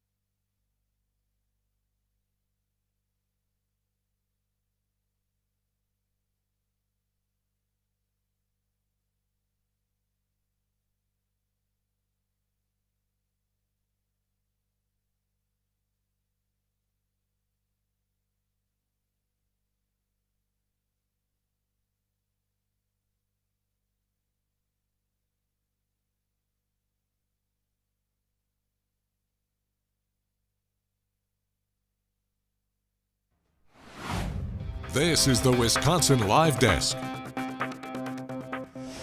Fox 6 investigator Brian Polson here from the Wisconsin Live Desk. I'm here along with Delaney Reed, working back in the studio control room, helping get you all of the pictures and graphics that are appropriate here. And we have Fox 6's Ben Handelman, who is outside the Milwaukee County Courthouse complex near the safety building. He is out there today once again to tell us what is happening in and around the trial of Maxwell Anderson. Ben, what are you seeing right now? And I just wanted to tell our viewers, you may hear honking from times, and that is because there are supporters of Sade Robinson's family. There are friends here, family, and honestly, there are strangers out here, just community members who wanted to show their support for the family. So they've set up across from the safety building. They've got signs, and we've kind of heard just ongoing honking throughout this lunch hour as everybody's on break here. Just to recap of where we are, okay, this is State Street here, downtown Milwaukee. This is the safety building. 6th floor is where this courthouse is. That's the very top of the courthouse. That's Judge Crivello's courtroom. That's where all the action is happening. Just to the west of that, that's the Milwaukee County Jail. That's where Maxwell Anderson is spending time. That's where he's spending his nights. That's where he is locked up. So every day, all these buildings here have tunnel systems. So he's being moved from the county jail over to the safety building. This is Police District 1, Police Administration Building right next door. And that's important for what we saw today, Brian, because we saw a parade of Milwaukee police detectives go into the courtroom as witnesses as they focused in, again, on the north side of Milwaukee, the burning car, and really interesting stuff from what they're describing as the playground area. There is a playground, but this is not your ordinary playground because detectives describing it as a dumping area of Milwaukee. Trash was found there, and that's where they found Sade Robinson's remains on 2 different occasions. Brian, I heard you talking about something really interesting that's happened in this trial, and I want to talk to you about it. The drugs in Sade Robinson's apartment, that's been the most controversial piece of evidence that the defense and prosecutors, they were fighting over. Prosecutors did not want that brought up in court. This is not a drug case. And I was asking Jonathan Lavoie, a defense attorney who's one of our legal experts with us on this case, okay, Sade Robinson was brutally murdered and dismembered. Who cares what they find in her apartment? But Jonathan Lavoie said that was a key part of this trial, that the judge allowed that evidence to be submitted. Why? Well, the defense obviously wants this submitted because, again, they don't have to say who killed Sade Robinson, but in their estimation, if they can bring the drugs into the case, they can bring up to the jury, well, geez, if she's got drugs in her apartment, maybe there's a dangerous individual she's associated with. We don't know. But what I thought Jonathan Lavoie made a really interesting point, that if the judge did not allow the evidence into this case, that would have been something that would have been appealable.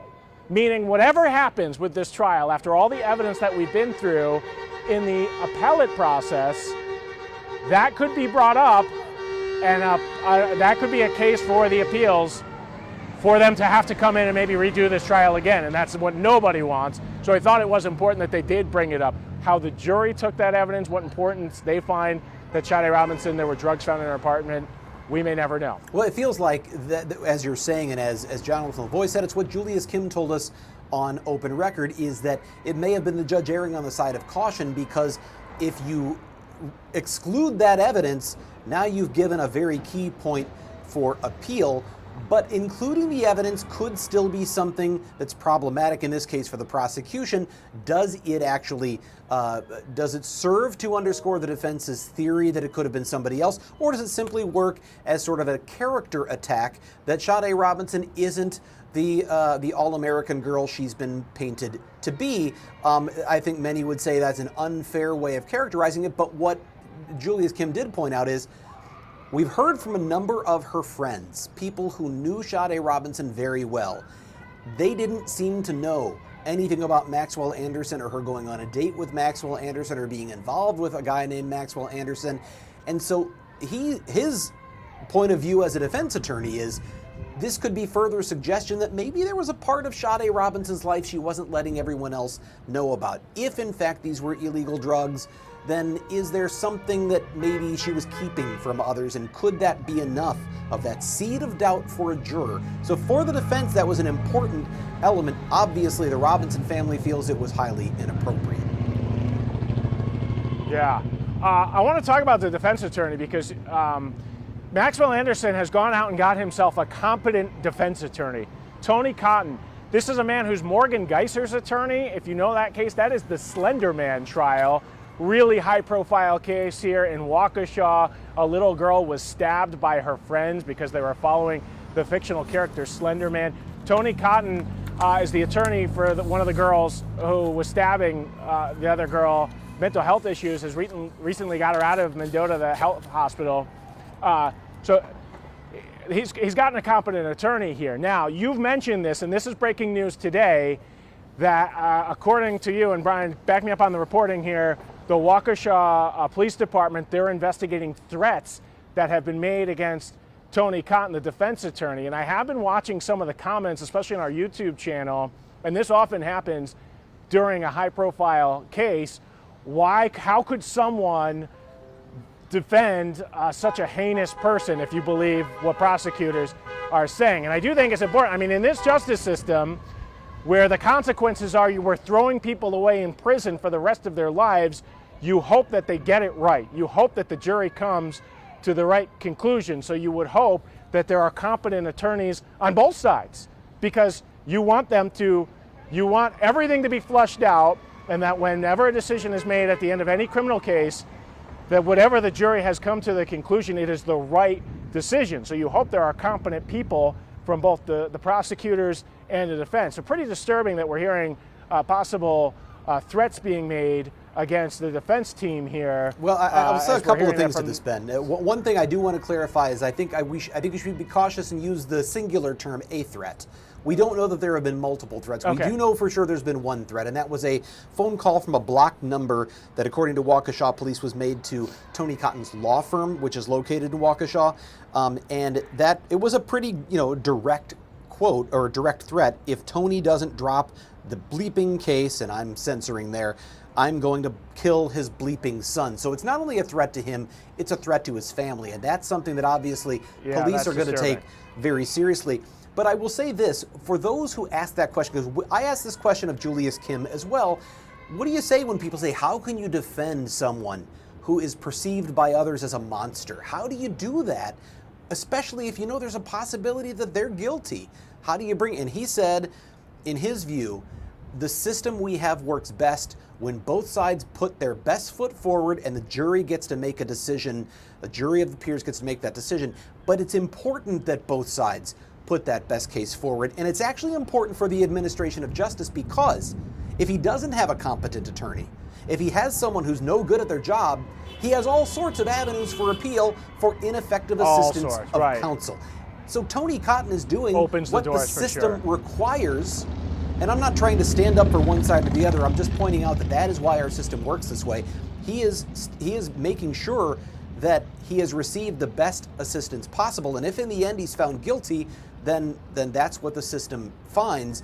But if he does a poor job, a lazy job, or if he says, I'm not helping this guy out, and nobody steps forward, well, then you're going to have a tough time putting him away in our current system of justice. It is actually part of the ability to put someone away for a crime that they have the most effective defense counsel possible. And also this reporting also showing how high emotions are right now on this case. Brian, in court, I mean, we saw all sorts of new surveillance video, especially of Sade Robinson's car circling that northwest side of Milwaukee neighborhood. But I think one of the most interesting things that was pointed out, and we knew it would show up in this trial, these people. How these people have, the supporters of Sade Robinson, when police went out and canvassed a scene, they found some things, but it was supporters who learned that there was a canvas, went back out, and actually it was supporters and family members of Sade Robinson that found even more evidence and called police, and that has become crucial evidence in this case, some of which was displayed in the courtroom today. I thought one of the most striking moments this morning was when a Milwaukee police detective opened up an evidence bag and they brought out the pink blanket of Sade Robinson's face on it, that was found near this playground, kind of in this dumping area of Milwaukee, and there were remains, her remains were found near the blanket, and that was not found by the police department. That was found by supporters who were back out in that park. They were the ones who realized that blanket was Sade Robinson's. Now, we talked about this. This did open up an avenue for the defense to say, well, geesh, how did the Milwaukee Police Department canvass an area and not find a bright blanket with Sade Robinson's face on it? And we talked about what kind of an area that was. I mean, there was trash everywhere in this area, and the police department said, well, yeah, we saw the blanket, we didn't see her face on it. You had to kind of open up the blanket to see that, and it was just one of thousands of pieces of items laying in this area. So that was the kind of the give and take that I thought was really one of the most fascinating parts of what happened here on day 4. You know, Ben, I want to actually talk about those people behind you, because you notice that they're wearing pink, right? A lot of them are dressed in pink, and some might say, well, why aren't you up there in the courtroom supporting Sade Robinson? Well, the judge actually made a point of saying that Robinson's supporters could not wear pink in the courtroom because she didn't want any display. Judges don't want any display, outward displays of support for either side. The gallery is usually very tightly controlled by a judge, especially in a case like this with such high emotions. So the wear pink supporters are out there where they can do this and they can rally that support. They're doing it out on the street outside the courtroom. That explains why everyone's there in pink. It is there to support the victim, in this case, Sade Robinson. And the reason they're wearing pink, Brian, because pink, we were told from family members, that is Sade Robinson, that was her favorite color. So there is actually a mural too. So we're downtown area of Milwaukee. On the east side is where she worked. That's the Pizza Shuttle restaurant. It's a pizza place that she worked. There's a mural there, and that's another place people have gone to bring flowers, and the family and supporters are asking, please bring pink flowers, because that was her favorite color. So we have seen kind of multiple areas of the city. What's really interesting, and I don't think should be lost on this, is how many different areas this case covers. Because, especially with the family, there's been talk of maybe building a memorial in Warnemont Park down in Cudahy, where this all started when a severed limb was found there on a beach. But this area also goes to Milwaukee, and we're talking several areas. There's the part where the burnt out car was found. There were remains found nearby there. There's this, I guess we could describe as a playground park area. That's where a lot of the evidence was found there. We're talking several different locations that this case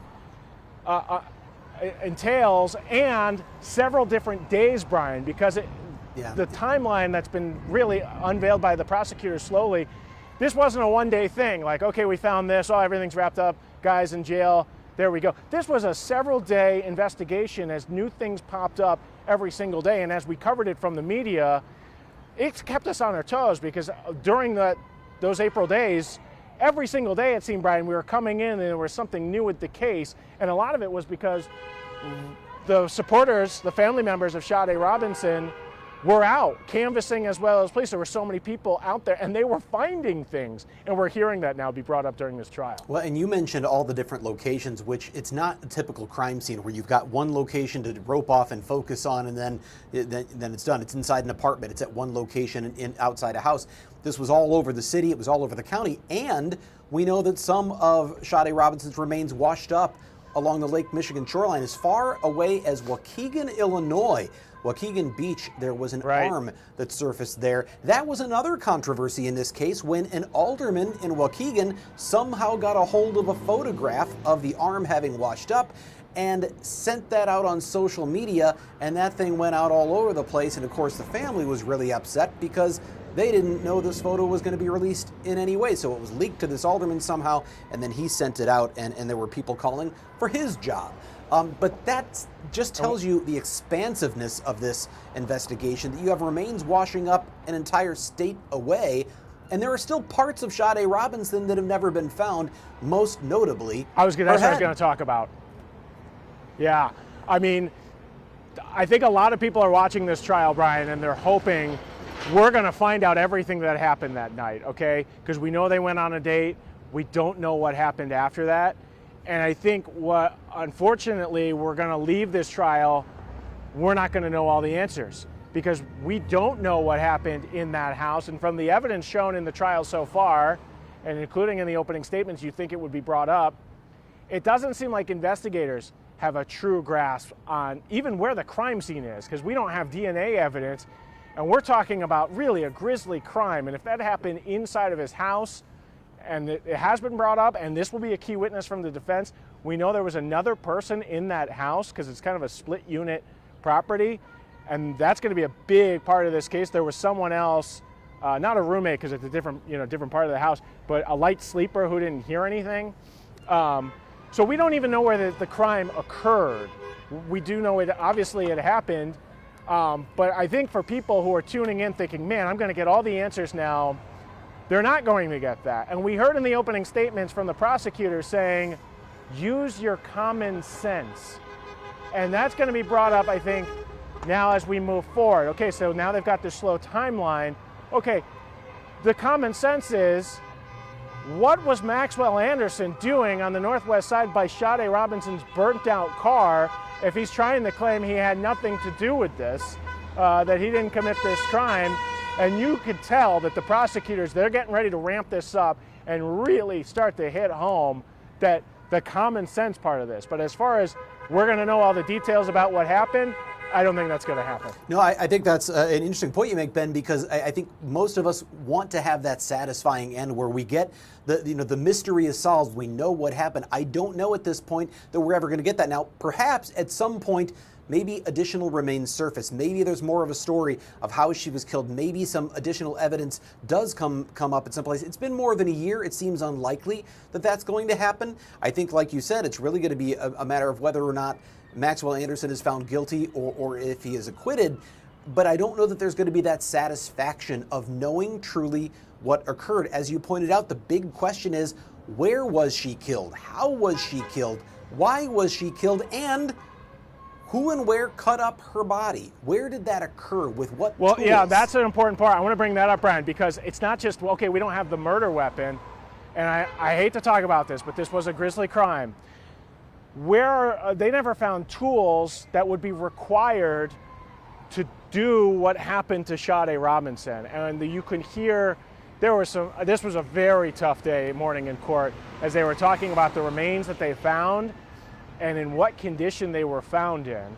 They were talking, we're talking about clean cuts, some not clean cuts. Those tools were never found. That's not something you can do with your bare hands.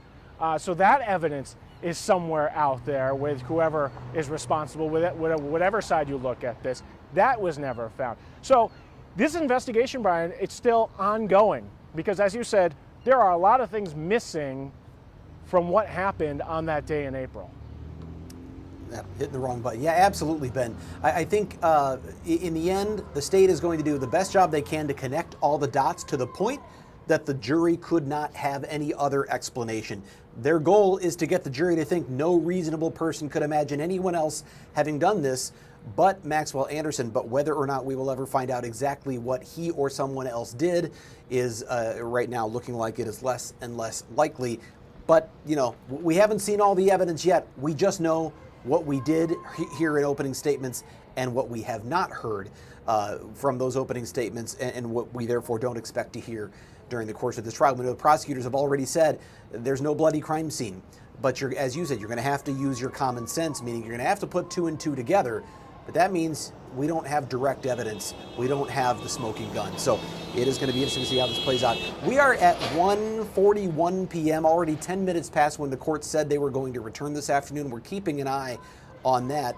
But meanwhile, obviously the supporters out there, Ben, they are active and they don't seem like they have any plans to go anytime soon. Yeah, no, and you can see, and I'll have Eddie Potter has been doing a great job this afternoon. They've got a tent. So they're here to stay. They're ready for the conditions. And as you said, this is one of the biggest show of supports. I mean, we've seen signs. We've seen people showing up again to the mural on the east side, but this is a really active day where people are showing up. And some of these people did not know Sade Robinson. They have just been struck by this case. So they've come out here to show support for her family. We've talked about this a little bit, Brian. Really tough day for her family. and they've been there throughout the entire trial. And there were at times, especially when some really tough images were shown, images honestly that I did not even want to look at, so I have not seen the images. But Sade Robinson's mom had to be helped out of the courtroom. She stood up. Now, our reporters have said, you can imagine what she's been through. The mother of Sade Robinson, she's had a little bit of trouble walking. So that was from the start of the trial when she appeared. She's getting help from, there's a group from the county that's helping her, kind of a victims advocate group, helped her get her up, move her out of the courtroom. But yeah, just showing you, this is a real person. And including on Maxwell Anderson's side, his family is there supporting him. This is a real case, real people, really tough details, one of the most grisly crimes that we've covered here in Milwaukee, just with the details of what happened. And it's emotional, and it's affecting people that they're coming out and they want to show support for the family that they obviously has been through hell and continues every single day. Interesting, talking among the media pool, some of the other reporters covering this, sometimes you get a clear indication of what the timeline is. You know, okay, we got 2 more days left, we've got this many witnesses left. And Brian, you can correct me on the reporting here, but I mean, we're talking, there's a witness list of hundreds of people. I think it's 250 witnesses. Yeah, that's right. They could call from that list. We don't know which witnesses are going to be called and which witnesses are not. They're not going to call 250 people because some people are going to say the same thing as others. But we don't, and they've been moving through, I mean, there was a parade of Milwaukee police detectives this morning that we heard. Sometimes they move through them pretty quick, but we don't know how much longer this trial is going to go. We don't know if it's going to last all of next week or even longer or shorter. I can't imagine the defense list is very long. We do know there's the individual who was in the house who said he was the light sleeper and didn't hear anything, and you know the defense is going to call him because that was a big part of their opening statements. But besides that, you could tell their defense is they're poking holes into the state's prosecution, and they don't have, it doesn't appear, a witness to come forward and say, oh yeah, I saw Maxwell Anderson at the bar. That wasn't him. It couldn't have been him. I don't think we're going to get any of those kind of witnesses. So their list is much shorter. But again, talking to the media pool, what's interesting about this case, so high profile, but we don't know the timeline of how much longer this could last. Well, I would imagine we've got at least a few days left, 2 or 3 days left of state witnesses. You're going to have some of those defense witnesses. Like you said, it won't be as long of a list. And then, of course, you're going to have jury deliberation, or jury instructions, then jury deliberation. So I think we're expecting this to take all of next week. And there's the possibility it could even spill over into the following week. We won't know, of course. We're speculating. We don't have a clue, Ben, but we have an idea that there's a lot more that's yet to come. I want to update real quick. We do know that some of the parties have returned to the courtroom, but I don't believe we've yet seen Maxwell Anderson, and the jury is not back in the courtroom. So they're kind of running a little bit more on the time schedule they have the last couple of days, in spite of the fact that the judge said they were going to come back a little earlier today. So we're still hanging out here. Ben, I'm curious for you, oftentimes now, because you are Fox 6 main anchor, Ben Handelman, you're often covering these things, everything from the desk back here at the station. You're out in the field here today. It must give a different perspective to be out there among the elements, to hear the family, to hear the honking horns and that sort of thing. Oh, actually, it just makes it more real. I'm going to cut that off. I guess they are back in the courtroom. Ben, thanks for your time today. We're going to get you back out to the, let's see if we can get you back out to the trial now as I get us set up. They are back underway. Well, they were for a moment. Are we back? It looks like they are coming back now. Let's see if we can get you back out to the trial. Well, Anderson is coming in, or the jury's coming in? Jury's still out? All right. So you can see that's why we call this the Wisconsin Live Desk, right? Things are happening as we go. It looked like we had somebody on the stand, or somebody read, at least one of the attorneys was speaking. I think that was the lead prosecutor, and then we went right back to the shot of the eagle on top of the American flag. So we'll just hold here until we know that the jury is back in, and we can take you back out to, I'm seeing a message now from Bill Misson in the courtroom. The jury is coming into the courtroom. So momentarily, it'll be the afternoon session of day 4, the trial of Maxwell Anderson in the death and dismemberment of 19-year-old Sade Robinson of Milwaukee. This morning, 6 Milwaukee police homicide detectives.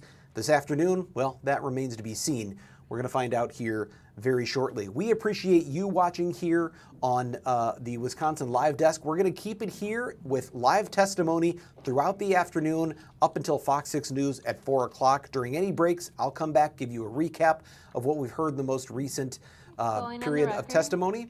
And now that I hear the judge, I believe she's calling the case back to the record, so we're going to send you out now to the trial. Okay, good afternoon, everyone. I hope you had a lovely lunch. We still have Detective Thaddeus Schimmels on the stand. We are still on direct examination. I have a new court reporter, so we're going to re-swear him at this point.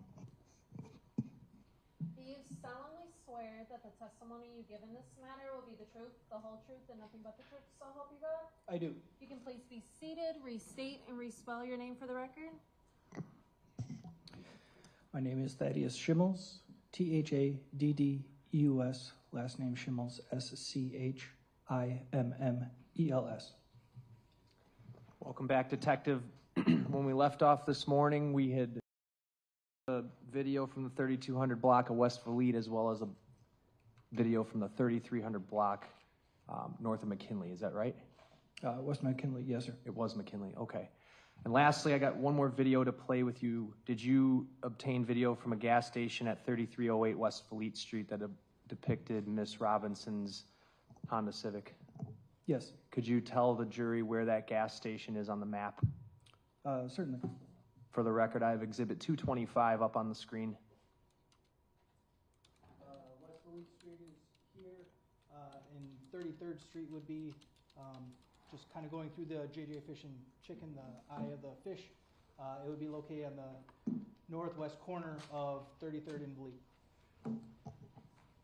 The footage we're about to watch, we see some of these same movements in one of the previous vehicles. Is that correct? That's correct. Which video?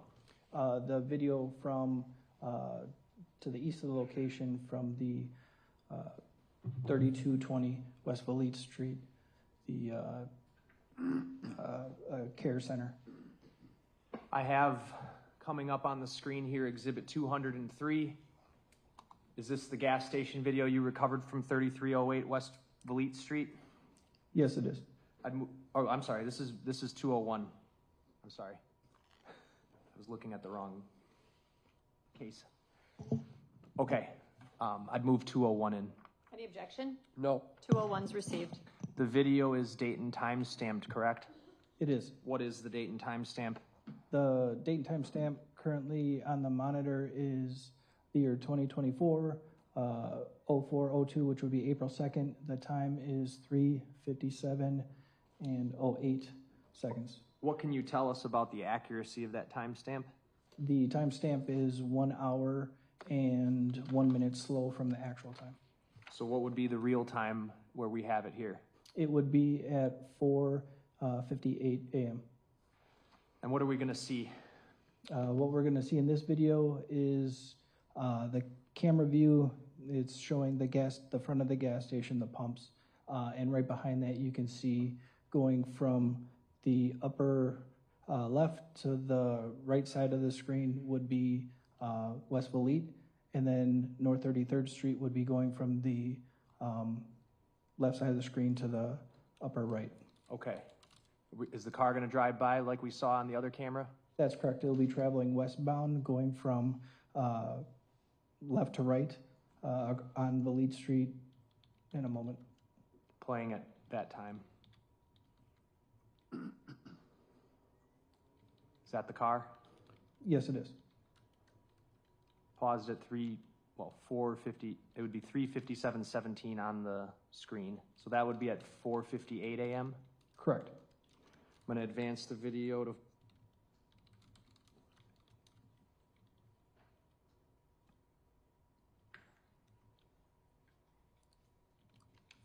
4:13.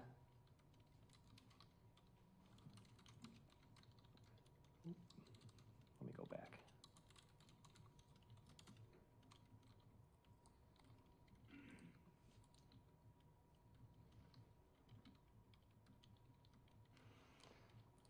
Queued up to 4:13:06. Playing from there.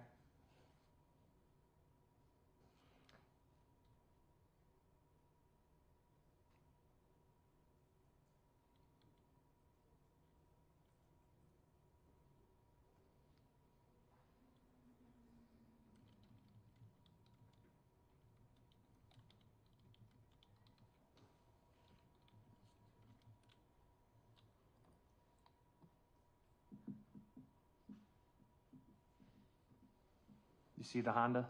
Yes, I do. And it's doing what? I paused it at 41340. At this time, it was traveling eastbound on West Bolete Street and making a right-hand turn to travel southbound on North 33rd Street. The real time of this would be what? This would be 5:14 a.m.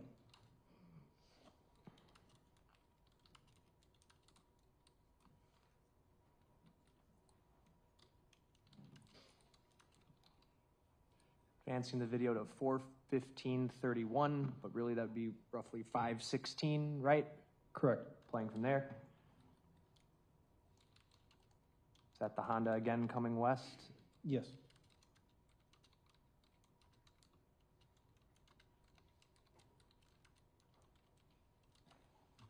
And lastly,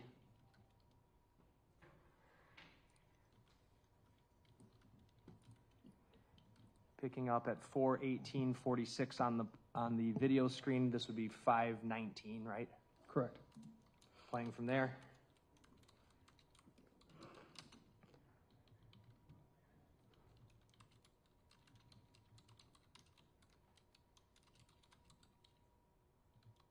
And what does it do? The Miss Robinson's Honda was again traveling westbound on West Bolete and now made a left-hand turn to travel southbound on North 33rd Street. Paused it at 4:19:06, which would be 5:20 a.m. Detective, is that the last time Miss Robinson's Honda is on video up until 6:50 a.m.? From my knowledge, yes. I have nothing else. Cross? No. Thank you, Detective. State your next witness. Detective Rachel Smith.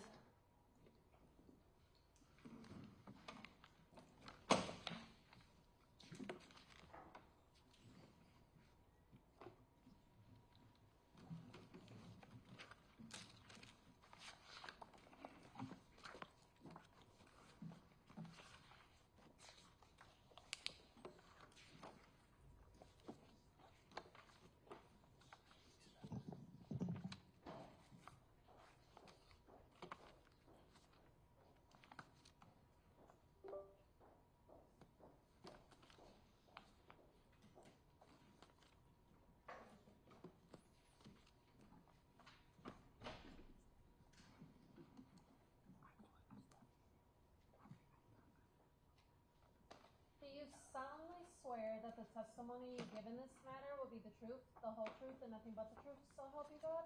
I do. You can please be seated, state and spell your name for the record. It's Rachel. Rachel, R-A-C-H-E-L, Smith, S-M-I-T-H. You a detective with the Milwaukee Police Department's homicide unit? I am. How long have you worked for the Milwaukee Police Department? I've been with the department for just over 8 years. Did you assist in the investigation of the disappearance of Sade Robinson in early April of 2024? I did, yes. Was part of your assistance trying to recover video from various locations? Yes.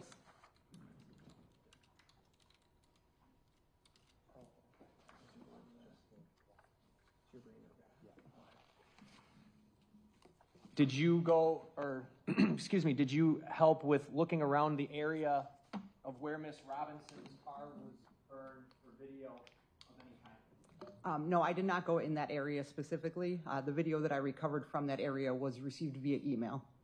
And what was that video from? It was from a fellow police officer's house. She lives at the at the address of 3123/3125 West Walnut. Can you tell us, for the record, that officer's name? Yes, it is Police Officer Shalonda, Shelondia, Tarver, Tarver. Can you point out on the map I have on the screen, which is Exhibit 190, where the house would be? Sure.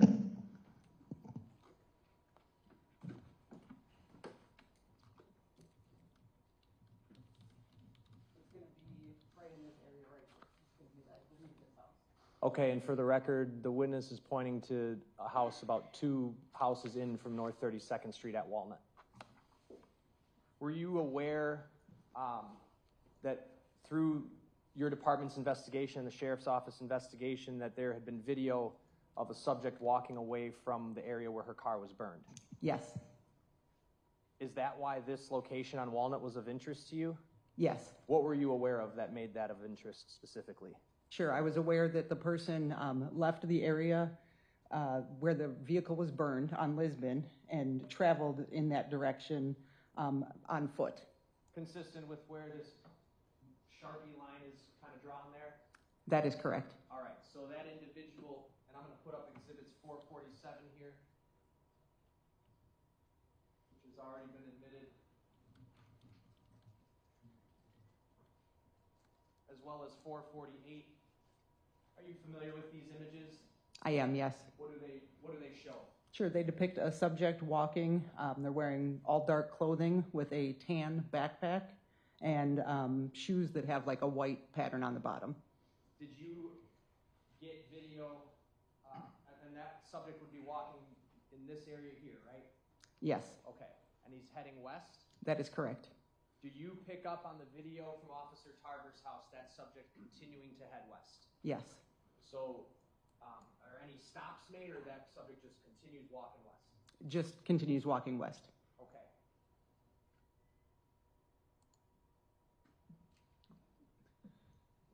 I've got exhibit 197 in my computer here. Can you tell us about what these clips are in terms of the video quality and how you received them? Sure, so unfortunately, Officer Tarver was having difficulty downloading the clips directly from the system. So what she did to not lose the video, she took a screen recording with her cell phone. She recorded it and then sent that to me via email. So they're pretty grainy? That is correct. Okay.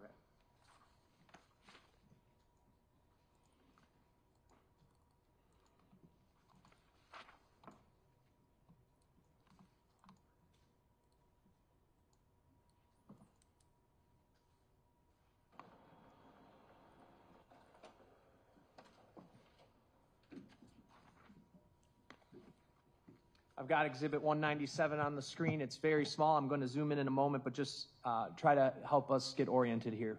There's 3 clips, right? Yes, that is correct. Summarize this for us. Sure, this is from channel 4, which is a camera that's on the exterior of the residence, and it is facing in a northeast direction, and it's capturing Walnut, and then in the distance, you can see North 31st Street. How much is the date and time stamp off? The date and timestamp is approximately 1 hour and 5 minutes slow. So on the screen now it says April 2nd, 2024, 6:26:11 a.m. What's the real time? The real time would be 7:31 a.m.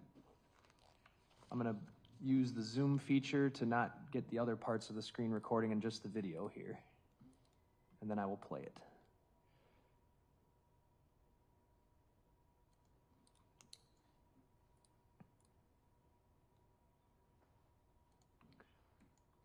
I'm going to play it one time in normal speed and then one time in sped up.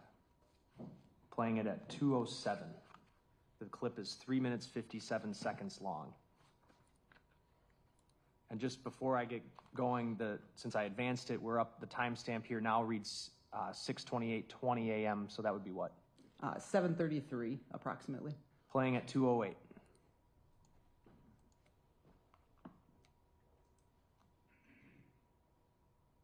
And if you could, Detective, stand up and just tell us where he's going to be coming, where the person is going to be coming from. Sure. So they're going to be coming from in the distance here, and then you're going to see them travel on this the north sidewalk in a west direction. Thank you.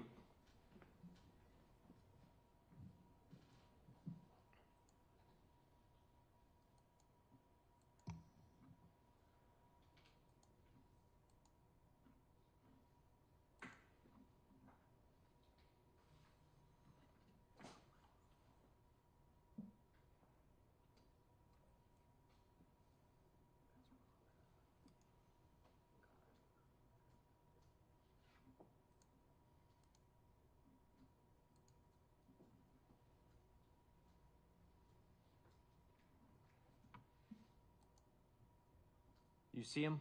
Yes.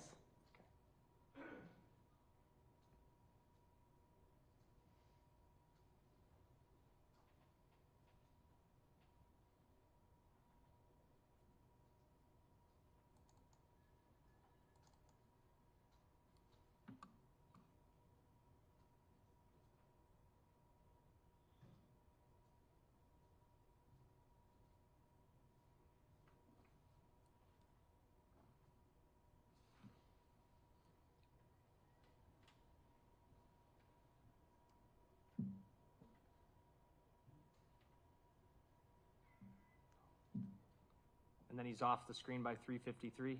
That is correct. Okay, just one more time and fast forward.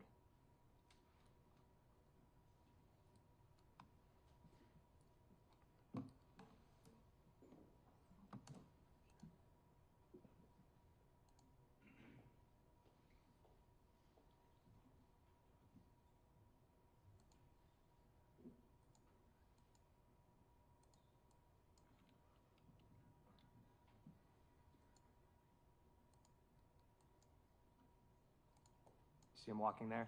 Yes.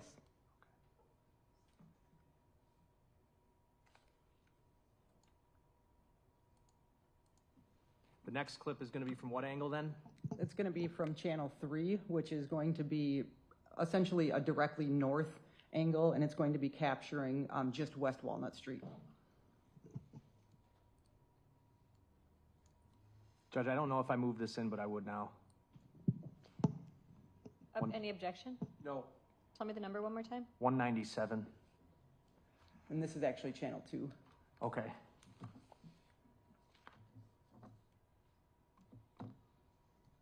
I'll go to the one that you had mentioned. So this is just looking direct in front of the house then? That is correct. Okay. Playing this one from 50 seconds.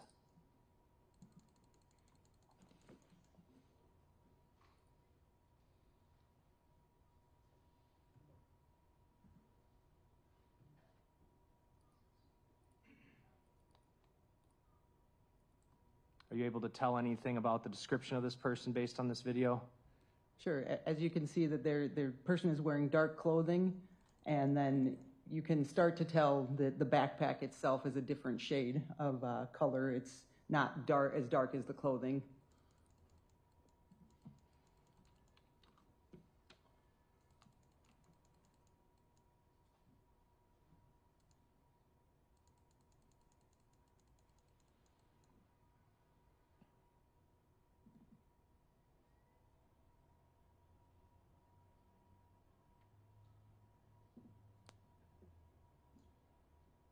Last clip. Gonna play it from 1 minute, 15 seconds. Where are we looking here? So this is channel 2, and this one is going to be pointing in a northwest direction, and this is capturing West Walnut Street and North 32nd Street. Does it appear the subject go anywhere when he gets to the intersection with 37th Street or 32nd Street? Sure. It appears initially that the subject begins traveling north, but then you do, just at the very top of the screen, see that the feet continue across North 32nd Street. Playing at 1:15.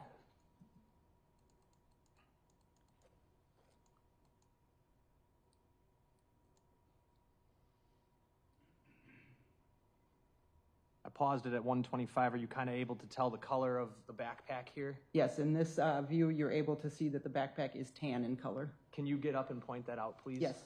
Thank you. Okay. I'm going to back it up and then let it play.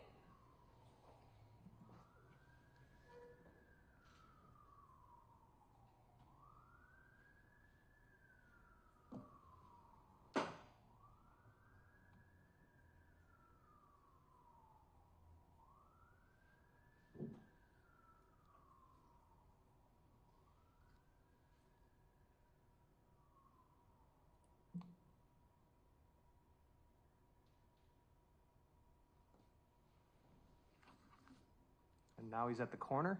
Correct. Okay.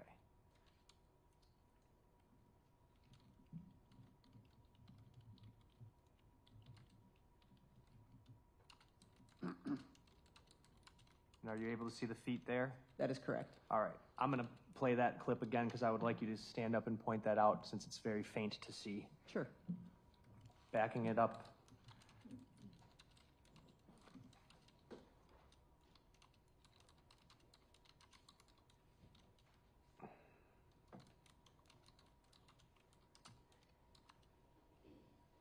Oh, sorry. I don't know what happened there. We'll wait till it gets back. All right, I paused it. And just before I continue playing it, what's the timestamp in real time? So the timestamp in real time is going to be approximately 7:35. Okay.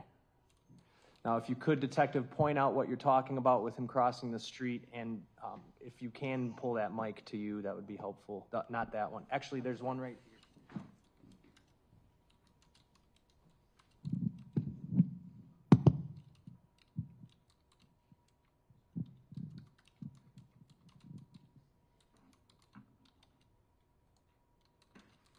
Okay, I'm going to play it at this point. Okay. And so here you see the person walking, and then they appear to travel in a north direction. Then you're going to see a car travel through the intersection. And then as that car is traveling, you pick up the person walking again and crossing the street, and then they go out of camera view. Thank you, Detective. That street they're crossing is what street? That's North 32nd.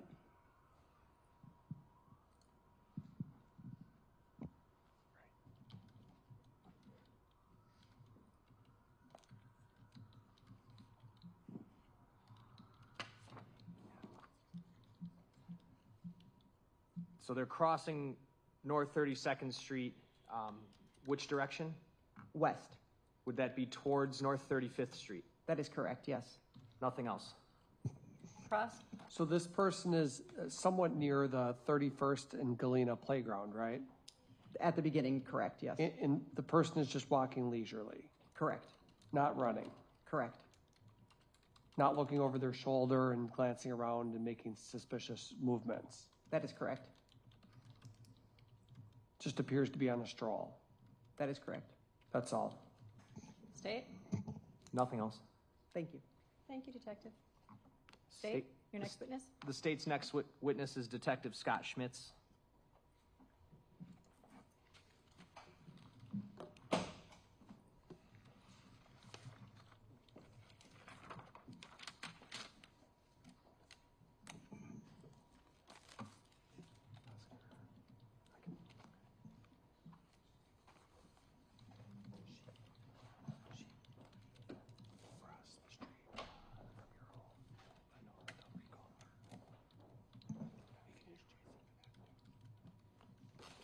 Do you solemnly swear that the testimony you give in this matter will be the truth, the whole truth, and nothing but the truth, so help you God? I do. You could please be seated, state and spell your name for the record. My name is Scott, S-C-O-T-T, Schmitz, S-C-H-M-I-T-Z. Are you a detective with the Milwaukee Police Department's homicide unit? I am How long have you been with the department? with the police department over 24 years. Okay. Did you assist in attempting to recover video near the area of where Sade Robinson's car was burned on April 2nd, 2024? Yes, specifically the area of 35th and Lisbon. Why the area of 35th and Lisbon? Because we had received information that Maxwell Anderson had boarded a bus in the area. You are aware that other videos were recovered in the area showing a subject walking around that area? Yes. From where Miss Robinson's car was burned? Yes. And I'm going to put up again Exhibit 448.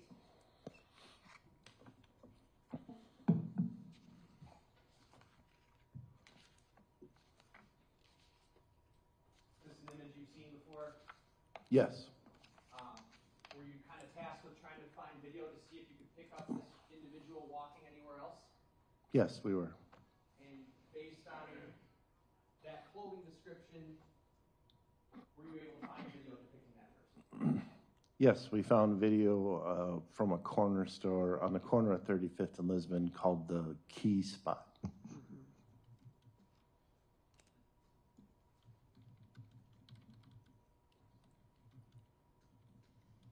Exhibit 225 is on the screen right now.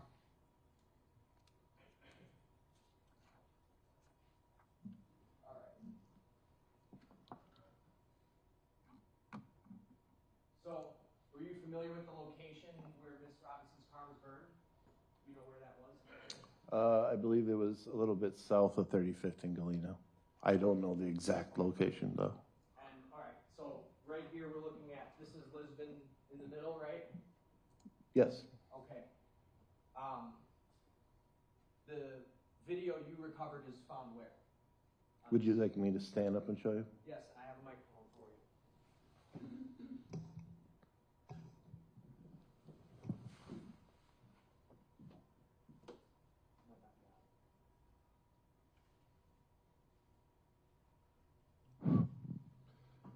So the corner store where we found video, this is Lisbon, and this is 35th Street. So it would have been on this corner, so the northeast corner of 35th and Lisbon. Can you point to the corner of 30th and Lisbon? 30th and Lisbon. Okay. So 5 blocks away from the corner of 30th and Lisbon is where you got this video from. That's correct. All right, you can have a seat, Detective. Thank you.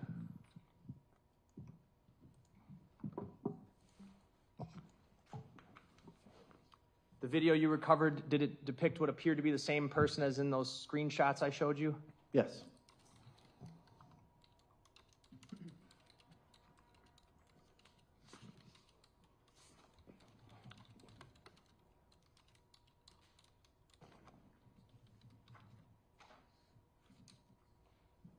There were multiple clips?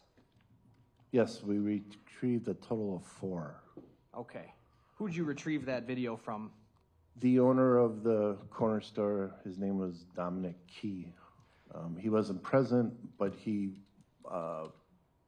forwarded us the clips from his phone. I'm going to bring up the first clip. Sorry. This is Exhibit 198. Let me get off the Zoom. Do you recognize this? Yes, this is one of the clips that shows 35th and Lisbon going northwest. This is a video from Key Spot? Yes. I'd move Exhibit 198 into evidence. Any objection? No. It's received. The traffic light that's up here on the right side, what is that? That would be the intersection of 35th and Brown, I believe.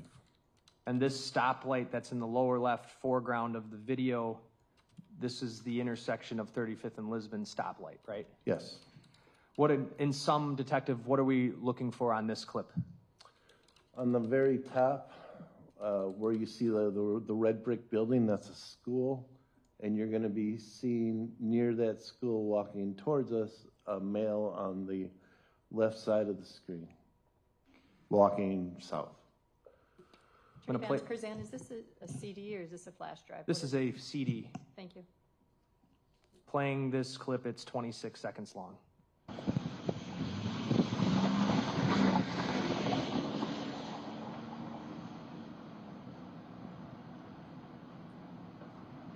If you could, Detective, stand up and point out what you're seeing. So there's a subject walking right here, walking towards the intersection. All right. Next clip. That first clip was titled Key Spot, Channel 4, and it ends in 250. And the next clip is titled Key Spot, Channel 4, and it ends in 621.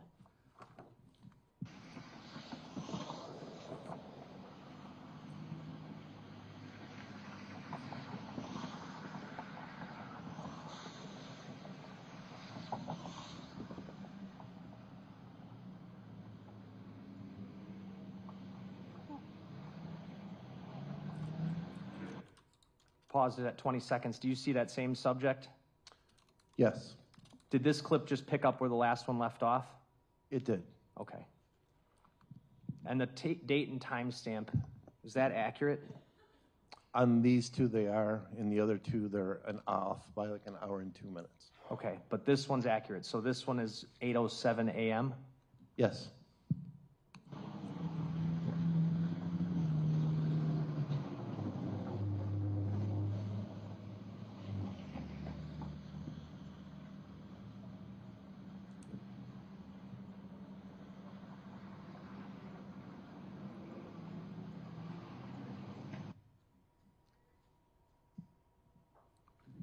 The next clip I'm going to play is titled, it starts with RP replay, and it ends in the numbers 497. Before I play that, this is a different camera altogether, right? It is, and this view is going to be, I believe, an hour and 2 minutes behind. So on this, it'll say 7:05. And what's then the real time? 8:06. And so this picks up where the last camera left off? Yes, And do you see that same subject on this clip from the beginning here? he's right here. You're pointing to the upper right side of the screen? Yes, I'm sorry, right. Okay. In the upper right-hand corner. I'm going to play this clip. It's 54 seconds long.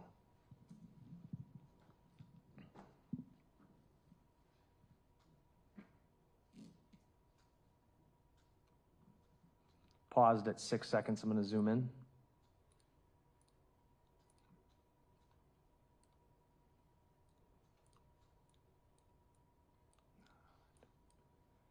If I can.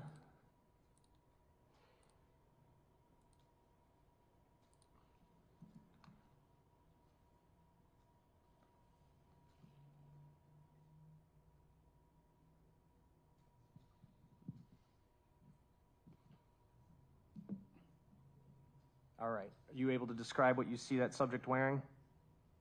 He's wearing all black and has like a tan colored backpack.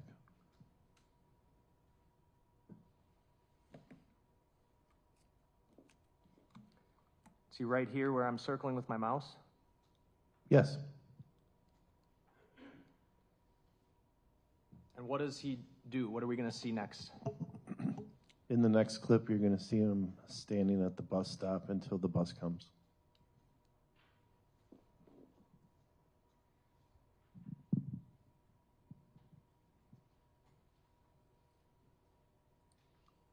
Last clip. It's titled RP Replay, ends in the numbers 9424.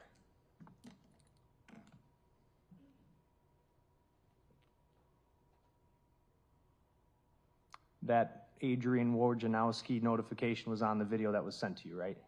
Yes, it's from whatever the owner's cell phone.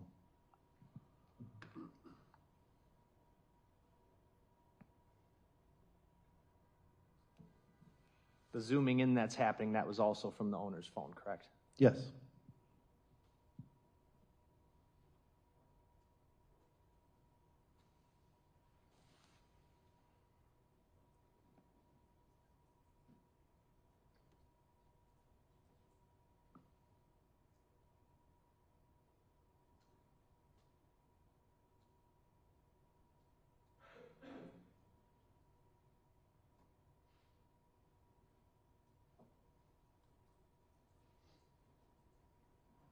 What just happened? He made a move towards getting on the bus. A Milwaukee County Transit bus? Yes. Nothing else? Cross? Okay, so the video footage we were watching was from the key spot, right? That's correct. The neighborhood store on 35th Street in Lisbon. Yes.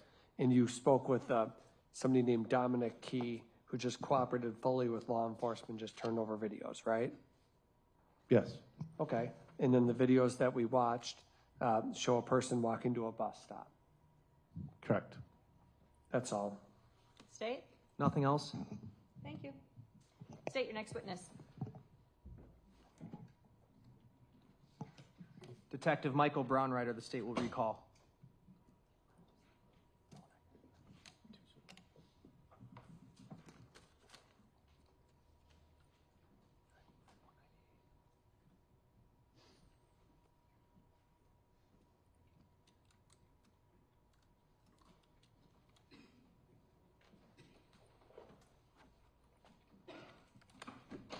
Detective Brownrider, we have a new court reporter, so we're going to re-swear you. Do you solemnly swear that the testimony you give in this matter will be the truth, the whole truth, and nothing but the truth, so help you God? I do. If you could please be seated, restate and respell your name for the record. First name Michael, Michael. Last name Brownrider, B as in boy, Raunreiter.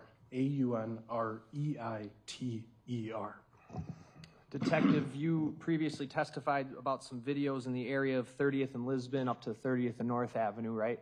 Yes. And you also collected a video from the area of North 27th Street. Correct. Okay, why don't you tell us about the video you collected, why you went there, and what you found? So I collected video from a Milwaukee Police Department pole camera, which is located at the intersection of 27th and Wells. We were trying to backtrack Miss Robinson's vehicle as to how it got into the area. So based off of MCSO's records, we knew that it had come from the area of Howard and 794, and then getting on a off-ramp would be either 27th Street, 35th Street, 16th Street, the viaducts there. So 27th and Wells is our nearest pole camera that I could obtain. All right. What time frame were you looking for and why? I was looking for any time after 4:40 in the morning. Specifically, why 4:40? That was the MCSO, so the Milwaukee County Sheriff's, had the last location of Miss Robinson's vehicle in the area of Howard and 794 at 4:40 in the morning. What is a pole cam? What is a City of Milwaukee pole cam? It's a fixed camera, generally on the side of a building or on a pole. And why does the city have these? Monitors traffic. Some will be affixed with license plate readers, so they'll capture pictures of license plates as they go through intersections. Some are just in high crime areas where they monitor areas of high crime. And do you use them sometimes in some of your homicide investigations? I would say almost every single one. Are they typically put in busier intersections? Yes. Main thoroughfares? Yes. Okay. Can you tell the jury, I have exhibit 225 up on the screen here, where this pole camera was? Yes. Can I step down? Please, we actually. There's a microphone. Oh, sorry, Judge. I was just going to say the same thing. Take that microphone and just turn it on, please.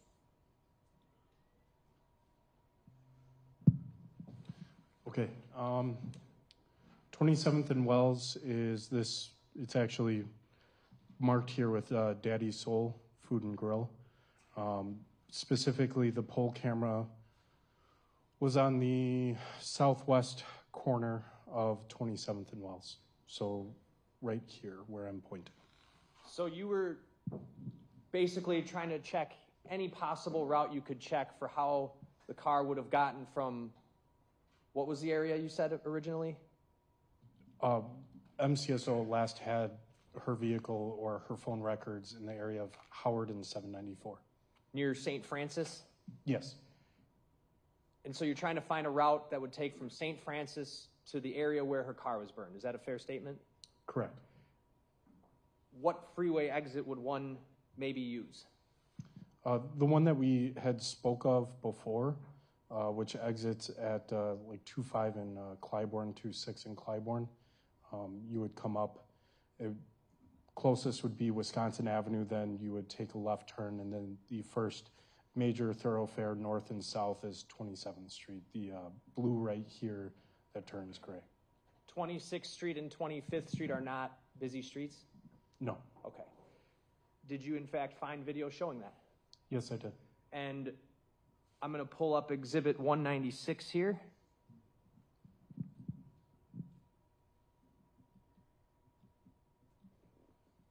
You can have a seat with the microphone, thank you.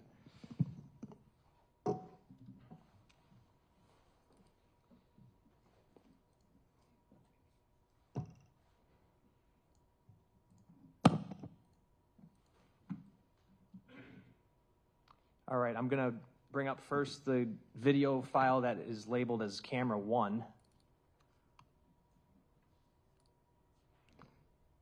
What are we looking at, Detective? So this is 27th and Wells. It's facing southbound. So in the top right corner of your screen here is actually going to be the intersection of 27th and Wisconsin. And then across the street, so on the other side of the screen is that Daddy's Soul Foods that I had spoke of. And on the left corner of the screen is pretty much the intersection of 27th and Wells. I'm going to bring this video, I'm going to move 196 in, first of all. Any objection? No. It's received.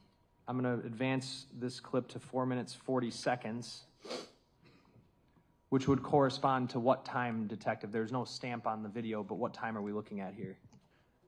The video should have started at about 4:45 in the morning. If you look at the label or the name of the file, it says 4:44 and 59 seconds. So it would be roughly 4:50 in the morning.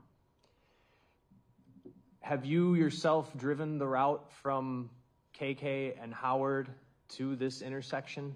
Yes, I have. Taking the interstate and the highway? Yes, I did. Taking the 25th and Clybourne exit? Yes. And approximately how long did it take you? 10 minutes. I'm going to play clip 1 from 4 minutes, 40 seconds, which would be 4:40 a.m.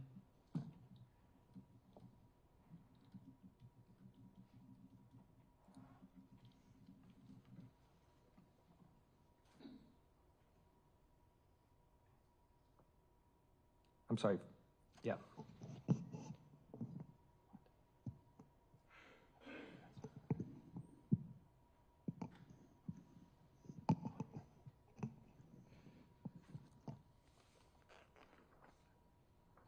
What do we see? That would be Miss Robinson's vehicle. I paused it at 5:05. Did I misspeak on the time? You did. The video started at 4:50 in the morning there, sir. So the vehicle had turned off of Wisconsin Avenue and then turned northbound on 35th Street. All right. And if I'm zooming in on the vehicle here, what can you tell about the vehicle? What do you see? The windows are foggy, and it appears that there's some sort of blanket or covering over the rear driver's side window there. Playing at 5 minutes, 5 seconds. Are the wipers going? Yes.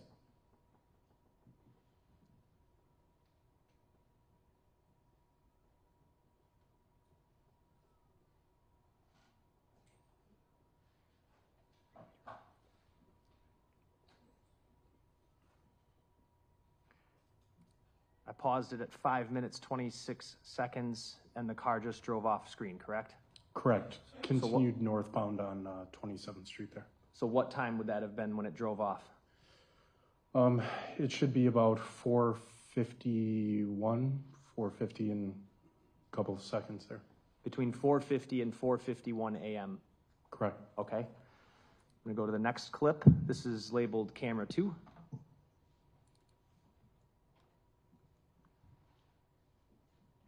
I'm going to advance it to 5 minutes.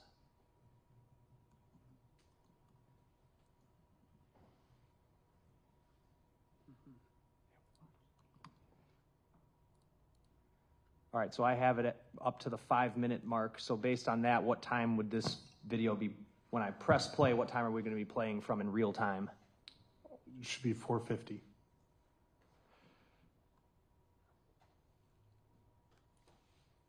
Playing at 5 minutes.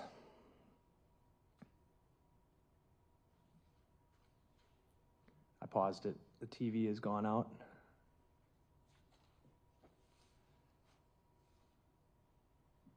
All right, it's back. It's paused at 5:06. I'm going to zoom in. On this angle, Detective, did you try to ascertain any information about who the driver of the vehicle might be? I did. What did you see? You can see that the driver is wearing dark clothing. Appears to be a lighter skin tone, most likely a white male or female. All right, and if you could step down with that microphone, I'm going to have you point out exactly what you see as it plays. So the car, we know from the last clip, stops at this intersection for a period of time, correct? Correct. Playing at 5:06. So while it plays, you're going to see the left hand of the individual driving that's going to move around inside of the vehicle. You're going to also see a shadow of the face. Again, you're not able to make out an identity, but you're able to see that it's a lighter skinned individual. And that TV went out, so I'm going to back it up and do it again.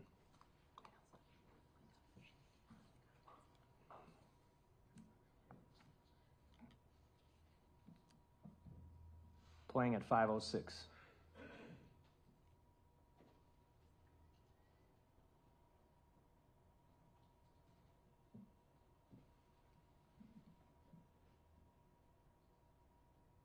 You can see the face there as it moved, and then the left hand in the corner of the window there. Okay. Backing up to 5:09 and playing again. That was paused at 5:19. As well as, I don't think I mentioned before, but you can see here that this doesn't appear to be the fog or the moisture on the windshield. You can see how that color is, whereas the difference in the rear driver's side window here looks to be like some sort of blanket or some sort of covering the window. So your testimony is that the windshield appears to be what? Foggy, like there's dew. If I'm not mistaken, it was raining that day. Okay. So it looks like there was fog covering the windshield. You can see that this blanket actually comes into the driver's side window, which makes me believe that it's some sort of covering past the B pillar here into the driver's compartment. All right.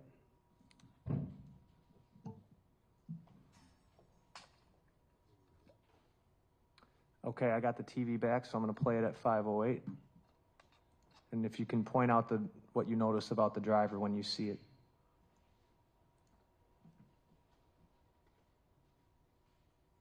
So it's going to be right there.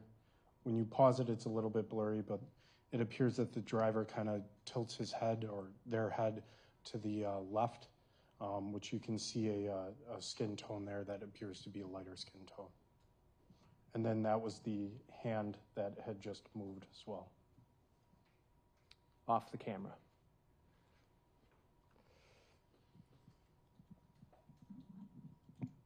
All right. I'm going to do it one more time.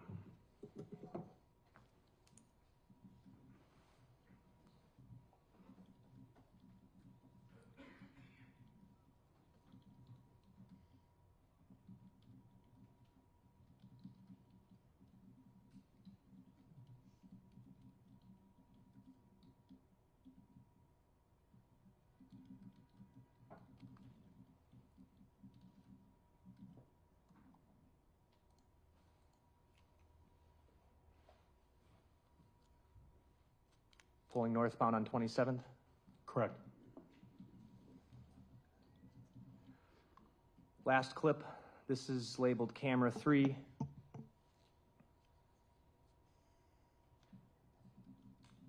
I'm going to bring this up from 20 minutes, 20 seconds. This one's timed a little differently, Detective, correct? Yes, it is. Can you tell us how, as I This clip bring this starts up? at 4:29 and 59 seconds. So 4:29 a.m.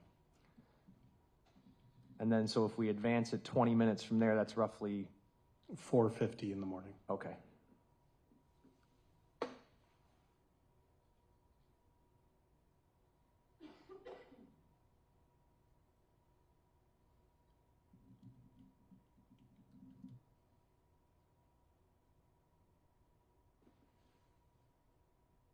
Traveling northbound from this intersection, would that get you to Vliet Street? Yes, it would.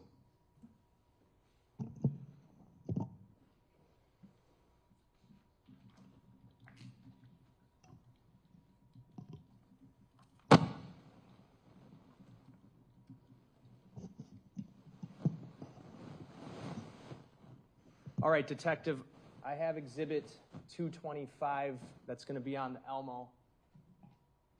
Throughout your involvement in this investigation, did you familiarize yourself with the exact locations and directions and times where, specifically times, where the Honda Civic is seen driving and where that subject, Exhibit 448 is on the screen, is seen walking? Yes. I have Exhibit 225 here. I would like you to draw on this exhibit with this pen and take the jury through the summary of what those videos show. May the witness step down? Please.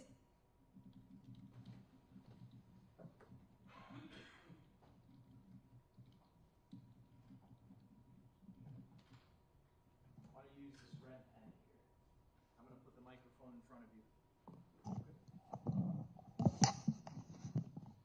Make sure that it's on the TV. Oh, sorry. So as I had just testified, the vehicle is northbound at 4:50 in the morning on 27th from Wells Street here. Then it is captured on video. It would be westbound on Valete Street here. And then it circles around, and the first time it's captured right here off of 34th and McKinley in a back alleyway off of a Ring camera. The vehicle then appears to kind of circle in this area off of Valete Street between 35th and it would be about 28th. The vehicle then is last seen at 5:19 a.m. It is coming northbound, and then it makes a westbound turn on Valete. And after that, from 5:20 to when I testified earlier today, we do not have the vehicle on camera. We then capture it, as I testified earlier, northbound on 30th Street from Walnut passing Lisbon Avenue. I'm going to stop you there. So, let me just move the map for you. 5:19 is when you last catch the vehicle passing 32nd and Valete here. Is that what you said? Yes. And then about 5:20, it disappears from camera until when? Until it should be 6:50 in the morning. Okay. And where does it pick back up on camera at 6:50 in the morning? Traveling northbound on 30th Street, approaching Lisbon Avenue. And how close is that location to where the body parts were found? A block and a half. Okay, so it reappears on camera a block to a block and a half from where the body parts were found. Yes, if you'd like me to mark where the park is on the camera. So the park is right here. This is 30th Street northbound, where I had testified that we capture it traveling northbound, and then it circles in this neighborhood here off of Brown Street and 30th. Do you have a Sharpie to write it on darker? It's really hard to see. Sure, I'll give him a marker. We have one right here behind you, Detective Brownrider.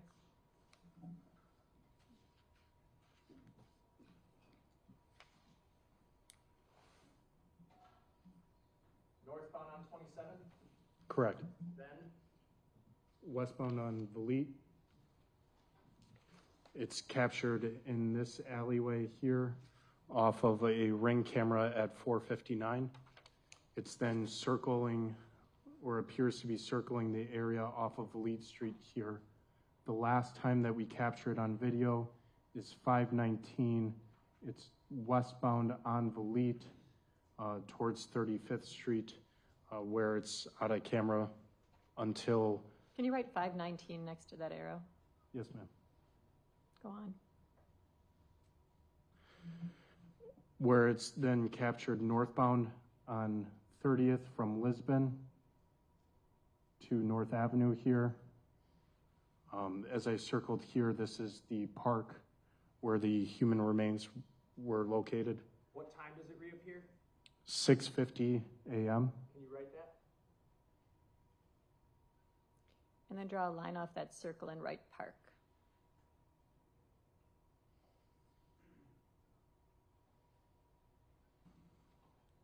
Then what? It's captured traveling kind of in a circle around here off of 30th and Brown. And then it pulls into the alleyway, the location of the fire. I will put an arrow here. That's at about 7:23 a.m., where then we see shortly after MFD approaching. Okay, around a little after 7:30? Correct. Then, I don't know if we have a different color. You want to use blue? Use the highlighter here, sir. Use the highlighter. Let's talk about the subject walking after the fire at 7:30. Why don't you Can you draw on the map where that subject is traveling to? Yes, that subject is seen traveling southbound on 30th from Lisbon. That pops up, okay. And then that subject then travels westbound on Walnut Street, and then northbound on 32nd Street, or appears to turn northbound on 32nd Street, where we then do not have any other video. That subject then is picked up again, coming southbound on 35th Street from Brown, and coming to the intersection of 35th and Lisbon Avenue. Can you circle the 35th and Lisbon Avenue intersection in pink, please?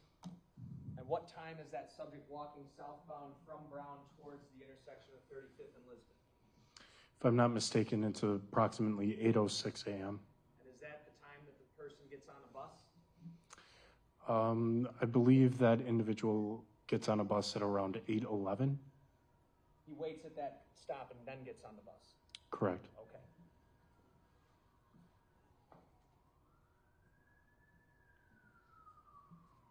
You can have a seat, thank you.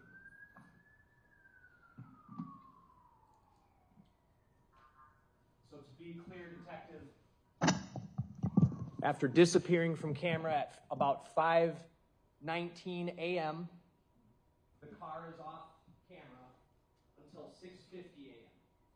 Correct. At which point it is picked up just next to the 31st and Galena playground by the video you recovered. Yes, it's traveling northbound on 30th from Walnut, which is within a block of the park. Is it coming from the direction of the park? Yes.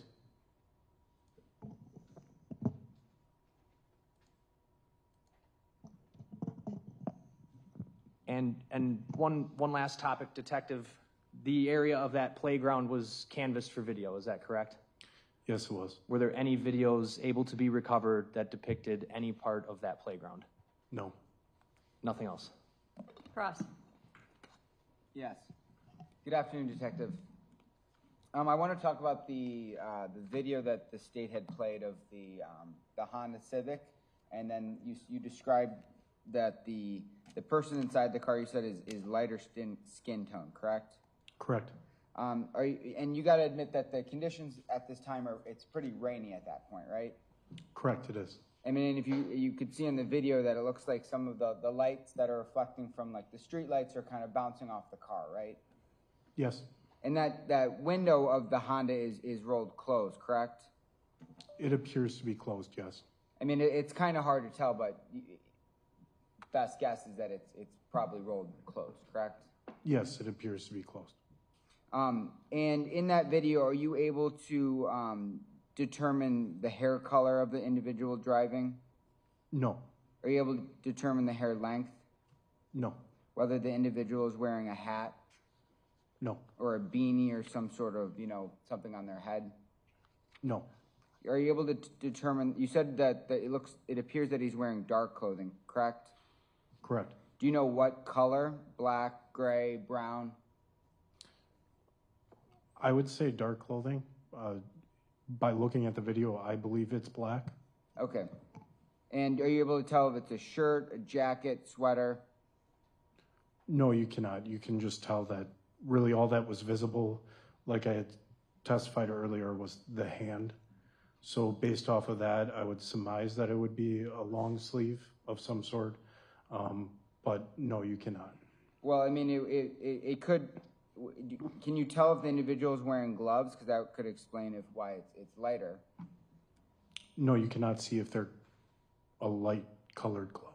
Okay, and you weren't able to determine the height of the individual driving that car, correct? The height of the driver? Yeah. No. Or the weight? No. And did you observe any distinct tattoos? No, I did not. And when do you recall when you reviewed this video, or when you had obtained it and actually reviewed it for yourself? I believe my report says April 10th. Okay. And had Mr. Anderson been arrested before that time?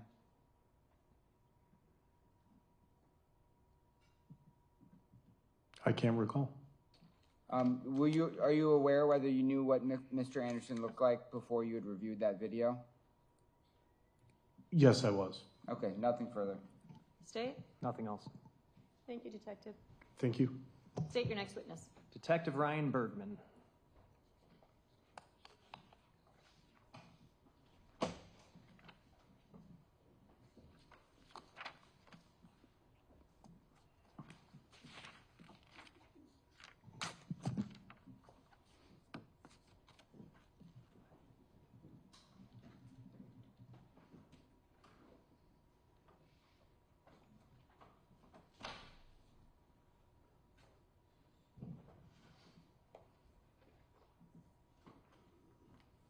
Do you solemnly swear that the testimony you give in this matter will be the truth, the whole truth, and nothing but the truth, so help you God? I do. Please be seated. State and spell your name for the record. Ryan, R-Y-A-N, Bergman, B-E-R-G-E-M-A-N-N. Are you a detective with the Milwaukee Police Department's Homicide Unit? Yes, How long have you worked for the department?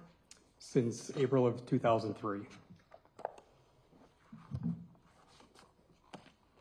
Through your work as a detective, do you oftentimes find it useful to recover video from Milwaukee County Transit System buses? Yes, In fact, so much that they've actually given your department access to their camera system. Is that a fair statement? correct. I believe there's 6 of us that have access to that. And were you a participant in the investigation into the disappearance of Sade Robinson in the form of trying to see if any Milwaukee County Transit bus video could assist? Yes, Did you recover videos from the Milwaukee County Transit System? I did. Did they show anything of note? They did. There were 2 buses in particular that you recovered video from, is that right? Correct. Can you tell the jury what 2 bus routes those were?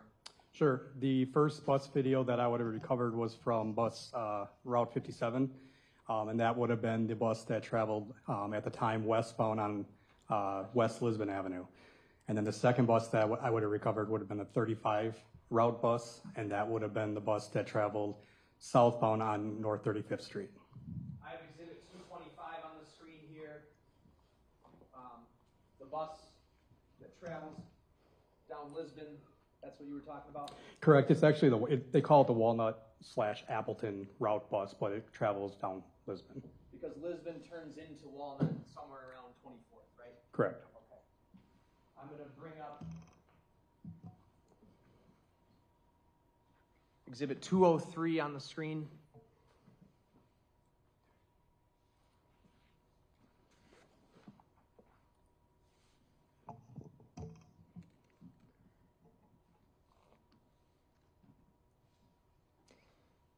Can you see that, Detective? Yes.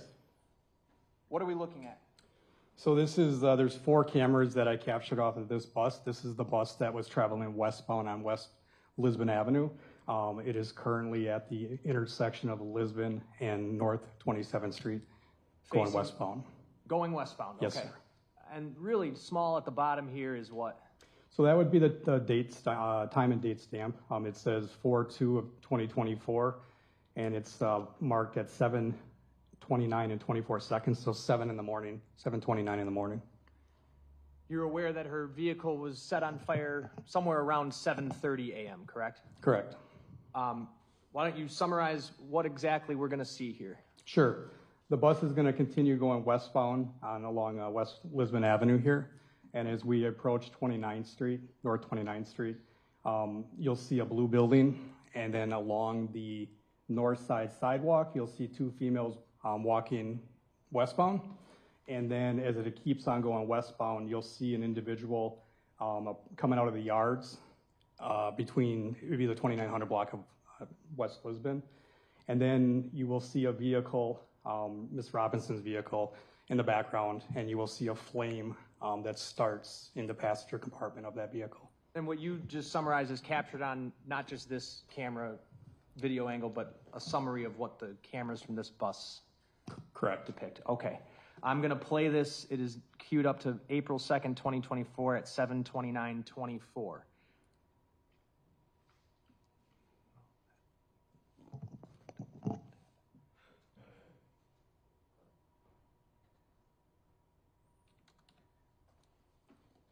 All right, we're heading west.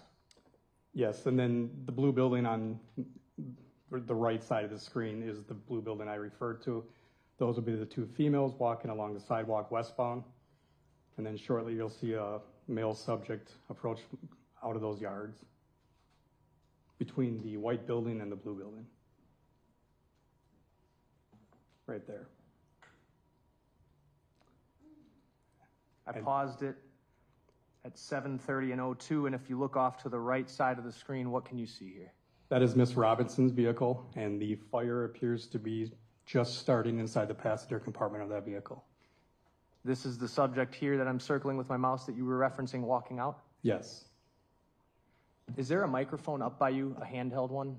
Yes. Are you able to go by the TV screen and point out what you're seeing as we're playing through this? Sure. If I can turn this. I'm going to back it up here to 7:29:55.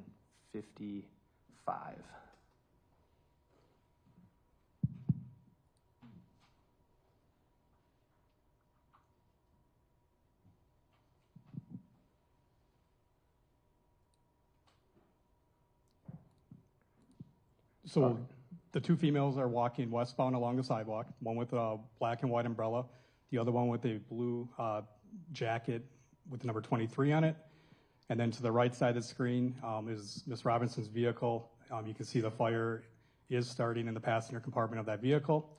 And then in front of the two females, there's a subject, a male subject, wearing a black hooded sweatshirt and a large camouflage backpack. At some point in maybe this clip or other clips from the same exact bus, are you able to tell any demographics about that individual with the backpack? Yes, it would be outside the curb side view of this bus video. Okay, I'm going to keep playing the video. Pause there. Are you able to tell anything about his shoes there? Yes, you can tell that it has a white bottom sole, and then there's a darker top part of the shoe, and then also dark pants. I'm going to move over to the curbside. All right, so I'm on the curbside view now. Yes. This is the woman with the umbrella up here. Correct. The woman with the LeBron James jacket is behind this tree. Yes. Okay, playing from there. 7:30:06. Do you see the subject with the backpack? Yes. So you can see the backpack a little more clear here. It's going to be a tan camouflage backpack. And then you can also see that the tops of his shoes are also that almost similar tan color.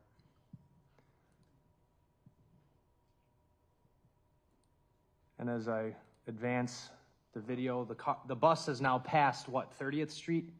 Correct. And what do you see in the upper left? That would be the car, Miss Robinson's vehicle becoming more engulfed in flames. Okay.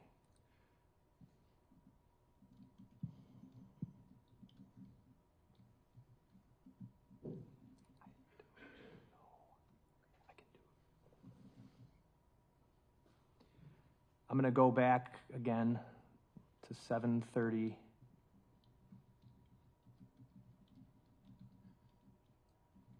'02.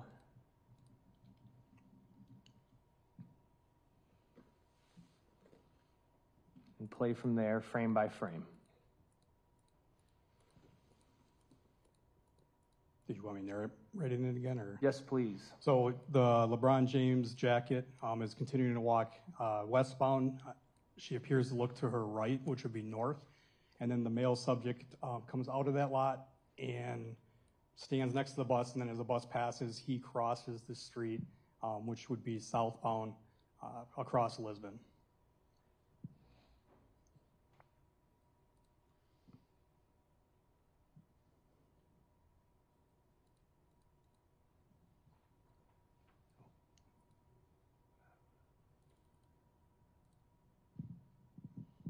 Sorry about that. Go frame by frame forward. This is on the curbside view? Yes, and you can see the female with the 23 jacket is looking towards the car fire. The subject with the umbrella continues to walk westbound. I believe she stops as she sees the fire also.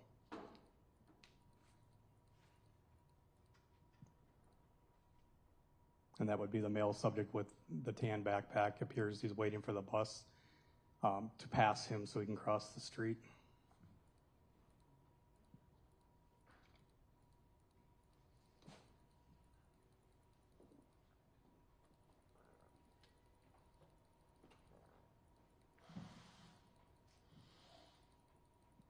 And then we see the car engulfed in, or starting to be engulfed in flames on the left side of the screen. If I go to the other side of the bus, what can you see? So on this would be called the street side camera, and we see that same individual now behind the bus, and he's crossing southbound across Lisbon Avenue to the south side of the street. And that would be 30th Street is that intersection right there, North 30th and Lisbon. Stopped the video at 7:30:23.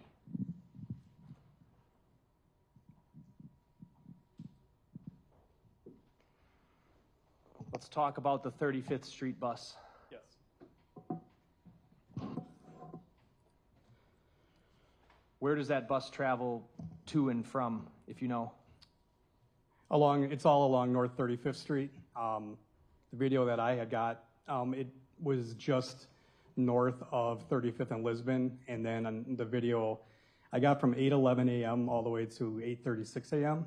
for that date. So it travels all the way to the south side of Milwaukee, south of Oklahoma, probably even to Howard. It just continues on 35th Street. Is 35th Street one of the main, roads that connects the north side to the south side? Yes. There's a viaduct that goes over the Miller Valley? Yes. Okay. What are the other ones? We would have 27th Street would be one. 16th Street travels pretty far, but 27th, 35th, and then you would also have 43rd, which would be Miller Parkway, Sherman Boulevard. Those would probably be your main ones.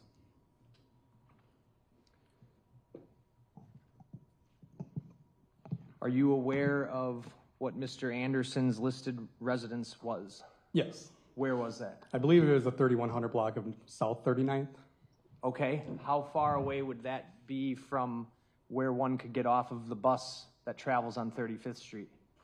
So the two options to get off on around that address would be on 35th in Oklahoma and then 35th in Ohio, which is, I believe, the 3300 block. A logical bus route to take if you were on 35th in Lisbon and you wanted to get to the 3100 block of South 39th Street, what bus would you take? The 35th Street bus. Okay.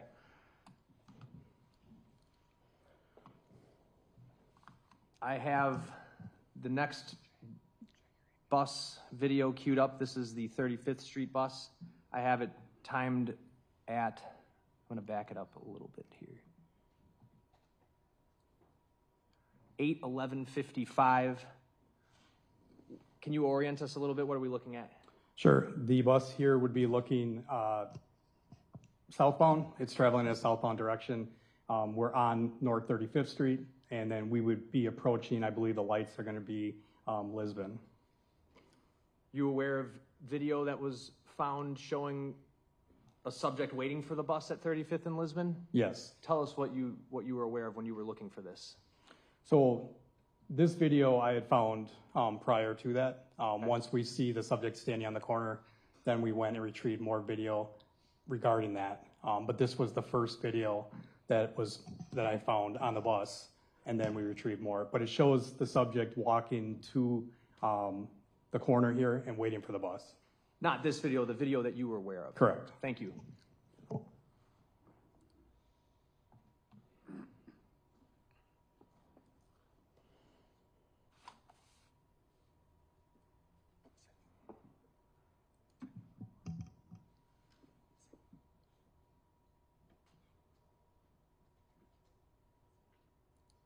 Pause the video. Do you see anyone on this frame that looks familiar from the last bus video we saw? Yes. Point them out, please. Sure. He is wearing the black hooded sweatshirt. He has the brown, you can see the brown shoulder straps for a backpack, black pants, the brownish color top of the shoe, white soles, and then it's the same guy that we saw earlier.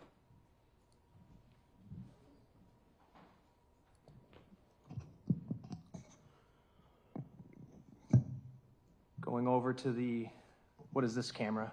So there's 10 different cameras that I downloaded off this bus. You have 4 exterior cameras. You have the windshield, curbside, street side, and then you have a rear-facing camera.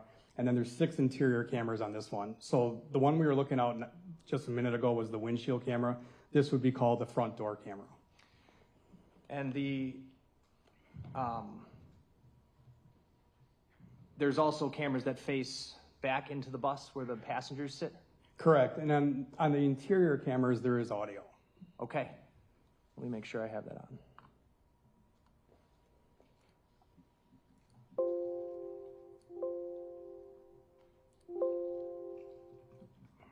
And what time are we looking at here? Oh, it'll come back. There it is. It is 8:12 and 15 seconds, so 8:12 in the morning. Playing from that timestamp.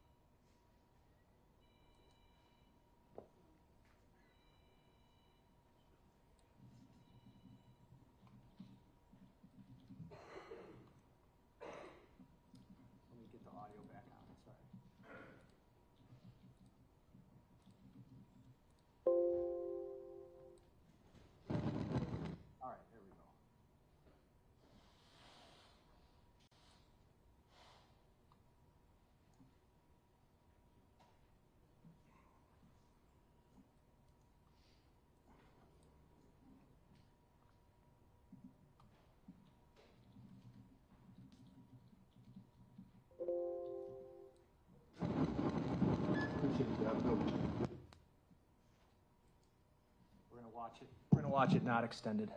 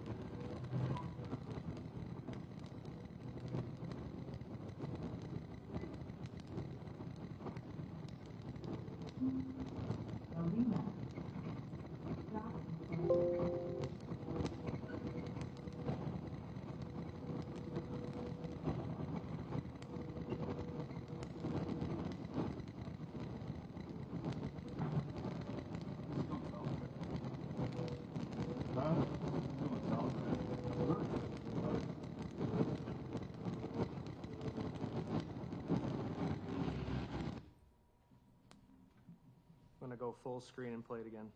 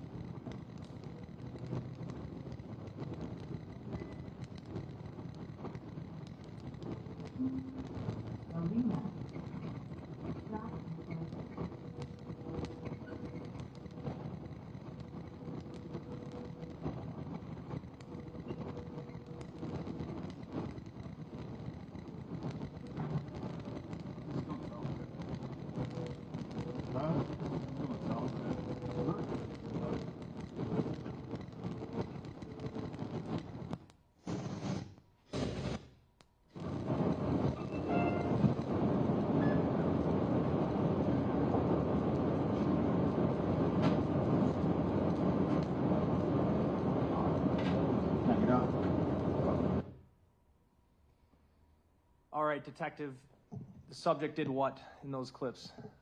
He enters the bus. He puts $2 into the machine, and he asks the bus driver if the bus is going south. And the bus driver tells him it is. Okay.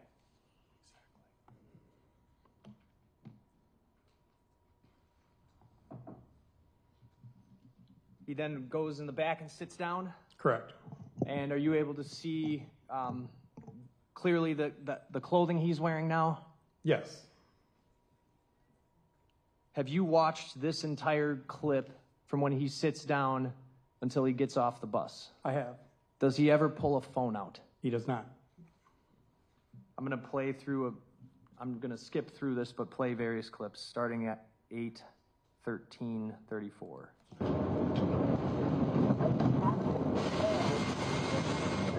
Route 35.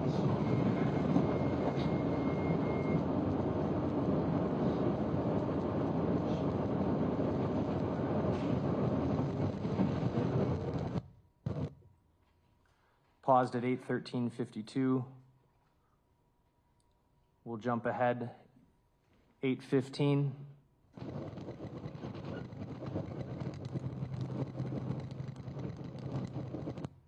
Paused at 8:15:18. Just sitting there.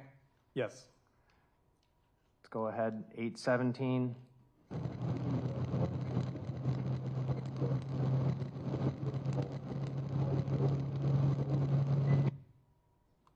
Paused at 8:17:19.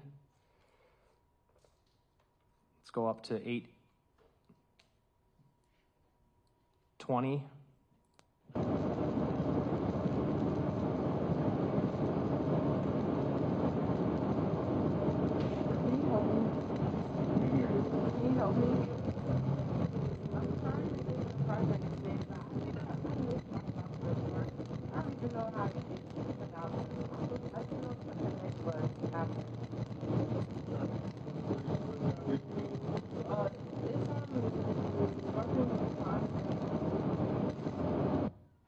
Paused at 8:21. We'll go ahead.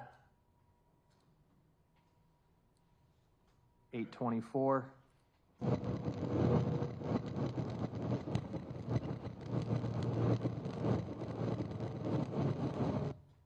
Go ahead to 8:27. And all this time, Detective, where's the bus going? Southbound on 35th Street. Okay, and you'd be able to see that on the front camera, right? Correct.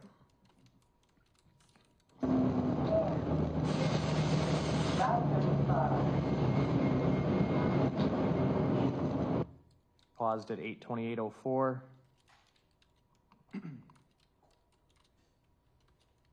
Playing at 8:28:52.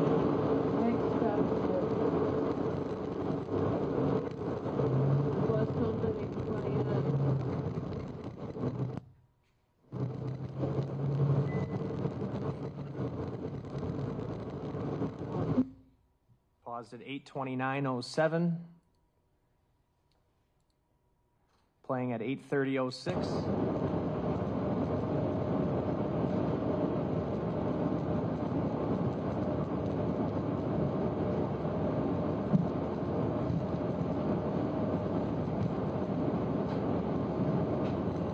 Paused at 8:30:21.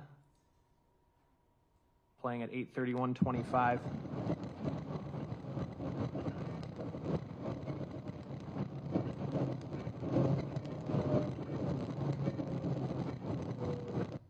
Paused at 8:31:36.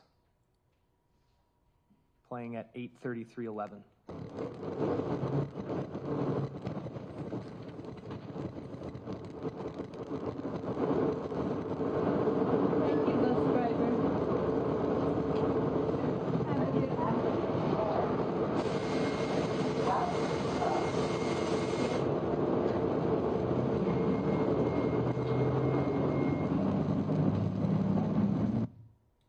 Paused at 8:33:35. What's happening now? He is approaching the front door of the bus to get off.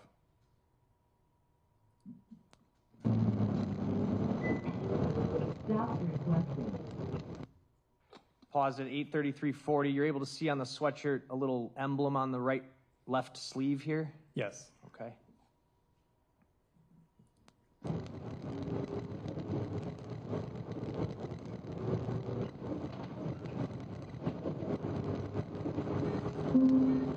Charles, Ohio. Alberto Howard.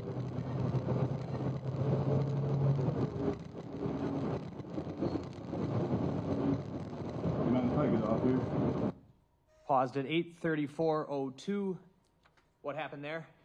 He approaches the driver and asks him if he minds if he gets off there. The bus is currently in the middle of the street, so he would not let him get off there.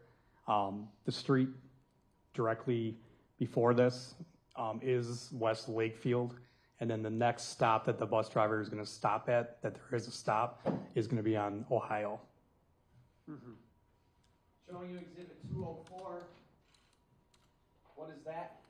That is the subject that's on the bus. That's a screenshot of the bus video we just watched. It is. Move 204 in. Any objection? No. It's received. Ask to publish. Go right ahead.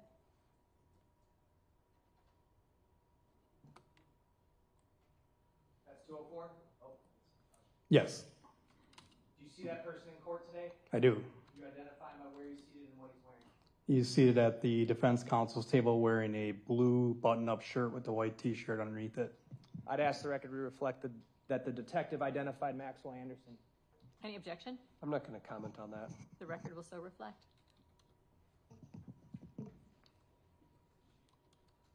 All right, I've moved it to the video, kind of shows the door where he got on, right? Yes. No, in the middle of the street.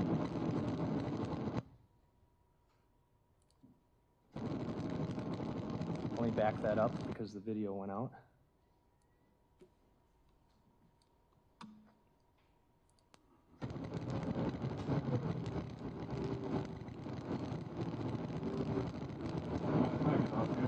No, in the middle of the street. He asked the bus driver what? If he could get out there, and the bus driver tells him, no, we're in the middle of the street. And if we look at the front, where are we? This would basically be Lakefield, and then as you continue through it, you go to Ohio. Okay. Is this near the address of 3161 South 39th Street? Yes, I believe Lakefield is a 3200 block. Is either the 31 or 3200 block. It's Oklahoma, Lakefield, and then I think Rustic in Ohio, some type of order. Is Euclid in there? Euclid is also, sorry. Okay.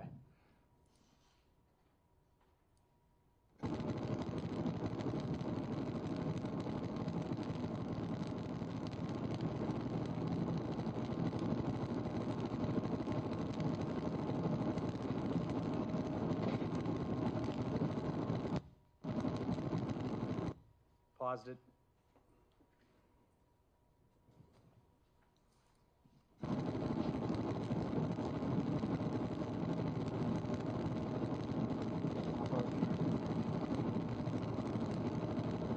Next block.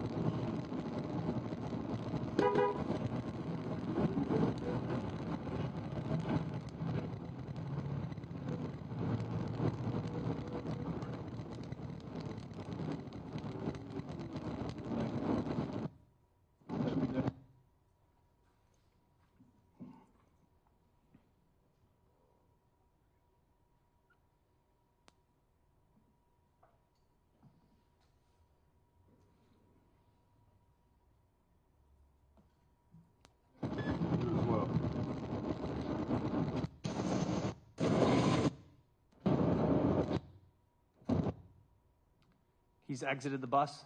Yes. And then what direction does he walk? He starts walking northbound back towards West Lakefield. Okay. Which camera would that be on? That one, the curbside, sorry. Okay. And then, can I stand up and just point where Lakefield is? Yes. So This is along South 35th Street, and then this intersection here is West Lakefield. If you were to go to 3161 South 39th Street, what would be the best route to walk to off of this bus? The quickest way would be either Ohio or up West Lakefield. Okay. I'm going to play from 8:34:54. I have it on the curbside camera. This one doesn't have audio, right? Correct.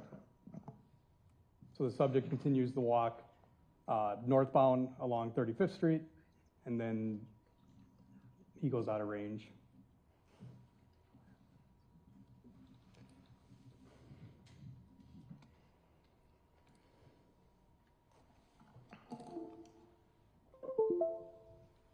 I'm going to bring up a map that's already been introduced and admitted as Exhibit 443.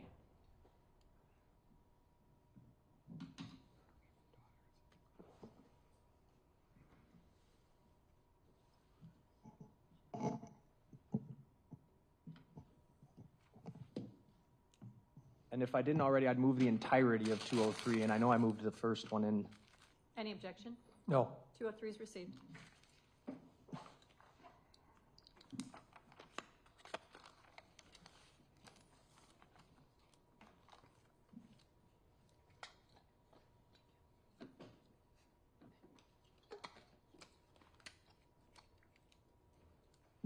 Got a map of Milwaukee County up here, Detective. Can you see that? Yes. Or do you want to stand up? I can see it.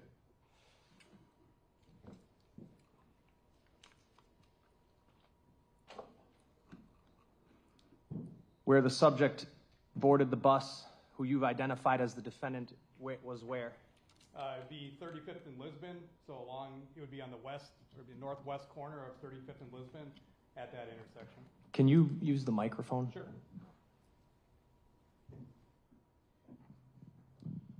So it's an intersection of 35th and Lisbon along the northwest corner is where he would have boarded that bus that was going southbound. And what direction is that on this map? If you could point it out here as I move the map. It would be going down. All right. Passing Interstate 94 there. Yes. Passing National Avenue here. Yes. Greenfield Avenue. Yes. Burnham. Yes. 35th and Greenfield. Yes. 35th and Forest Home here. Yes. Jackson Park's right next to that, right? Correct. Continuing south, 35th and Oklahoma. Yes. Where's Lakefield? It would be this street that goes like this. All right. So if one wanted to get to 3161 South 39th Street, where would you go? So this street, Lakefield, goes westbound, and then that 38th Street and 39th, it's an alley. So that would get you to the back of your house, basically, through the alley. And you could also walk down 38th to Euclid and come over crossing 39th Street there, correct? Correct. All right. The 3100 block of South 39th would be between Euclid and Oklahoma, is that right? Correct. Oklahoma is 3100 and Euclid is 3200. So it's almost in the middle of the block.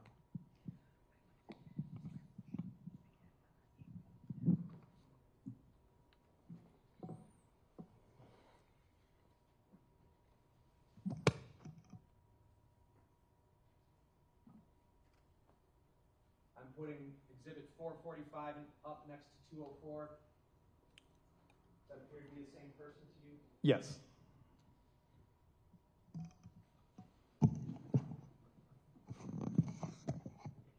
Nothing else.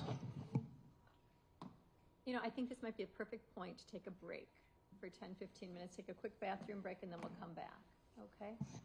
So leave your notebooks on your chair, please.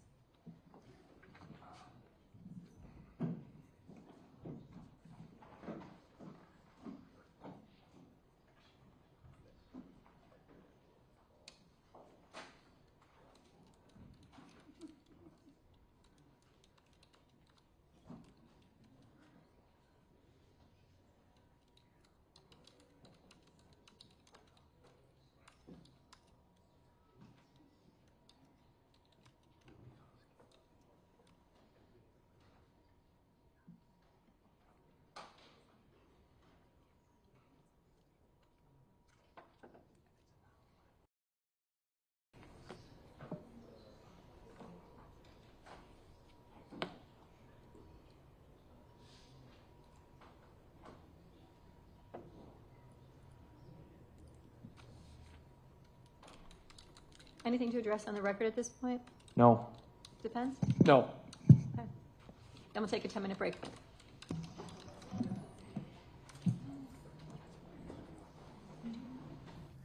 So you can see that they are taking a break in the Maxwell Anderson trial. Probably, my guess is this may be the last break of the afternoon, but we have just come out of what may be one of the more consequential sequences of the state's presentation, as we've heard a lot of discussion about the movements, the timeline, the movements, what they say, of Maxwell Anderson on the day after his date with Sade Robinson. What we just heard and watched over the last hour and a half was a detailed stitching together of the movements of this person with a backpack from the scene of the fire, the car fire that happens at 29th and Lisbon, out to the road and kind of meandering down a few blocks and eventually boarding a bus at 35th, and I lost the location of that, but at let me go back and find the location. But boarding a bus and then riding it all the way back down within a few blocks of Maxwell Anderson's home. The really telling video here is a shot from the side camera of a Milwaukee County transit bus. As the bus happens to be, we just learned today that there are something like 14 cameras now on every Milwaukee County transit bus. It happens to be passing by the scene of the car fire just after the fire has been set. You see the bus, which is proceeding westbound, and on one side of that camera you can see the car just looks like a fire is just beginning, and walking away from that car is a man wearing a hooded sweatshirt or a hooded shirt of some type, dark pants, and that's the still photo you see right there. You see right on that white building, the lower left corner of that white building, you see a person who is standing there. The very far right side of the screen, you might be able to see a little fleck of orange. That is the beginning of the fire inside the car, according to the detective who was testifying. And you see a person walking away with a backpack. You see there's a person with an umbrella standing there, a couple of people. We earlier saw videos of those people reacting from a different camera, reacting to what they saw, and then they point toward the man with the backpack and say, "He did it. Somebody call an ambulance or call the fire department." So we are now actually seeing for the first time a connection between the man with the backpack walking directly away from a fire that looks like it's just started in that vehicle. We know, of course, that fire eventually engulfed the vehicle and gutted much of the inside, although the outside of the vehicle was left largely intact, and so was the trunk. That's where we found, or police found, I should say, we've been shown that police found Sade Robinson's clothing. But this person with the backpack then proceeds down the road away from where this camera is looking right now. As the bus is going this direction, it passes by. There's a rear-facing camera that captures the same individual. You get a little better look at him. That's it right there. Boy, Delaney doing a great job in the booth calling this up.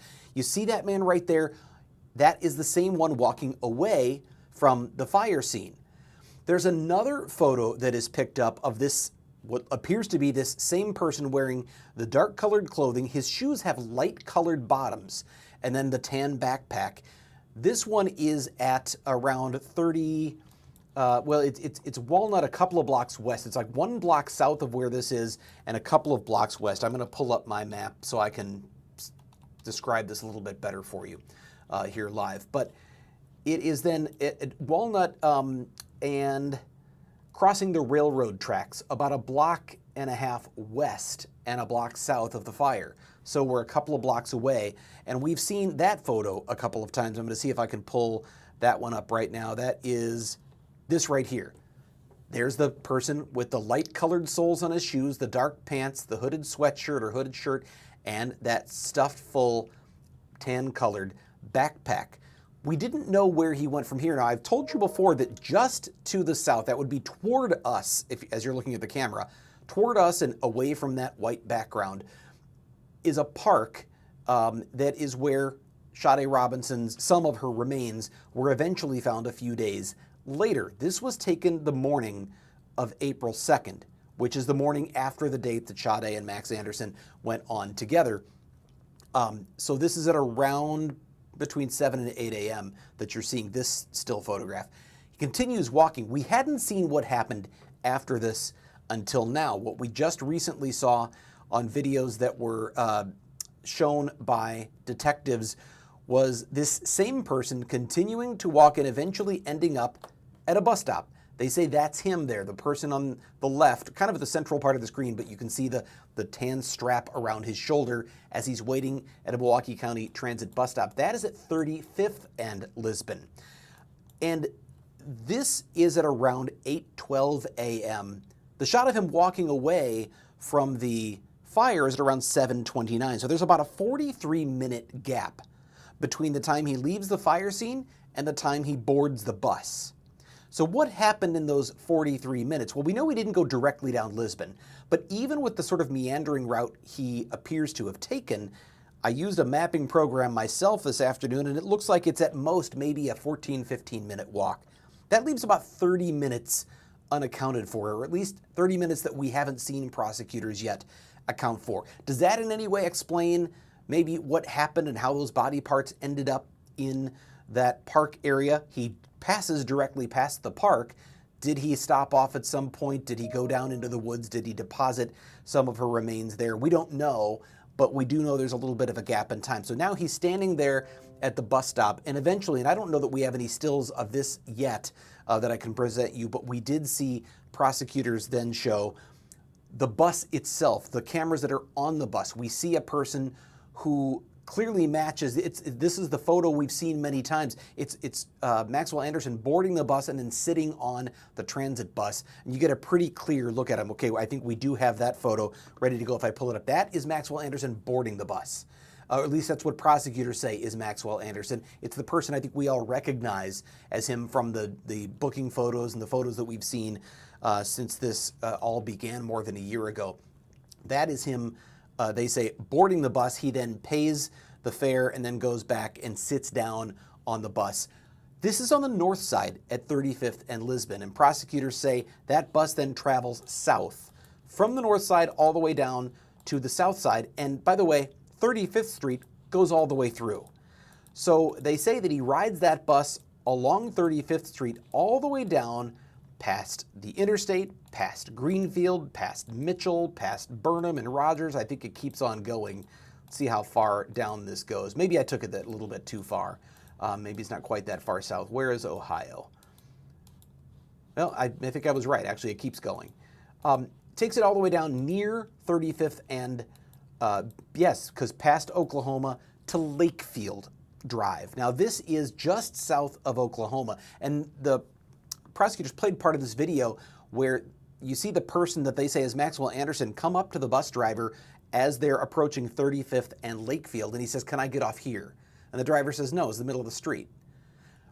What prosecutors point out is if he gets off at 35th and Lakefield, that is the most direct walking path to what we know is Maxwell Anderson's residence a few blocks away near 39th and Euclid, because Lakefield wraps around to Euclid, so that would be the most direct. It would be about a 4-block walk to get to his house from there. Instead, the bus driver continues on down to the bus stop, which is at 35th and Ohio. That is also, maybe now it's about a 5-block walk to Maxwell Anderson's house. But what they seem to be showing here, we're finally seeing them piece together, they're connecting Maxwell Anderson to the fire that burned out Sade Robinson's car and had her clothes inside, a bus ride that goes all the way down within just a few blocks of his house, and all of that happens with about an hour's time. This is really the first time we're starting to see the state connect a lot of the dots. They've been laying these out methodically over the last few days. And again, this is at that connection of him with the backpack, they say, going from the car fire scene to his home. We know that we have heard the defense bring up a number of times the question of, can a person be in the wrong place at the wrong time? And it will be interesting to see if the defense ultimately stipulates to the fact that they haven't yet, that is Maxwell Anderson, or if they will say, even if you think it is, we're not admitting it is, but even if you think that's Maxwell Anderson, it doesn't prove he did this. That is likely the argument we're going to hear from Tony Cotton and the Anderson defense team. But there is more to come from the state. We still haven't seen some of what they found inside Maxwell Anderson's home, including photographs they say were pulled off of Maxwell Anderson's phone. We don't know when the state will be getting to that, but this was a pretty consequential series of videos and still photos that we were just shown that seem to, as far as the state's case is going to go, connect Maxwell Anderson to the car fire and then show him going back home. It also shows him, they say, walking directly past the area where some of those remains were found. We're going to take a break here from the Wisconsin Live Desk, and we will have more right after this. This is the Wisconsin Live Desk.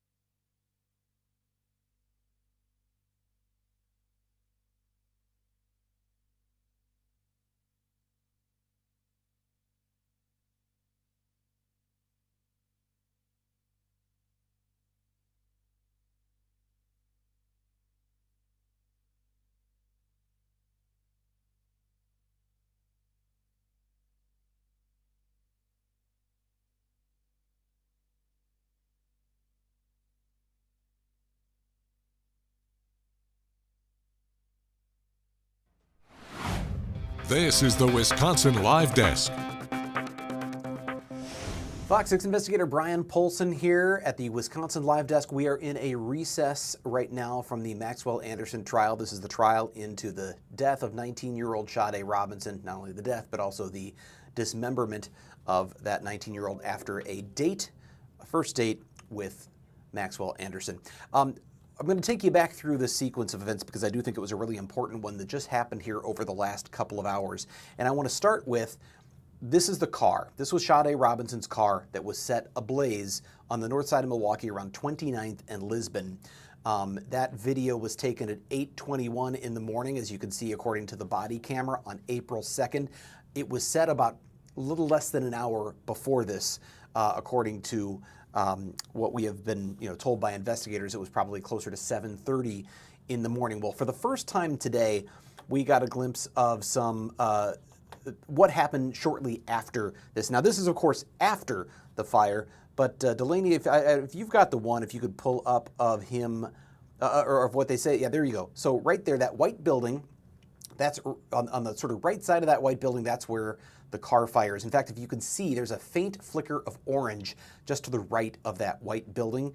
That is, investigators say, the beginning of the car fire. It's just been, the inside contents have just been set on fire. They said there was an accelerant used, likely something like lighter fluid, and then they said there was an open flame that was used to set that on fire. But at the bottom of the white building, right next to the tree, you can see the figure of a human. It's right under that mouse, what looks like sort of the mouse cursor.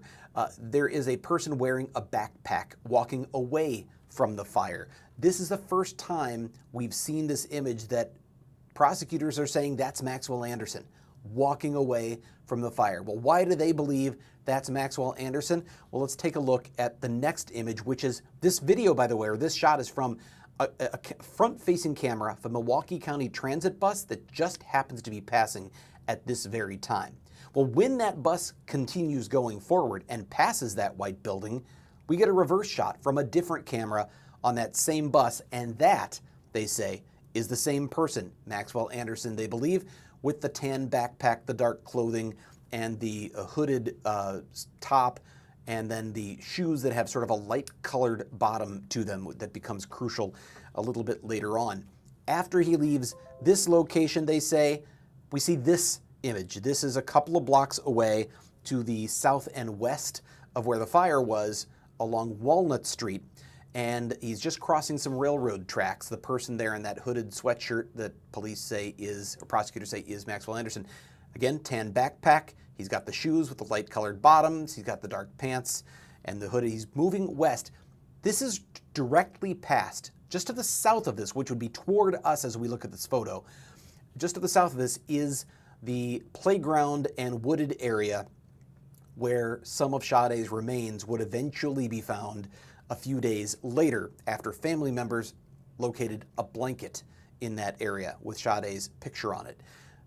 Investigators did a second canvass of that area and then found Sade's remains. But this, they say, is him walking immediately past that location.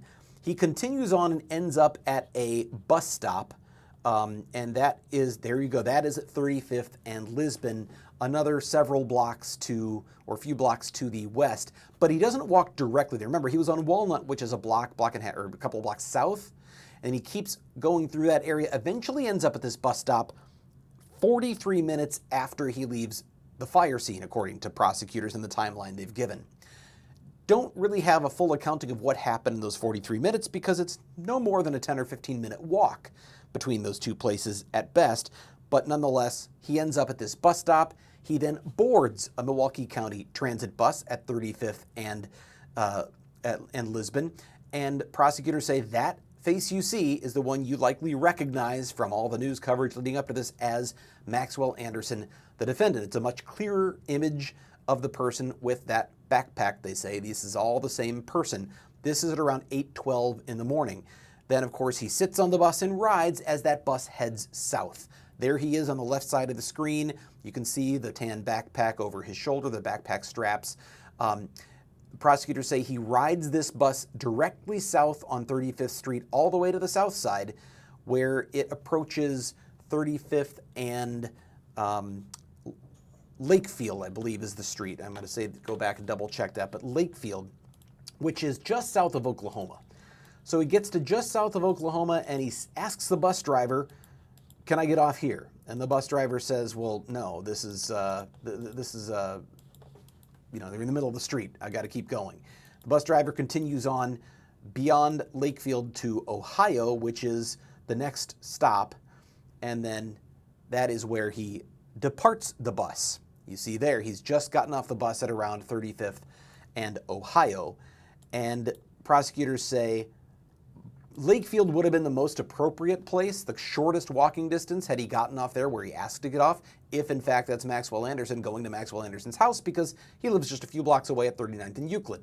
Instead he gets off at Ohio and they say he then walks the direction he would be going if he were trying to take that route back to 39th and Euclid. So this is the full picture we see of what prosecutors are saying is Maxwell Anderson making his way from the car fire scene all the way back down to his house the morning after his date with Sade Robinson. Obviously, the picture they are painting here is that this was Maxwell Anderson dumping the car, burning the contents, and then going back home after committing this heinous crime. The defense, on the other hand, says, well, number one, they haven't conceded that that is yet Maxwell Anderson, as much as those images from the bus seem much more clear than some of the others.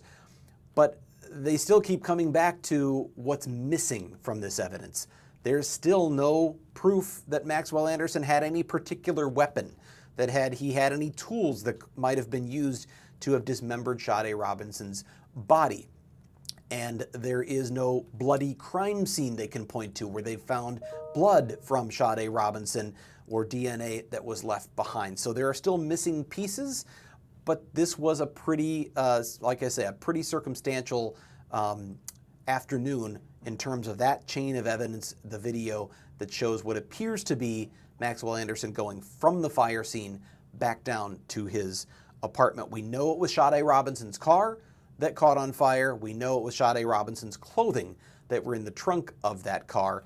What we have not yet seen, but what we've been told through opening statements is still to come, are photographs from Maxwell Anderson's phone, which he still had on him a few days after this date with Sade Robinson, and that was recovered from him when he was arrested a few days after all of this started, after her leg was found in Warnermont Park. The photographs from that phone purportedly are going to show Sade Robinson lying face down on Maxwell Anderson's couch and his hand grabbing her right breast. Another photo will show, according to the opening statements, Maxwell Anderson or someone removing Sade Robinson's clothing, particularly her light-colored jeans and her underwear. When the clothes were recovered from the vehicle, the trunk was still intact. That didn't burn. And what prosecutors found there, what police found and prosecutors say, was the jeans actually had the underwear on the outside. The detective who was testifying at the time was asked what she makes of that, and she said it would be consistent with someone removing the clothing, someone other than Sade herself removing that clothing. I think the photograph we're going to see from the phone may be a key piece of evidence to match those two things together. Obviously, we have a long way to go in this case, but we are starting to get more and more consequential evidence. We're starting to see those dots be connected. The question is, will it be enough to convince the jury that the state has proved its case beyond a reasonable doubt? We are waiting for the court to come back in session for the rest of this afternoon, the last one of the week, here on day 4 of the Maxwell Anderson trial. I'm going to take a break. When we come back, we'll keep you up to speed and up to date and take you back up to when the court resumes its testimony. We'll do that after this break.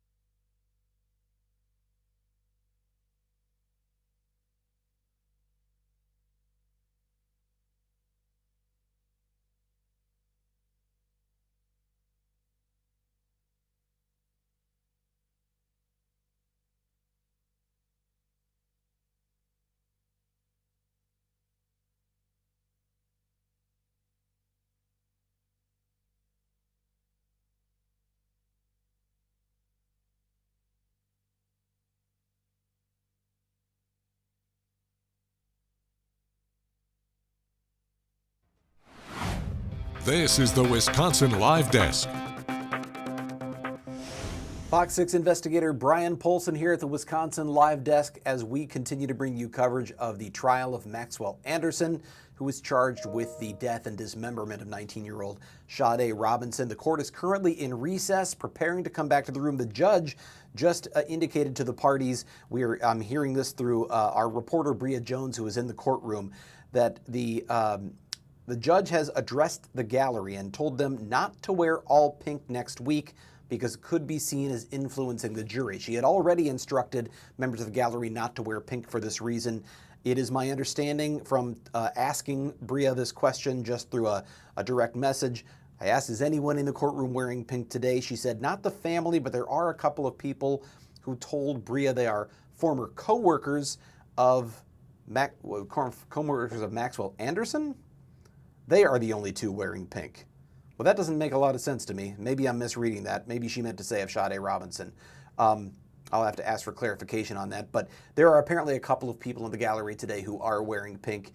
And so the judge said, you know, if everybody shows up in pink, there's a message they're sending. It was Sade Robinson's favorite color. The family has chosen that as the color to represent their support of Sade during the trial. A lot of people outside the courthouse today with signs, wearing pink, people driving by and honking. We saw that when we had Ben Handelman here with us earlier today.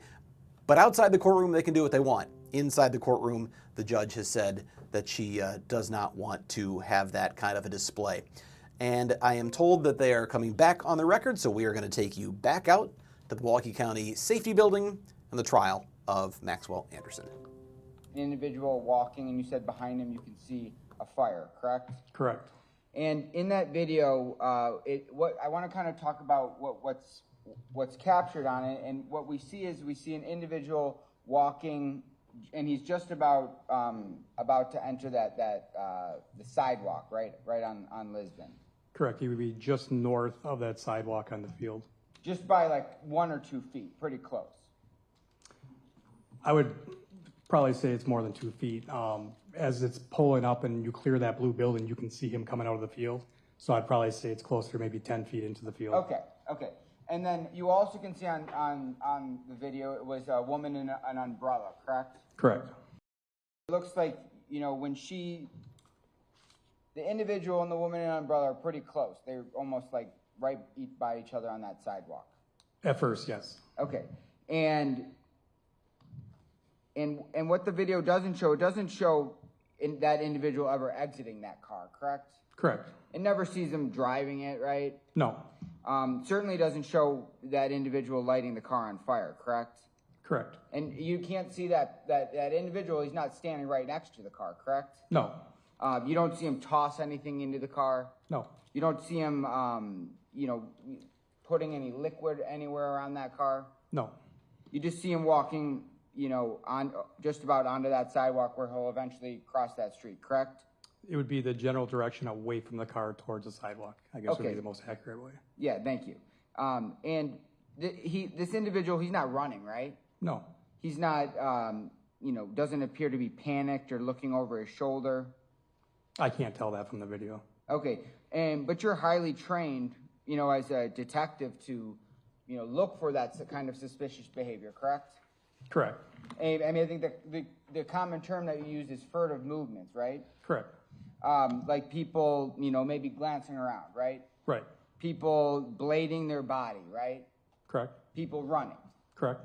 And like an example is like an example of something that's suspicious is when you see someone walking towards, like a police officer, when they see that police officer, they run the other way.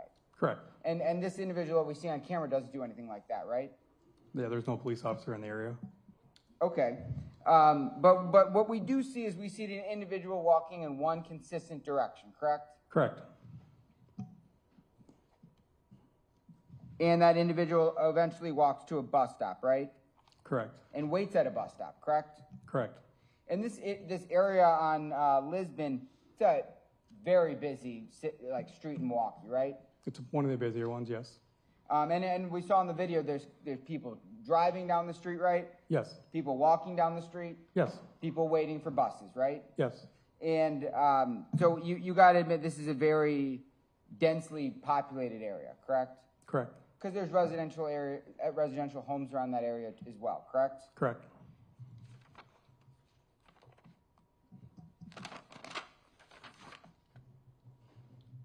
And so when you see this individual, I mean, it's fair to describe that he's simply just walking calmly, right?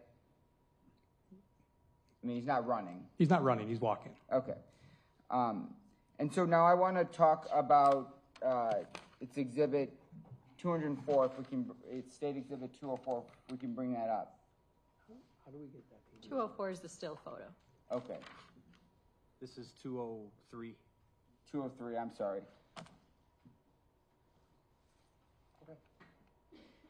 All right, so we have Exhibit 203 up. Yes. We can just What portion do you want when he gets on the bus? Okay. That's where we're at.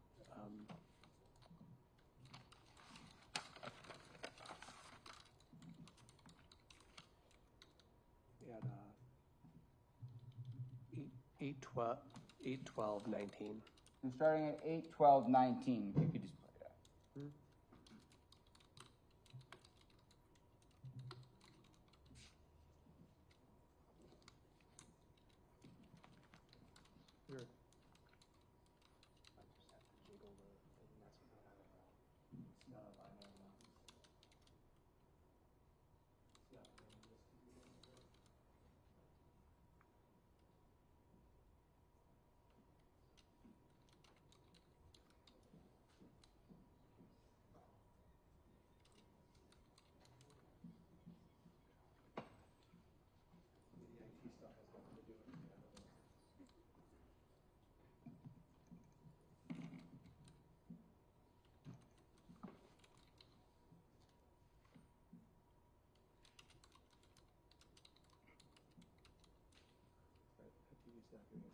Use this one. Try this one.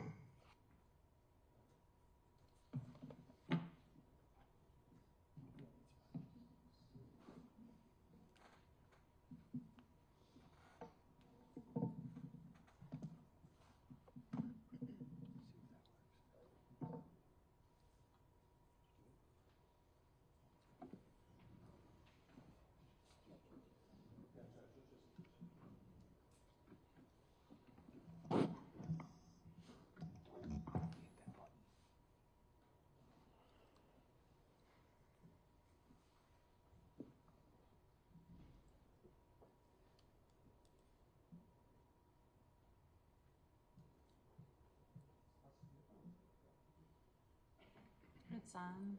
It's a matter of recording.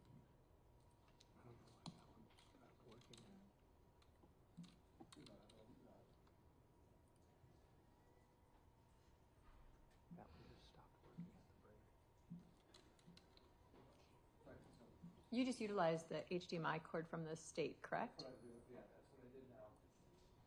That TV isn't getting a signal. I just thought if we had a remote, I could push source or. This one goes on and off by touch, correct? We could try turning it off and turning it back on. Do you want to help? Thank you.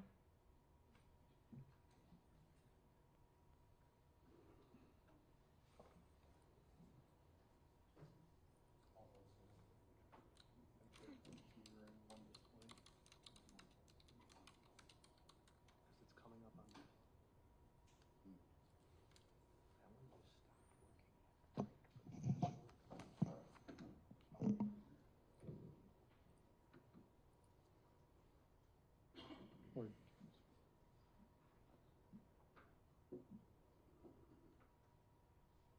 There is a source selection on there too before you turn it off. Or when you turn it off, it says power and source. So you might be able to do it from here. Might.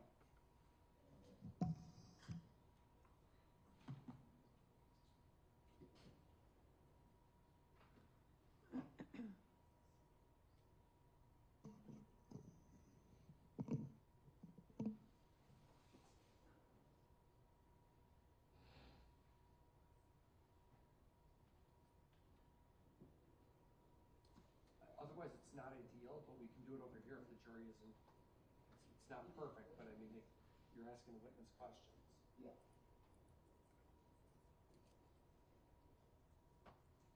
I think we just do it that way.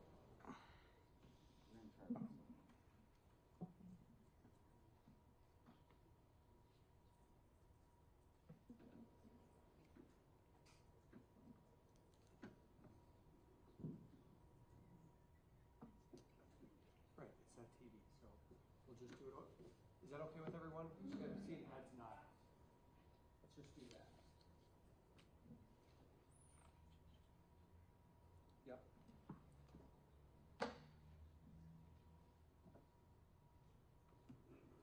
What did you say, 8/12/19? I started at 8/12/05, okay? And we've reached out to the IT person too, who's on his way, so maybe we'll have some positive response.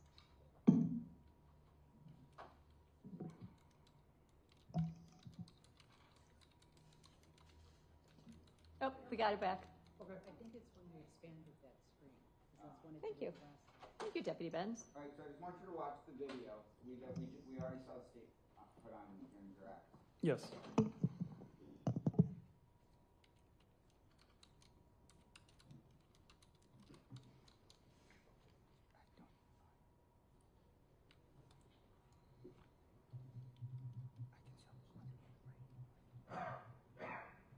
All right, stopping at 8:12:42. You can see when this person gets on the bus, you don't see any blood on their hands, correct? No. You don't see any red marks? No. And this individual clearly isn't trying to conceal their identity whatsoever, correct? No. There's no mask on his face? No. I mean, they got their hood up, but it's clearly raining outside, right? Correct. And then this individual talks to the driver, pays the fare while the bus is kind of moving, right? Correct. And have you ever had to pay for bus fare with cash? Long time ago. But you can agree that sometimes it's hard because you're sitting at the front of the bus and it's kind of shaking a little bit, right? Correct. But he casually talks to the driver and asks if it's going south, right? Yes. And then he gets on the bus and then goes to sit down, right? Yes.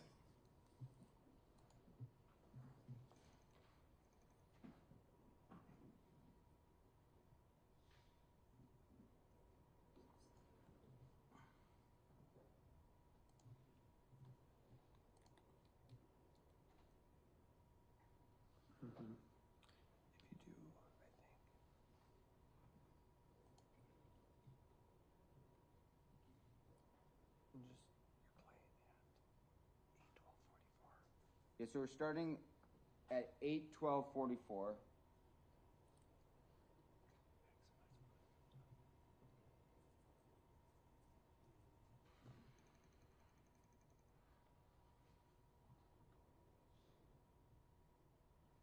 And so what we're looking at here is this is just the back of the bus, right? You can't see the fare box, right?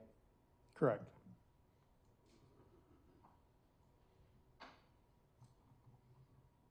I think your speed on there is playing like half speed, it looks like, the seconds, just so you know.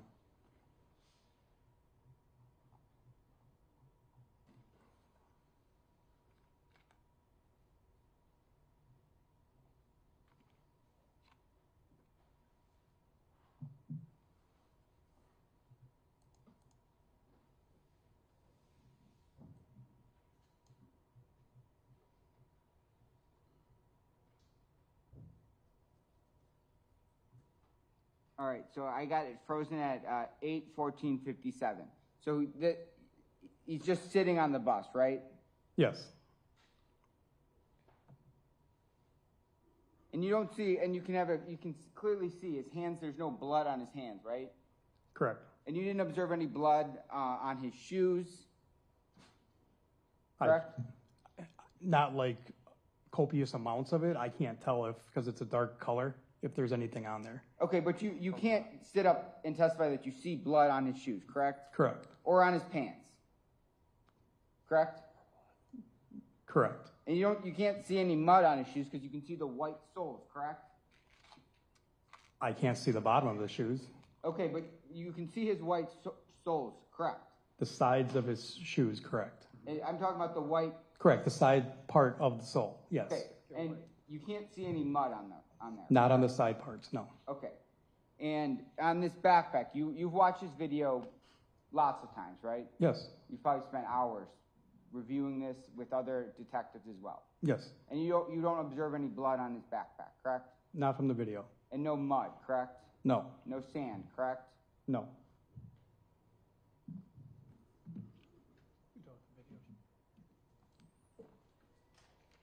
And so what we really watch is someone walk to a bus stop, wait at a bus stop, and get on a bus, correct? That's the second part of the bus video, yes. Okay. And then goes to his house, correct? Well, he doesn't go directly to his house, goes to a stop, gets off the bus, correct? Correct. And then walks towards the direction of his home, correct? Correct. I don't have anything further. State? Can you see what's in his massive backpack? No.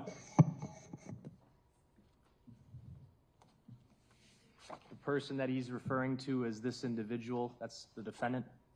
Correct. That's Maxwell Anderson. Nothing else. Defense, anything?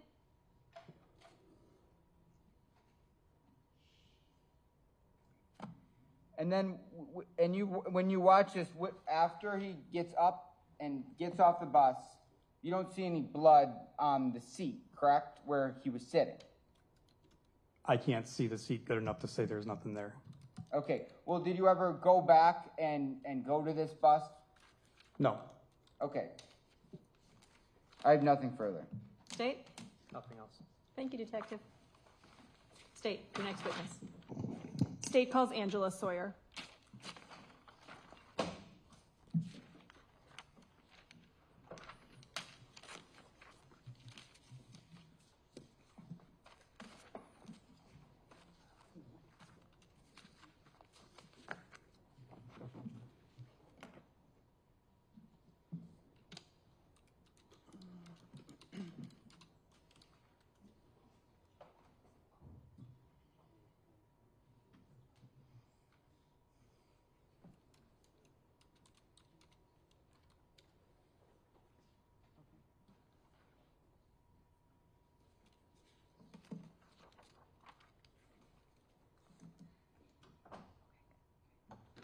Can I see the attorneys at sidebar for a second? Yes.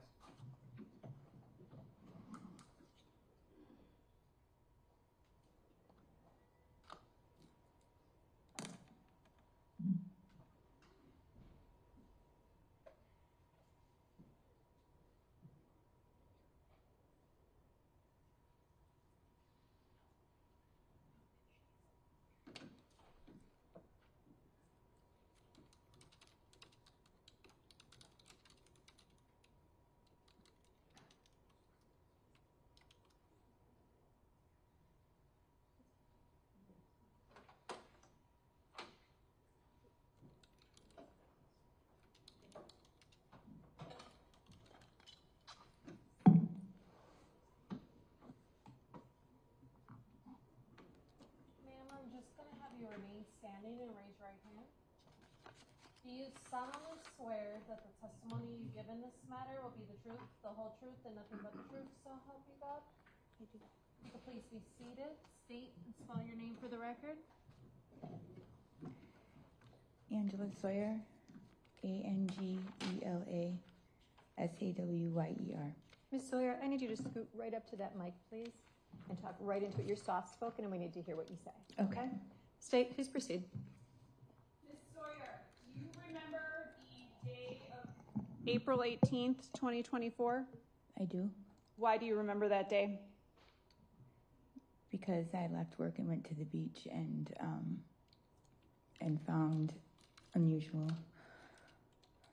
I'm just going to help you with your microphone.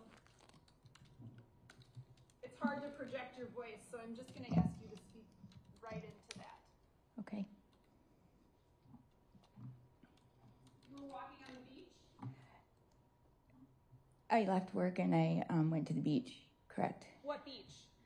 I actually don't know the name. It's down on the South Milwaukee. Okay, you were in South Milwaukee? Correct. Is this a beach that you frequently go to? Yes. Did. Had you been there before? Yes. Do you remember the last time that you were there? Yes. When was that? It was 2 days before, on the 16th. On April 18th, you found something. Correct. What did you find? I found a part of a body. Do you know what part? The torso and the arm. What did you do? I called my partner first. What's their name? Shiloh Falk. Can you spell that for us? SHILOHFALK.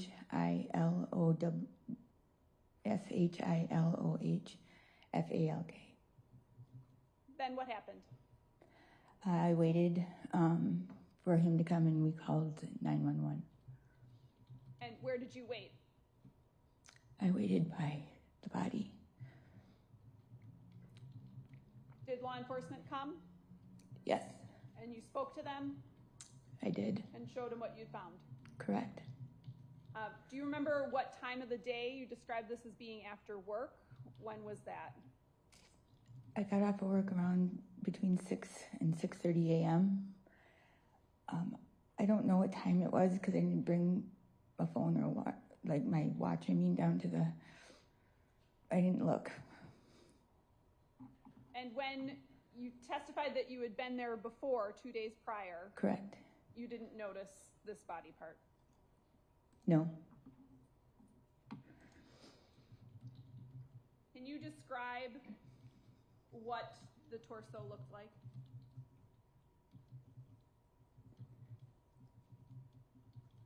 I don't know how to describe it. That's okay. Nothing further. Cross? No.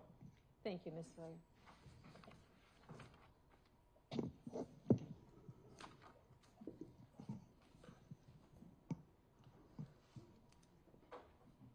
State your next witness. The state calls Deputy Laura Jarozinski.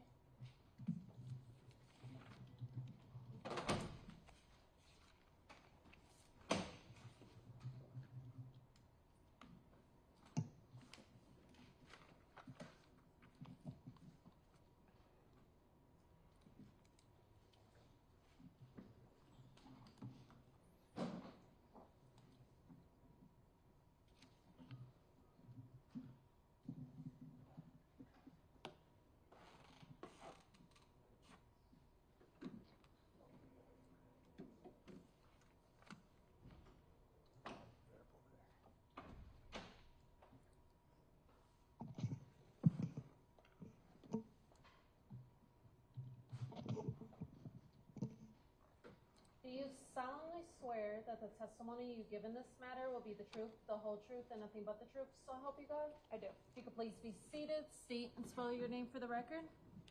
Laura Jarozinski, Laura Jaroczynski. How are you employed? With Milwaukee County Sheriff's Office. What is your title? A deputy. How long have you been a deputy with the Milwaukee County Sheriff's Office? 5 years.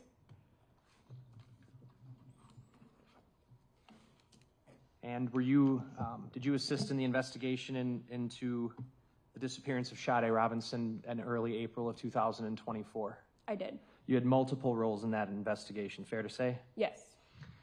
Did you do something in particular of note on Thursday, April 18th, 2024? I did.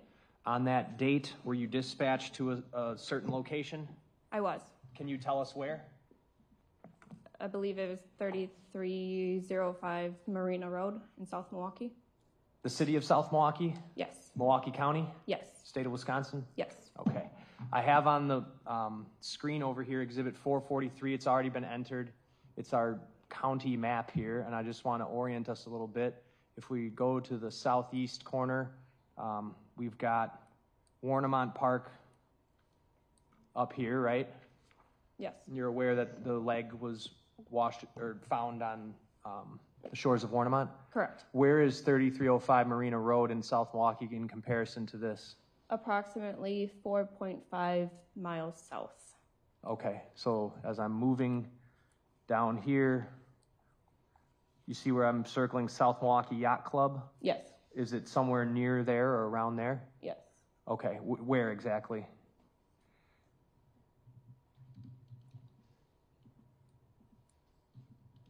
Sorry if I haven't gone far enough. It might be further south. Okay. Not as far as Oak Creek though, correct? Correct. All right. So right a little south of the South Milwaukee Yacht Club? Yes. All right, I'm gonna zoom out a little bit. And you said that's 4 and, did you say 4 or 4.5? Approximately 4.5. Okay. And when you got there, did you make contact with any citizen? I did. Who was that person? Angela Sawyer. Was that the woman who just left the courtroom? I believe so, yes.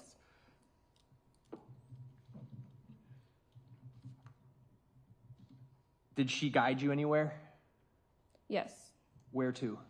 So I met her at like the fence at the top of the path, and then we walked down the paved path down to the shoreline, and then she pointed out along the shore where it was. Is this like a public beach, or what is this? Yes, but at the time there was a fence closing it. This was mid-April? Yes. Okay. What was the weather like? Cold. What time did you go there? I don't know if I asked that. I think it was like 7:59 in the morning. Okay. When you went down towards the shorefront, what'd you observe? It was a torso with left arm still attached, but no head and no legs and no right arm. How was it laying? Face down, or torso down. What is the terrain like there? Is it rocky, grassy? What is it? Sand. Okay. Just give me 1 second.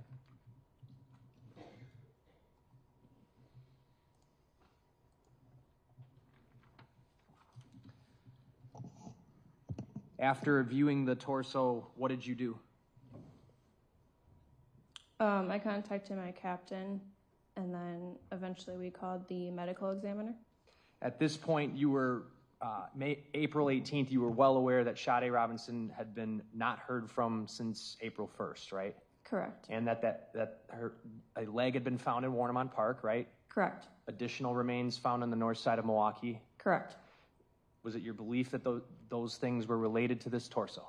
Yes. Did you take any steps to try to yourself identify who the torso belonged to? I did. And whether it belonged to Sade Robinson in particular? Yes. What information did you have that was going to help you do that at the time?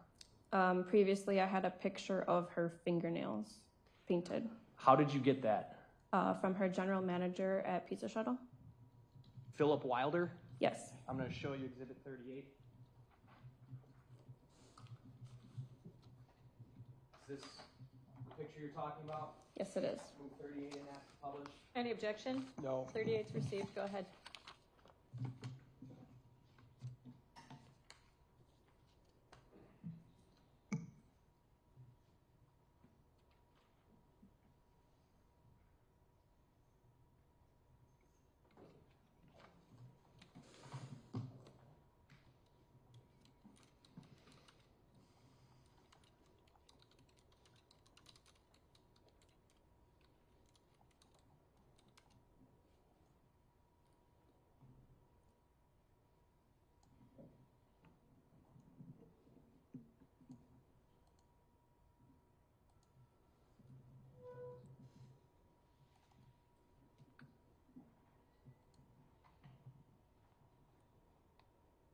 There we go. This was a screenshot of a text, correct? Yes. All right. And her fingernails were visible? Yes. There was a text from her to Philip Wilder about getting her nails done, right? Correct. She wants Pizza Shuttle to fix them? Yes. Were you able to view the fingernails on the torso and determine if they looked like that? I was. And what did you see? That they matched entirely from the photo. I'm going to show you exhibits 242 through 257. What were the numbers again? 242 to 257. Thank you. Can you just look through those silently to yourself, take a moment, and then tell me if you know what they are? To be clear, we stipulate to all of these. I'll move them in then. Thank you. At this point, they are all received. I can take those. Ask the public. Go right ahead.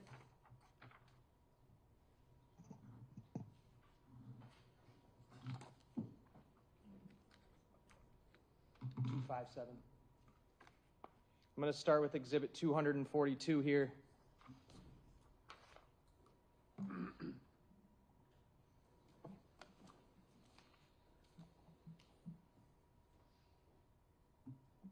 All right, what are we looking at here? That is the top of the paved pathway.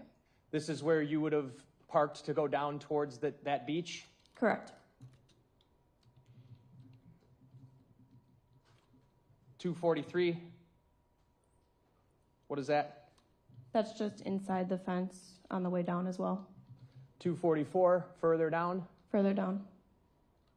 And when you get to the bottom, it turns and we get to 245? Yes. And there's 3 individuals in front of you there, one wearing a medical examiner jacket, another deputy, and another woman, right? Correct. There's a group of people off in the distance. Would that be to the north? The way the picture is, that would be, yes, to the north. Okay. Is that where the torso was? Yes. 246. What is that? That's just a clearer shot once you go down the few steps onto the beach. All right, and the next photos are going to have the torso. 247. Is that how it was found by Miss Sawyer, to your knowledge? Correct.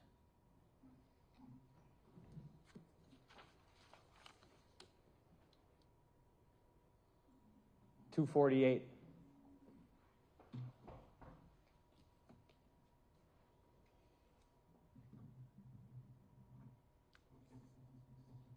Both legs are dismembered.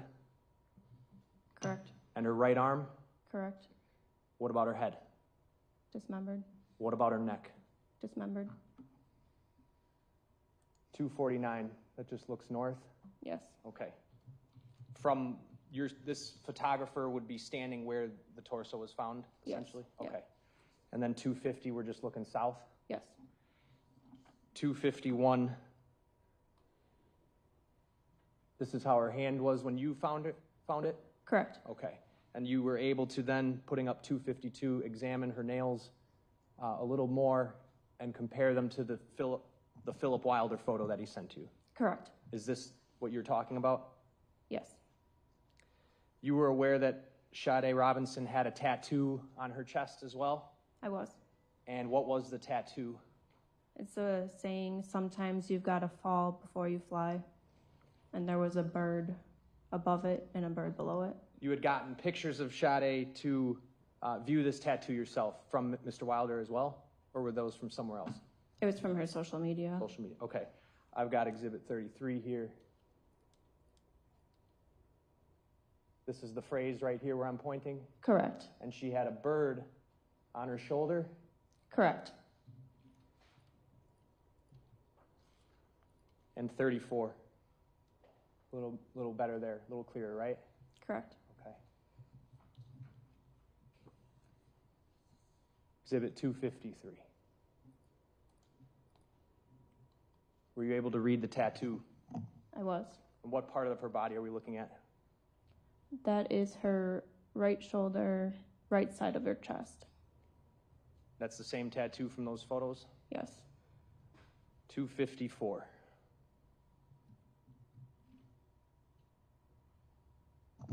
Tell us about her right breast.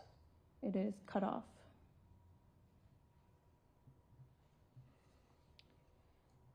$255. This would be looking from the top. Yes. Okay. And her head is gone. Yes. 256. This be her opposite arm.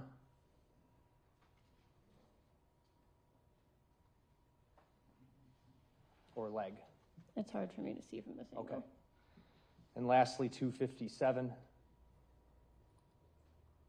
You're able to see the tattoo. Yes. And it matches directly the tattoo on Sade's chest. Correct. Nothing else. Cross? No. Thank you. You may step down.